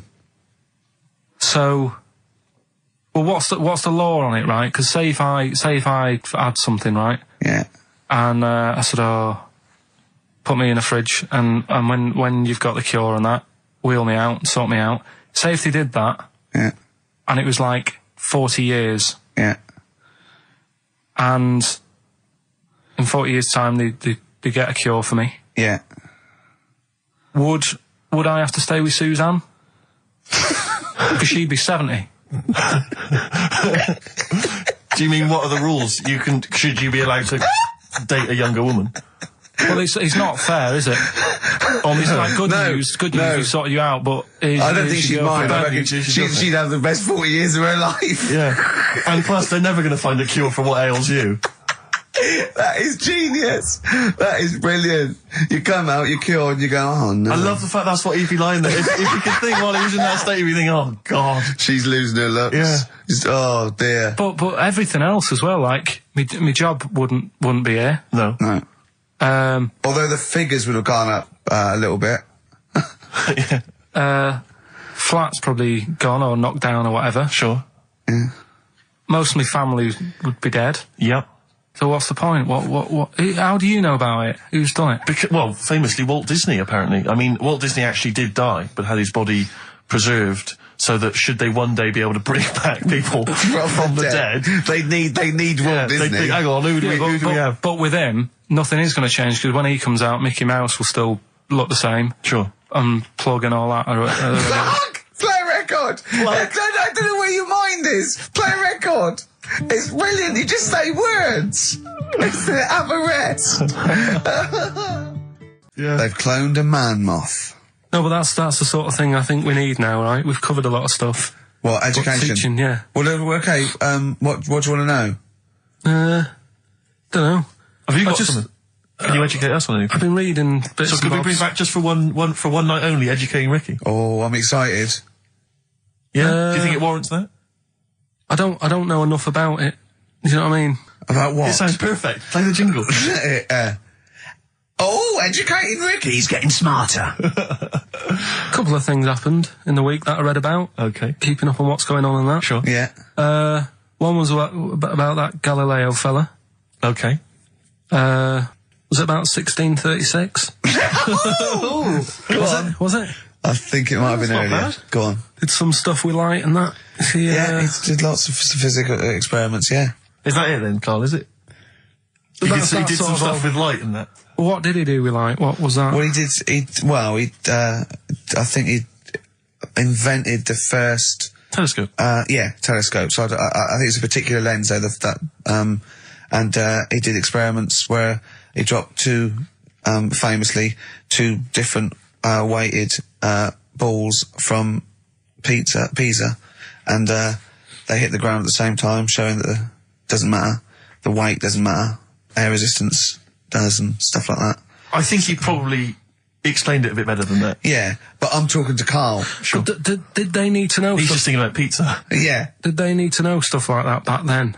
What do you mean? Did they need to know stuff like that? It's just There weren't people going around going, I've got to drop these 2 things off the bleeding tower pizza. I just don't know which one's going to land first. Yeah, I need to know. What do you need to know Bring me about? Galileo. Yeah. It's for a bet. Yeah. No, but if I was knocking about then, I'd be like, stop messing with that. We need a telly. Or, do you know what I mean? I bet he thinks the Flintstones is real. I know. That'd be brilliant. That's what I'd do if I was a caveman. I'd make a telly out of rock. Yeah. And a pelican and a as car a that I cement just mixer. ran along the road with. Yeah, exactly. Yeah, we need a car. Yeah. Well, we haven't really got the internal combustion engine. Can you stick your feet through the bottom? Yeah, just get me a car, for Christ's sake. Anyway, so I learnt that. And then, What? You learned his name. Yeah. Other people I learned the name of this week. Oh, if a chimp could watch telly. Go on, Carl, go on. And there was also a fella in the week who said that women shouldn't be wearing trousers. Why? Because they don't look good in them. Right, and who was this man, and from what era did he- French fella. Last week. Did he mean walk around naked? He just said women should wear skirts rather than trousers because no woman looks good in a pair of pants. Right. How old was he? Just probably about 67. Uh-huh. About that, 67, 68. Yeah, yeah. Wasn't happy with that. What do you think? What do you think about that? It's rubbish. Yeah. These are the only things that have caught your eye over the last couple of weeks. This is the entire news. Galileo did something with light. A French fella said women shouldn't wear trousers. See, that to me wouldn't pass as education. It's not education. I don't know where you could ever use that. I don't know when that would ever be applicable to life. I just like reading stuff that sort of reminds me of. Do you know what I mean? If I read it and it gets me thinking, I think that's a good little piece. But I mean, but surely can't you just sort of like sit near something that vibrates to keep your brain going, or shake your head every now and again? I mean, what does this do? You mean it makes you start using your brain? But what aspect of a Frenchman said women shouldn't wear trousers got your mind working? What questions were you asking? Because I thought that's a bit daft, isn't it? Right? Yeah. Okay, it ends there with me. There's nothing else. There's nowhere else for me to go on that. He closes Your mind's the still whirring. Yeah, go on. What did you think? Let's go through this. Oh, I wish we could download his thoughts. I know. Just watch it. Yeah. Wouldn't it be great, like a DVD? And Like a cartoon. Imagine that extra footage on the Office DVD. Yeah, Carl's brain. That would be With a commentary. amazing. Oh, with a commentary. Go on. Women wearing trousers and that, right? On the estate that I grew up in, on, right? There was a woman about 4 houses down, right? Rough. She's the one who... She was, or the estate? She was, right? Yeah. She's the one whose kid took a horse into her house. Yes. Right. Now, we won't go over that again. No. If you're a new listener, I think we covered. I think they get That's the all you idea need to know. Right? Yeah. Now, she used to wear leggings. Yeah. Now, they're a bad idea. They are a terrible idea. I agree with you there, Carl. If you're a lady of What the colour? normo persuasion... Were they pink? No, they were sort of black, but with all bits on them. Oh, right. Do you know what I mean? What, toast and Just horse bits. droppings? Yeah, go on, yeah. And she used to, she's quite a big woman. Sure. Pauline Quirk, I think Yeah, we described her as. Look like a light bulb, which It is is those kind of bending over in women that are leggings. attracted to leggings. Yeah, I know, yeah. They are drawn to them like a moth. That shoots on a flame. Yeah. She used to wear them, and that's what I remember when I read this piece. She used to work on one of those sex line things. Right. Right, she used to do that. But what was she, an engineer? the weird thing with her was, she had big eyelids. Right. Go on. That were too big, and this is what I was thinking. What right? do you mean she had big eyelids? How big do eyelids have to be for you to go, they're big eyelids? What was she shoplifting with them? Would she come out of Dixon's with, like, radio stored in them? What do you mean she had big eyelids? It was another one of them popular things around our way. Do you know? Like, What do you mean popular things? think They people go, oh, I'll tell you what, they're all the rage. Can I get some big eyelids, please? No. It was just like one of them things that people suffered with. Just big eyelids. They could hardly open their eyes. What do you mean? What do you mean? That's one of them popular things around where I grew up. People had big eyelids. They could hardly open their eyes. What does that mean? What sort of freak town were you born in? You had webbed feet people with big heads. You got women with big eyelids. What does big eyelids mean? Are you confusing her with the horse? Yeah. Did she have hooves? Look, what? Just too much skin. It was like the neck of a chicken. But on the eyes. Well, what's your point? Anyway, so there's this big eyelided woman with the leggings. And that's what I'm saying to you, though. That's when I read that story with people with trousers, I went from that, to a woman who used to have big eyelids. I still not the point. But then, and also the other bloke who had the eyelid problem was a mate of mine. Right. His dad had it, and same problem, massive eyelids. I don't know what that means. I don't know what that means. I used to say to my mum, I'm going round to Dave's house, and or Drew say, Pete, well, as you call him. that's all right, but make sure his dad doesn't take you out in the car, because he could hardly see. He had to have his head. He gets to tilt his head back to keep his eyelids open. Sure. Did he have a couple of matches with him at all times? What a load of gobbledygook. This began as educating Ricky. I know, So it's what, like he was people thinking, with eyelids. But it's like you're supposed to make that leap as well. Yeah. If I mentioned the trousers, Ricky will probably be thinking about people with big eyelids and women wearing leggings. Play a record, Carl. Got nonsense. Adverse. No. All right. Before we move on, was the Sharks article interesting? Did you learn anything? It's pretty good. Was it? I'll teach you something about that later. Oh, okay. Is this educating Ricky? It wasn't, but I can teach you a bit. Yeah. All right. That's good. Play some ads and that. Play some ads and a tune, and then have we got maybe a competition? Yeah. What have we got? We're all looking forward to that. All right. Fortune Faded, Red Hot Chili Peppers on XFM 104.9. I'm Ricky Gervais, with me Steve Merchant and Karl Pilkington. Back for 2 hours a day, then a Monday off. Conning the management, baby, and sending this station spiraling down into the depths for his greed and selfishness. Yes. Okay. Tell you what I read about. Sharks, monkeys, or jellyfish? It's 10 past, isn't it? We haven't done a little bit of knob news. No, Right. we haven't done news, no. But It's been 3 months. It's been 3 months coming. There's this thing. I don't know the full story. I don't know how it happened, right? But little Russian fella. Yeah.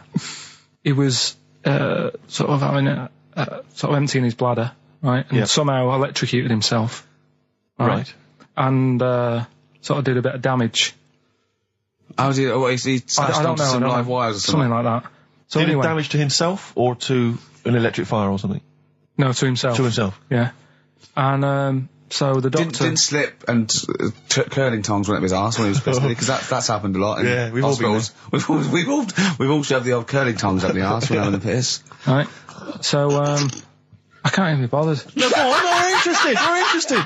Come on, we're interested. Don't You give can't up. be bothered. You get Mondays off. Do some work. All right. So anyway, so the doctor says, "Oh, it's not looking good. We'll have to take that off." What? He's like, Novectomy? Yeah. Really? But the funny thing is, right? Nothing funny about that. They've done. You're doing me head in. Just tell the story. Just doing me head in. Oh, you can chill out on Monday. I've only got 15 minutes, but I'm going to talk to you every Saturday. I'm going to get the money's worth out of this, because you get Mondays off, and I can't bear the fact that someone's getting away with something like that, because it's terrible. So you're going to stick this out, or you're going to have to work Mondays. So take it on the chin, right? Okay. Just finish the story. Yes. I command you. Just do it. Anyway, so they said, he said, will you be able to sort me a little knob out? A prosthetic Now, cock, yeah. Yeah. But they put him out for the operation. Yeah. He woke up. Yeah. Right, and he's thinking, oh, thank God that's over and done with. Yeah. They've only grown it on his arm. What are you talking about?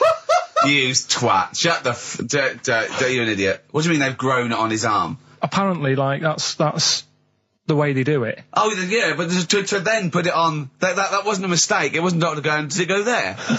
Some bloke I didn't do a degree. Are you a real doctor? Yeah, yeah. No, but why put it there? Because it's got to grow, it's got a graft there, so they can control it. To skin tissue. But on your arm. Well, But they're going to remove back it from the arm itself. What do you mean on the back? on your back. Somewhere, well, we can't wear a t-shirt. Yeah, but you could have a He's in hospital. But this way you can still have a little tug, can't he? But they'll leave it there for quite a bit. It's not... Do you know what I mean? It's not going to be like, oh, it's just there for a few days. Yeah. It's there for a bit. That's not good, is it? So he's got a cock on his arm. Yeah, what's up with that? What do you mean, what's up with that? Well, I mean, he could say it's a thumb or something, couldn't he? Yeah. But they remove it. Be good and for attach hitching. it down below later. If you had a knob instead of a thumb and you went hitchhiking, just tickle it, and they can see it like a mile down the road, couldn't they? Posting. Yeah. If I'd lost my knob, I'd go, oh, I'm not going to have all that stuff. Just whack a pair of tits on me. Do you know what I mean? I think, oh, just forget it. But why not just put it where it should be straight away instead of messing about? Where should it be straight away? you know. On the forehead. Listen, are we doing a competition? Let's play a tune. Come on, Carl, you can't be bothered. Right, okay, we're going to scrap this and you're going to work Mondays again. Modest Chambers, Kings of Leon on XFM 104.9. I'm Ricky Gervais, with me Steve Merchant and Karl Pilkington. Steve, I want to talk to you. I think it was, might have been Wednesday night.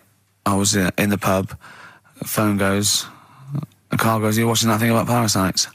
Right. I went, "No, I'm out." He went, "Oh, fella with a maggot in his head." Fella with a maggot in his head? Yeah. And they go, "Oh, no, he's pulling it out now." Oh, God. I said, "Well, I'll get it. I said, "Yeah, see you later." About 5 minutes later, I get a message on my phone. Beep, beep. I look at it. It just says, "Oh, no, there's a fella with his fish up his cock now." There's a fella with a fish up his cock? Yeah. Right. Okay. Do you want to explain that, Carl? Is it one of those little ones that swim up if you're having a slash in the Amazon? Yeah. Yeah. That's weird, isn't it? But it was still like stuff like that. It started off with What does the fish do when it gets in there? Just sits there. Why? Well, what else can it do? No, but why does it go up there? Don't know. I didn't listen to that bit.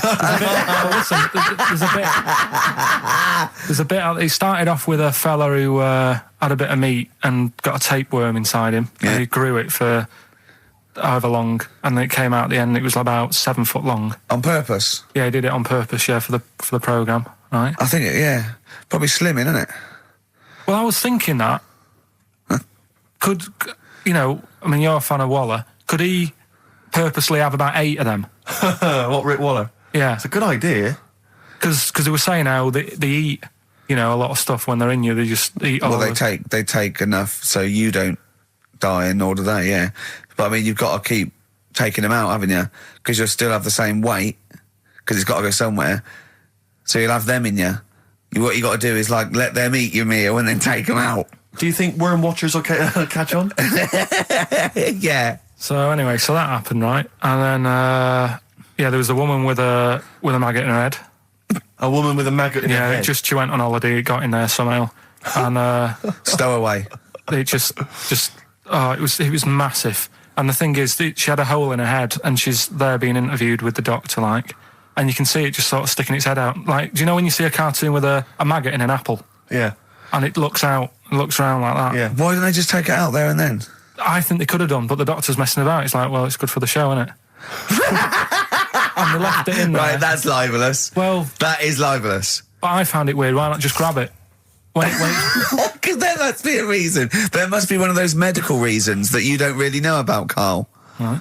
And another bit. This was the best one. Right? Grab it. Right. There's this fella, and he was on his bike, right, cycling to work or whatever, and he sort of sees this thing in the corner of his eye. Right? Literally in the corner of his eye.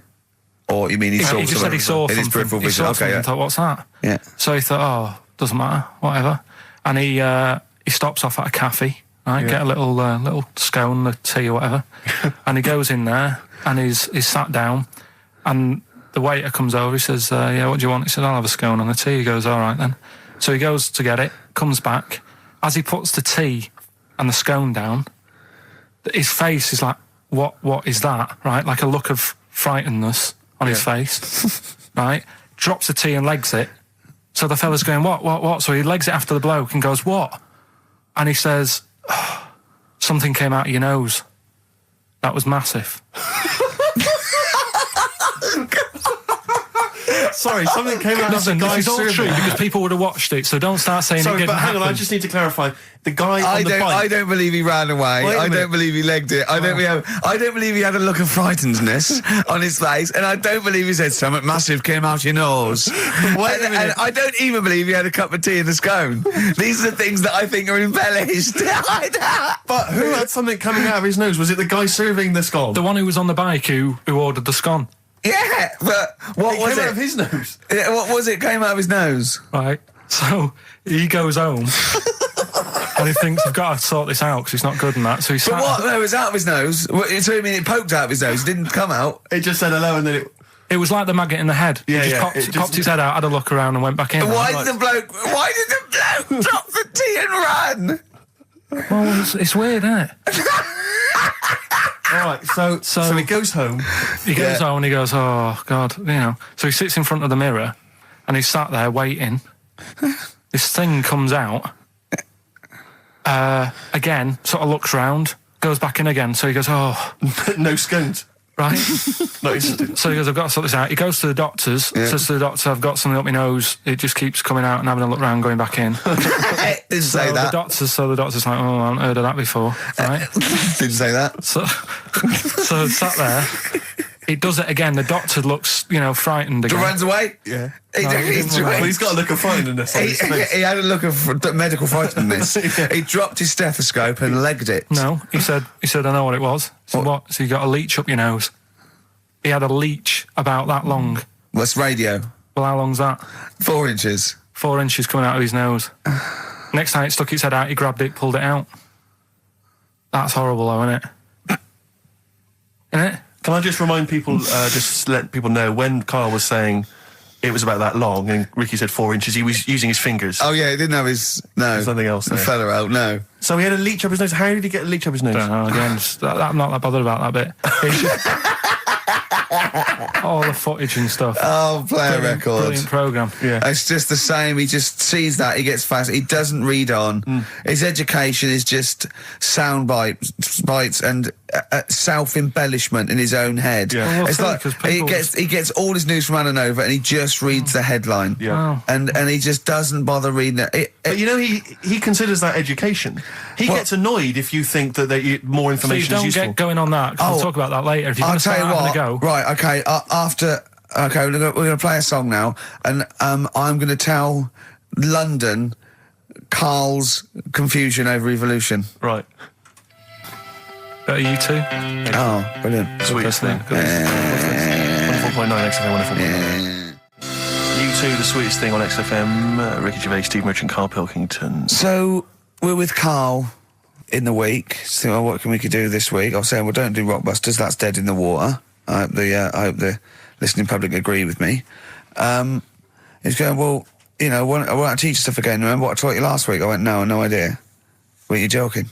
I went, no. And he went, Ivan the Terrible goes like a fella's eyes. Yeah. He actually said Ivan the Terrible at the time. Yeah. So I can't remember. This was a man who had built something for Ivan the Terrible, and then but his idea of education is telling someone something that knows more about the subject than him, so they can correct him when he's telling them it. And so I said, well, I don't know. And he gets annoyed that me and you are dubious against monkeys who perform bank robberies. And he goes, but you believe in Newton. He doesn't know the difference. I was trying to explain the laws of the universe, right? He was going, what do you do? And so all I come up with, I thought somewhat interesting. You know when you tell a child maths, you say you've got 3 potatoes and you've got 4 potatoes. I have to do that with science to Karl.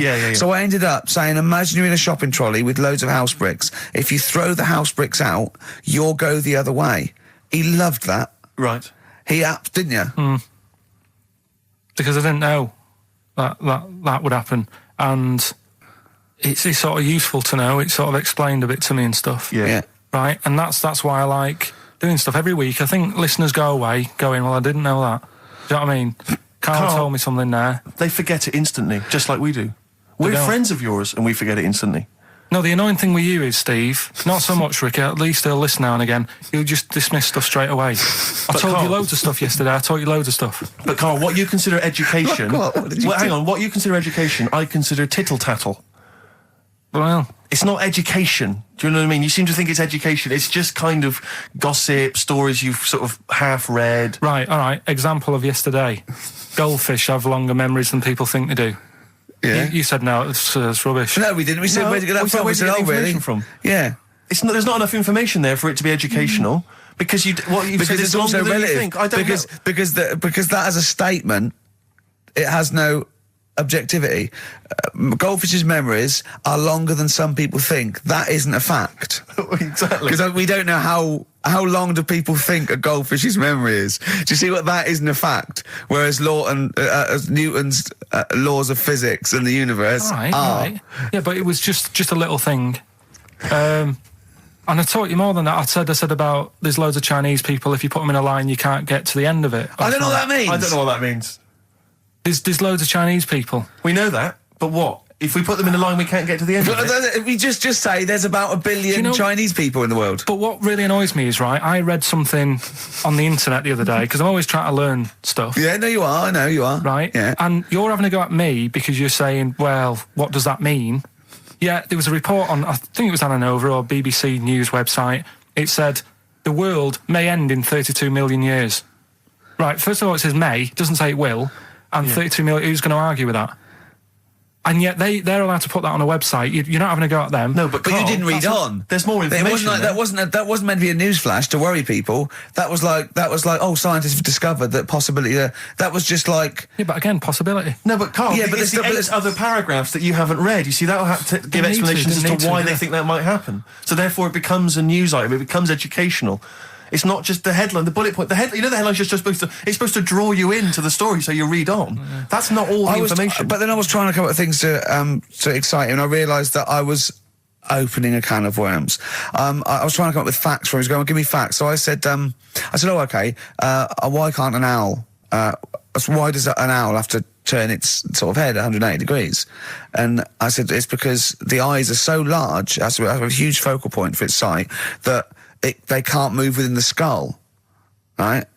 And he went, well, why'd they do that? Why don't they just do it, give them normal eyes, and then not have to turn their head? I went, what do you mean? Why didn't they? He went, well, whoever did that. I went, well, it was evolution. He went, it's like giraffes. I read that giraffes grew their necks to eat food. So well, they didn't grow their necks to get the food.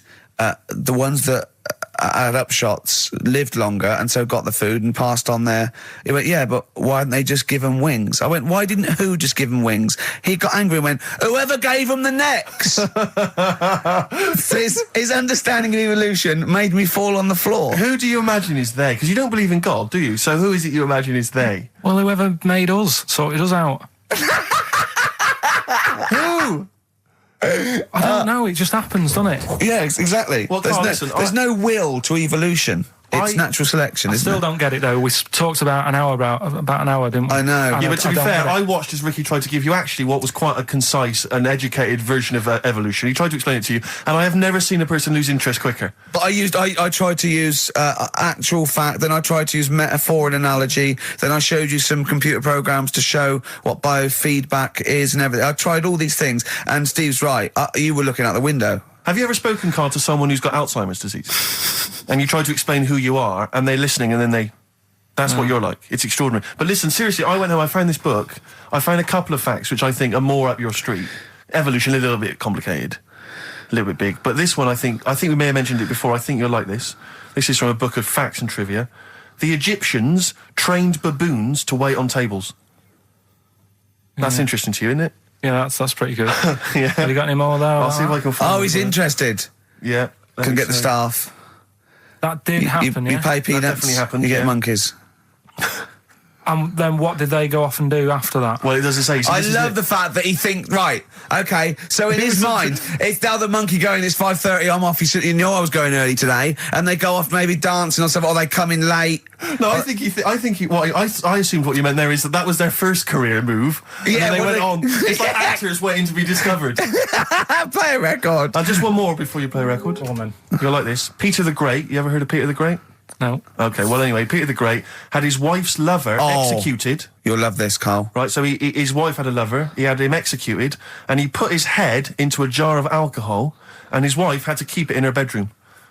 Do you understand? That's every time every morning she'd wake up and there was her lover's head in a jar. Who took his head off? He took his own head off. Play a record. Play a record.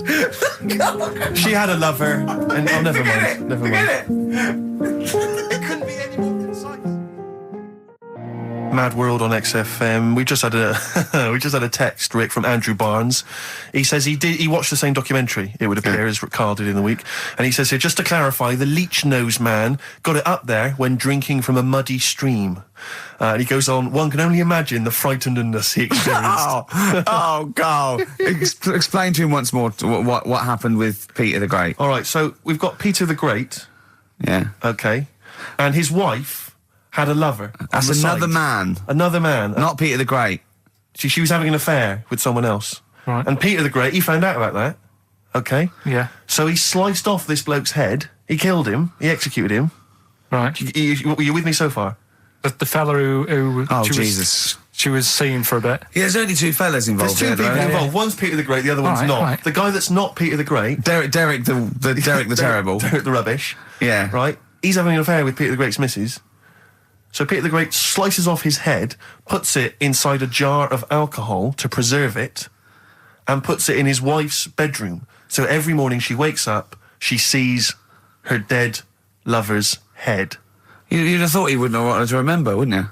Oh. Best bury the head so she don't remember. Well, it was a reminder so as not to put it about. And did it work? Oh, I don't know. I love that. Again, that to me is an amazing thing to do. And you go, did it work? I mean, you've got quite an interesting mind, actually. I mean, you are, in some ways, really, really bright and intelligent. I love the way you think. You're one of the cleverest blokes in some ways that I know. Hello, it says I've got common sense. Well, yeah, and that's more important than knowing about, you know. But it's you really. It's like you follow the subplot, which is quite an interesting thing. Do you know what I mean? It's like you tell you a story, you'll always pick up on something that I didn't even think was an important bit. It's like you're looking out of the window all the time. So what's important about that head thing? What do you mean? The head in a jar. It's a grotesque thing to do. It shows ego, power, cruelty, and revenge. Although I think it probably did work because he is called Peter the Great. Yeah. So you'd assume he got it right. Yeah. I don't see how you can query that. That's the sort of facts you give us. You see now you're on the other side of the fence, and you've got questions just like we've always got questions. No, but in Karl's thing, it would have been. Turns out. Some weird happened, right? And he was still alive. Yeah. And so she was still having sex with body. And his head was watching. Yeah. And Peter the Great didn't even know. See how he's perked up? I understand what you're saying. Now, I've learned some other stuff. So I'll see if I can, educate you a bit before 3. But I want to know, I'll tell you what education I want. I want to know what sort of things I can buy this weekend. Butt plugs. No. Have you got any adverts? Oh, yeah. XFM. Yeah. Pandora's box. There's some sort of lesson there. Yeah. What happened? All the evils of the world, wasn't it? Pretty much. What? Yeah. Oh, don't try to explain it to Karl. No, Pandora's box. Go on. Well, told not to open it, opened it, released all the evils that are in the world now.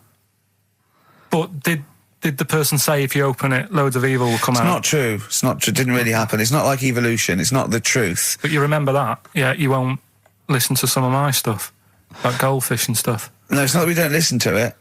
It's that you would pass off how all the evils in the world got here. Because on Ananova it would be, Pandora opens box. Yeah. Actually, speaking of headlines. Oh, here we go. Okay, look. Imagine if Pilkington was on News at 10, okay? We should just explain, you cannot be bothered to read an entire news story. You get everything you need from a headline, don't you? Well, I think it's enough. I think if they did... Well, let's see if this is enough. Let's see if Trevor McDonald just read this on the News at 10, it'd be shorter and you get back to the football, whatever. Yeah, here we go. And here is the News at 2:15 with Karl Pilkington. Bong. Man who walks backwards around lake falls in. Bong. Chinese woman eats dirt. Bong. Man lives in rubbish dump for 10 years. Brilliant. Bong. Czech family says they've got a rabbit with 3 knobs. Right. Done. Sorry, can you just read a little bit more of the Czech family with 3 knobs? Just about a family. Not read it to yourself. Read it out on air. It's just about... He can't read it to himself. I tell him to read it to himself. We still hear it. No, he was, because I could see his lips moving. Go on. Just this fella who had 3 rabbits. Right, just think of this is Trevor McDonald. Yeah. Okay, carry on, Karl. Okay, oh, here's the news. Right, good, brilliant. Go on. There's a fella, he's got 3 rabbits and that, and then he checks them out, right? Yeah. 2 of the rabbits have got 2 knobs each. Right. And he goes, that's a bit weird, isn't it? Sure. And they're throwing them around, sort of chucking, showing them around the family and stuff, saying, look at that, that's weird. Picks up the 3rd one, it's got 3. Yeah. So they ate the 2 with 2, because they thought they best keep the 3rd one, because a little bit lucky in that. Yeah. It is lucky. 3 knobs there, yeah. Now here's the sports news, and that's how it would work. Yeah, okay, brilliant. Well, read about the Chinese woman who eats dirt. I'm interested in that. That's it. That is the story, isn't it? What more do you need to know? It's well, just I want to know a little bit more. Can you just embellish it? 78-year-old Chinese woman. She says she's 78. Makes you wonder. Yeah. With my theory. Carl's theory is that Chinese people don't age well, and so those Chinese people that are saying they're 112 are really only 33. That's why he doesn't want to be recognised, because he doesn't want to walk out from here into Chinatown. Yeah. It just says she's been eating soil for 70 years. She's ate about 10 tons of the stuff, and it's done her no harm. Kept her grounded. It's probably all right for you, isn't it? Because it passes through, doesn't it? Yeah. Well, they say, don't they, if you're having a kid, let it play in soil and that, because... well, that's to get it immune, yeah, to get it, yeah. But lots of, like, things with sort of birds and reptiles sometimes swallow soil and stones because it grinds up stuff, breaks down cellulose for them. Doesn't do you any harm. All right, then. One more fact from this book for you, Carl. Apparently, officially, the Second World War is not over. It's not actually over because there's never been an official treaty signed between Germany and Russia. So it's still going on. Interesting or not? Not as good as the monkey one and the woman who eats dirt. And the Peter the Great and that. Sure. But, yeah, it is over, isn't it? Isn't it, though? That's what I mean about you annoying me with stuff that you go, oh, that's interesting. I don't think that is interesting. Okay. There was, what was it I learnt? What was it I learned? Think of that as a question. Well, we're all trying to figure that out. Yeah, go on. Leonardo... DiCaprio? The painter. Da Vinci. He could write with one hand, draw with the other at the same time. Right. Yeah, that's good. It's all right. That's interesting, isn't it? Yeah, it's all right. Well, if you have an interesting fact for Karl Pilkington that you think he might be intrigued by, email ricky.gervais@xfm. What have we got coming up? What have we got coming up? More education stuff. Some good tunes and that. Yeah. And bit of Outcast. Yeah. I've got another fact for you, Carl. Might be of interest to you. This is the final one. The ancient Babylonians had What? Can I just stop you there? What's a Babylonian? My head's gonna burst. What do you mean, what's a Babylonian? I've never heard of one. No, but we'll work out. What's an Evertonian? Someone who supports Everton. Well, or from? From Liverpool. Yeah, so what's a Babylonian? It's from Baba. Yeah, well, anyway, some people from Baba, ancient Baba, they didn't have very many doctors in those days, all right? Because they felt that illnesses should be left to the wisdom of the public, right? So if you were sick, okay, you were placed in the city centre, right? And then a passerby... Outside Baba. And a passerby who had suffered from the same ailment or who had seen it treated in the past, they would pass by, they would give them advice on how to be cured. Do you understand? So there'd be no doctors, just people passing by would see, they'd say, what's wrong with you? And they'd say, well, blah, blah, blah, I've had the same thing, here's some advice. And pedestrians were forbidden to pass such an individual without inquiring about the complaint and prescribing for it if they knew how to. So hang on, so there's someone ill. Yeah. It's outside the town hall. Yeah. People walk past, go, what's up with you? They go, oh, my foot hurts. And they go, oh, you've got to do this to get rid of that. Yeah. And were they ever right? Well, what do you mean? Were they ever right? Well, how do we know? What are you telling me? What? What have you just told me? What am I meant to take from that? You just said strangers sort of say, you've got that wrong with you. I think he's sulking. I don't think he's ever going to take anything we tell him again because we don't. No, but I don't like the fact that he goes, monkeys can do armed robberies, and we go, no, they can't. I don't understand what the problem is. But how is that different from telling me that a Chinese woman ate dirt?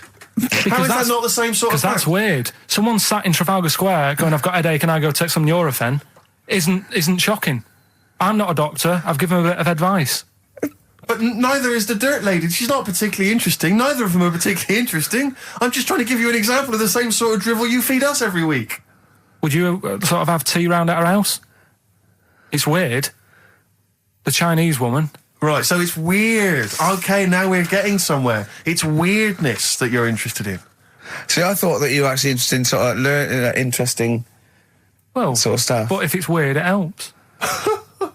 If it's weird, it helps. Yeah, I mean, it doesn't have to be major news. The other day there was something about this fella who I think he wanted to be an actor, right? And he was trying all his life to be an actor. Couldn't get a gig anywhere, right? So when he died, he said, right, I'm going to leave all my money to the theatre as long as that theatre uses my skull in that play they do with the head. Hamlet. In Hamlet. So that's that sort of news, and it's weird. Right. What money did he have if he'd been struggling actor? He had some money in that. What did he do? I don't know. Oh, that's what I'm interested in, what he did. Yeah, that's what me and Steve... Yeah, that's what me and Steve are interested in, what he did, how he earned his money. So, because you were going to educate us this week with some interesting facts. Oh, yeah, come on then. Is that it, or have you got more? Well, that's weird. But that's not educational. You didn't give me his name, you didn't give me when, you didn't give me what theatre. No, but also to take from it. Do you know what I mean? If people listening and go, well, I'm a bit like that, it's like if you've got to be dead and have your skull on stage, that isn't the job for you. That's what I'm saying. If it takes that much, give it up, do something else. Right? What else have I taught you? I don't know. You haven't taught us, so you've never taught me anything. See, we'll just have to sort of... What, agree to disagree? Right. I don't know what you can sort of learn from this. Go on then. 7-Up, the drink. Yeah. Right. We're actually on air now, aren't we? Yeah, this is right, it. Okay. This is it, baby. This is a radio show that we're paid Forget for. That, then. Forget no, come on, 7-Up. It's not really... Not important. It's not interesting. More important. Go on, come on then. The little red dot, that's above the 7 on the can. Do you know, it says 7 up and there's a little red dot. Yeah. That red dot's there because the creator of it was an albino and he had red eyes. And he had that little thing there as his little trademark. Is that true? It's true. That's quite interesting. Right then. So that's what I'm saying. It's not that important, but it's interesting. If it's true, that's interesting. It isn't. It's true and it's interesting. Okay, that's good. You know, Coke used to contain real cocaine. So well, they used to be medicines, didn't they? Tonics, yeah. No, they were medicines. I read that tomato ketchup and Coca-Cola started off as medicines. Probably not a medicine, probably more of a tonic, because it probably a pick-me-up, wasn't it? If I had Coke in it and caffeine and sugar, and same as ketchup, probably lots of vitamin C and lots of sugar, it was probably more of a tonic. It wasn't really a medicine. They didn't say, cancer, have this on your chips. It's some HP. Wasn't a medicine, it was... Well, it was, kind of. All right, okay, let's agree to disagree on that particular one. Okay, all right, yeah. Is that it, Carl? Because you've been educated this week. You've given us the 7-Up thing, okay. I've told you about the goldfish. Not really, but yeah. He didn't tell us anything about goldfish. This is your fact, right? You know what? Goldfish might have longer memories than some people think. That's not a fact. That under no circumstances would imagine Magnus Magnusson saying, what animals might have longer memories than most people think? This is goldfish correct. Imagine that as a question. How is that a fact? If you ever have children, are you going to educate them with this kind of drivel? Is this how you're going to raise your kids? So their minds just pumped full of this That'd be my job. I'd keep them interested with stuff like that. Right. Yeah. Suzanne does the proper stuff. Yeah. So you agree there is some proper stuff? Yeah, but I wouldn't make him do it. I'd just sort of leave the book there. And then if he read it, I'd go, that's good. That is. What book would you think? What, the 50th, freakiest people ever to be born? Give him that to start with. What would you tell me your favourite was? The little fella who was playing the keyboard? That or the three-legged fella. Yeah, okay. So he's learnt that. That's the first day at school. What would you teach him the second day at school? I don't know, because why do owls have to turn 180 degrees to look the other way? Because they've got big eyes. Yeah, and what's that mean? What do you mean? What's it mean? Can I just... I don't think you should have children. Well, Suzanne's always saying, she'd like to hear tiny feet running around the flat. Stuff. Yeah. I just said, let's get a little midget cleaner. Can I just give you a little fact here? Someone's emailed in for you, Carl. They've sent an interesting fact for you. I think you're going to be interested in this. Don't read it on the email. Let me read it for you. I think you'll be excited. An interesting fact from Carl. That's from Toby. He says, Attila the Hun punished some fella who annoyed him by cutting off his arms and legs. You'll love this. And stitching his arms back where his legs should be, and vice versa. Look at his face. Look at a little smile that's just cracked on his lips. That is the kind of fact you've been waiting for all day, isn't it? So go on, again, so... Attila the Hun, right? Some guy didn't like. He cut off his arms and his legs, and he stitched his legs on where his arms should be, and his arms where his legs should be. Look at him looking at his body, trying to picture it. Yeah. I'll let it sink in for a little while, then I'll ruin it for him. Carl, what are you thinking? I'm just picturing it. Right, he would have died. It would have been tokenistic. There's no way that person could have lived through it. So it was just for Attila the Hun's fun. He probably put him on a stick outside his gate or something. There's no way in those days that he could have gone through complete limb amputation and... So would he have wore a jumper for pants? Placebo, Special Needs on XFM 104.9. Email in where Lanzarote is. I don't know if it's Italy or Spain or Europe or maybe Africa. You know, these are the sort of things, these are the reasons I come into it, to at least learn something, innit, Carl? We've stopped educating Ricky, so I've stopped learning, you know, about things like the woman who ate mud all her life. I told you something before when we were in the office. What was that? What did you teach me? They've just counted how many fish are in the sea and that. No, they haven't. They've just done a census. A census? What, of fish? Yeah, some fellas have gone in the sea and they've got to work out. There's about... Mrs. Spratt, is this your son? No, he's a lodger. Okay, well, let's mark him down. That's 2. Oh, I've lost count. 6,400,000. Oh, darn. So how many are there? About... There's a lot. Oh. Well, there are more species of fish than bird, mammal and reptile put together. Can I ask a question? That's on my DVD of animals. That's still available in the shops. Probably find that online. You'll get that slightly cheaper. $15.99. What? Go on, ask me a question. Ask me a question. Includes Karl Pilkington's also on the DVD. Yeah. That's a perfect Christmas gift. Yeah. Yeah, this is a question. I was discussing this yesterday. This is not a bit of shit. This is not a joke. I genuinely have always been slightly perplexed, and we were discussing it last night. The notion of the birds and the bees. Yeah. Now, I don't mean, you know, the birds and the bees. I understand how... Why they use the birds and the bees? Yeah, because, well, you see, I always, as a child, I never... No, I assumed the bees were having some kind of relations with the birds. No. So what is there anything to do with the birds and the bees, or is it literally, just like a euphemism? It's just, the birds and the bees. No, but they... Do the birds do anything with the bees? No, not at all. It was where parents... just take them out? It was where parents used to sidestep the issue by saying things like, you know, when a lady blackbird and a man blackbird, they meet, right? They make a little nest. And then because they're in love, they have an egg. Yeah. And that was it. I understand that. That makes sense. But why the bees? Why the birds and the bees? Well... Probably, I don't know. I don't know. You see, within nature, forgive my ignorance, within nature there is no relationship between bees and birds, is there? No, not at all. No, not at all. Nothing's going on. But probably what it was, if the parent found it hard to say, you know, Daddy puts his penis at Mummy's vagina, it was much easier to say, like in the insect world, billions of them queue up and just fill the queen with spunk for about a day. Sure. You know, that's avoiding the embarrassing intercourse.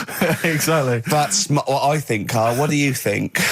Were you taught about the birds and the bees? Did anyone bring that up with you? No, it was just in that class, wasn't it? When they put a video on. That's what we had. No, we had a film. And they just said, "Leia, I watched that." And then what film though? Basic Instinct.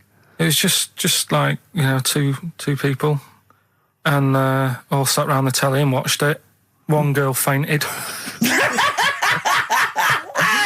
And they said, right, that's that. Next week, you know, prisms or whatever.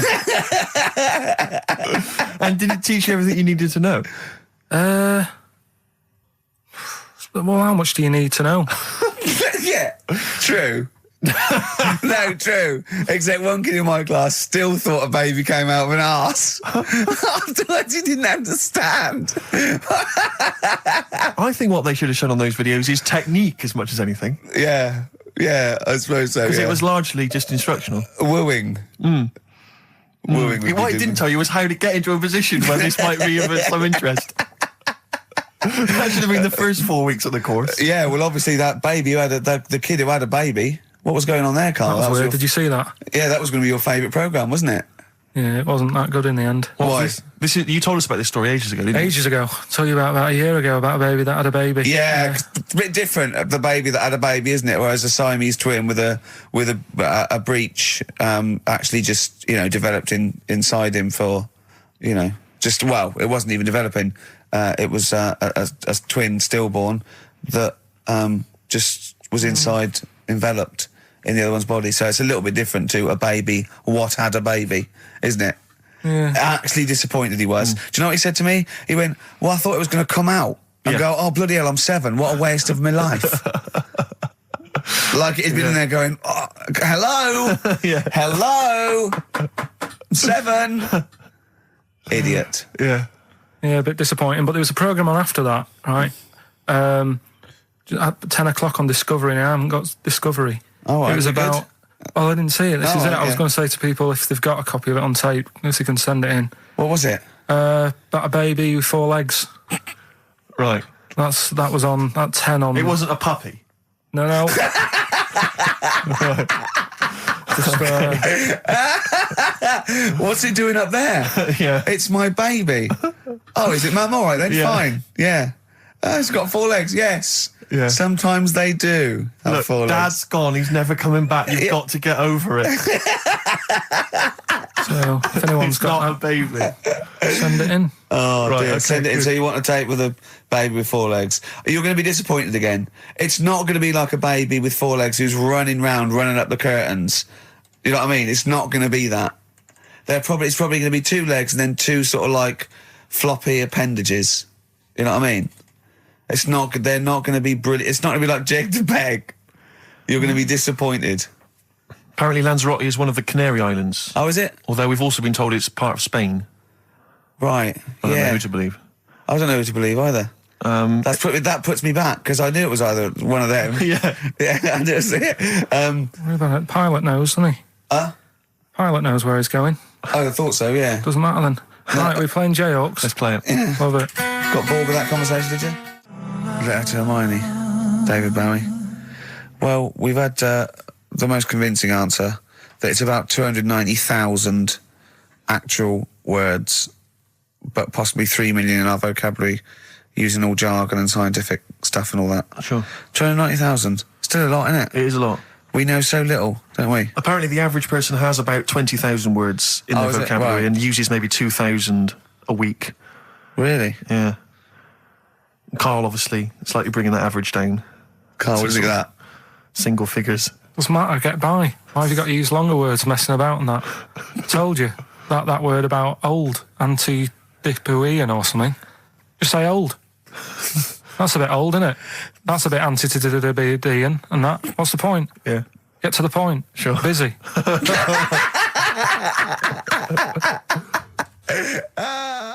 And things that, there's certain things that people get excited about that I think, well, what are you getting excited for? Like what? News, just news. Do you know I normally do the headlines and that? Yeah. Have we got any headlines? Not really, because there isn't that much going on. Isn't there? This is what annoyed me, though. There was something about a woman who's going up Everest on a bike. Do you know what I mean? And they were like, oh, brilliant. But I don't think that's that good. When someone's done it walking... Carl, you're going to do some news stories, I think. Well, like I said, there hasn't been that much going on. There's a story about a fella who hasn't eaten for 70 years. Right. He hasn't eaten. Is that all that's all the information you're going to give us? Yeah, hasn't eaten for 70 years. Hasn't had a drink, but he's all right.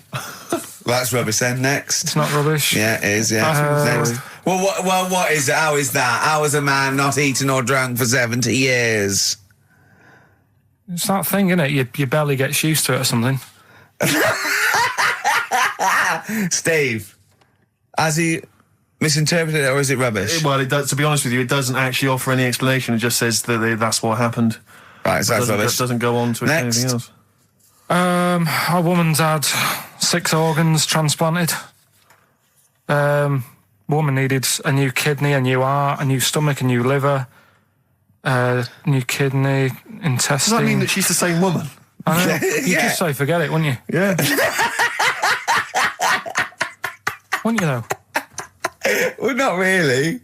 You know, the organ is just a lump of tissue. If you're that knackered, call it a day. I don't waste time with that. Yeah, and good advice. There's a woman who hasn't slept for 8 years as well.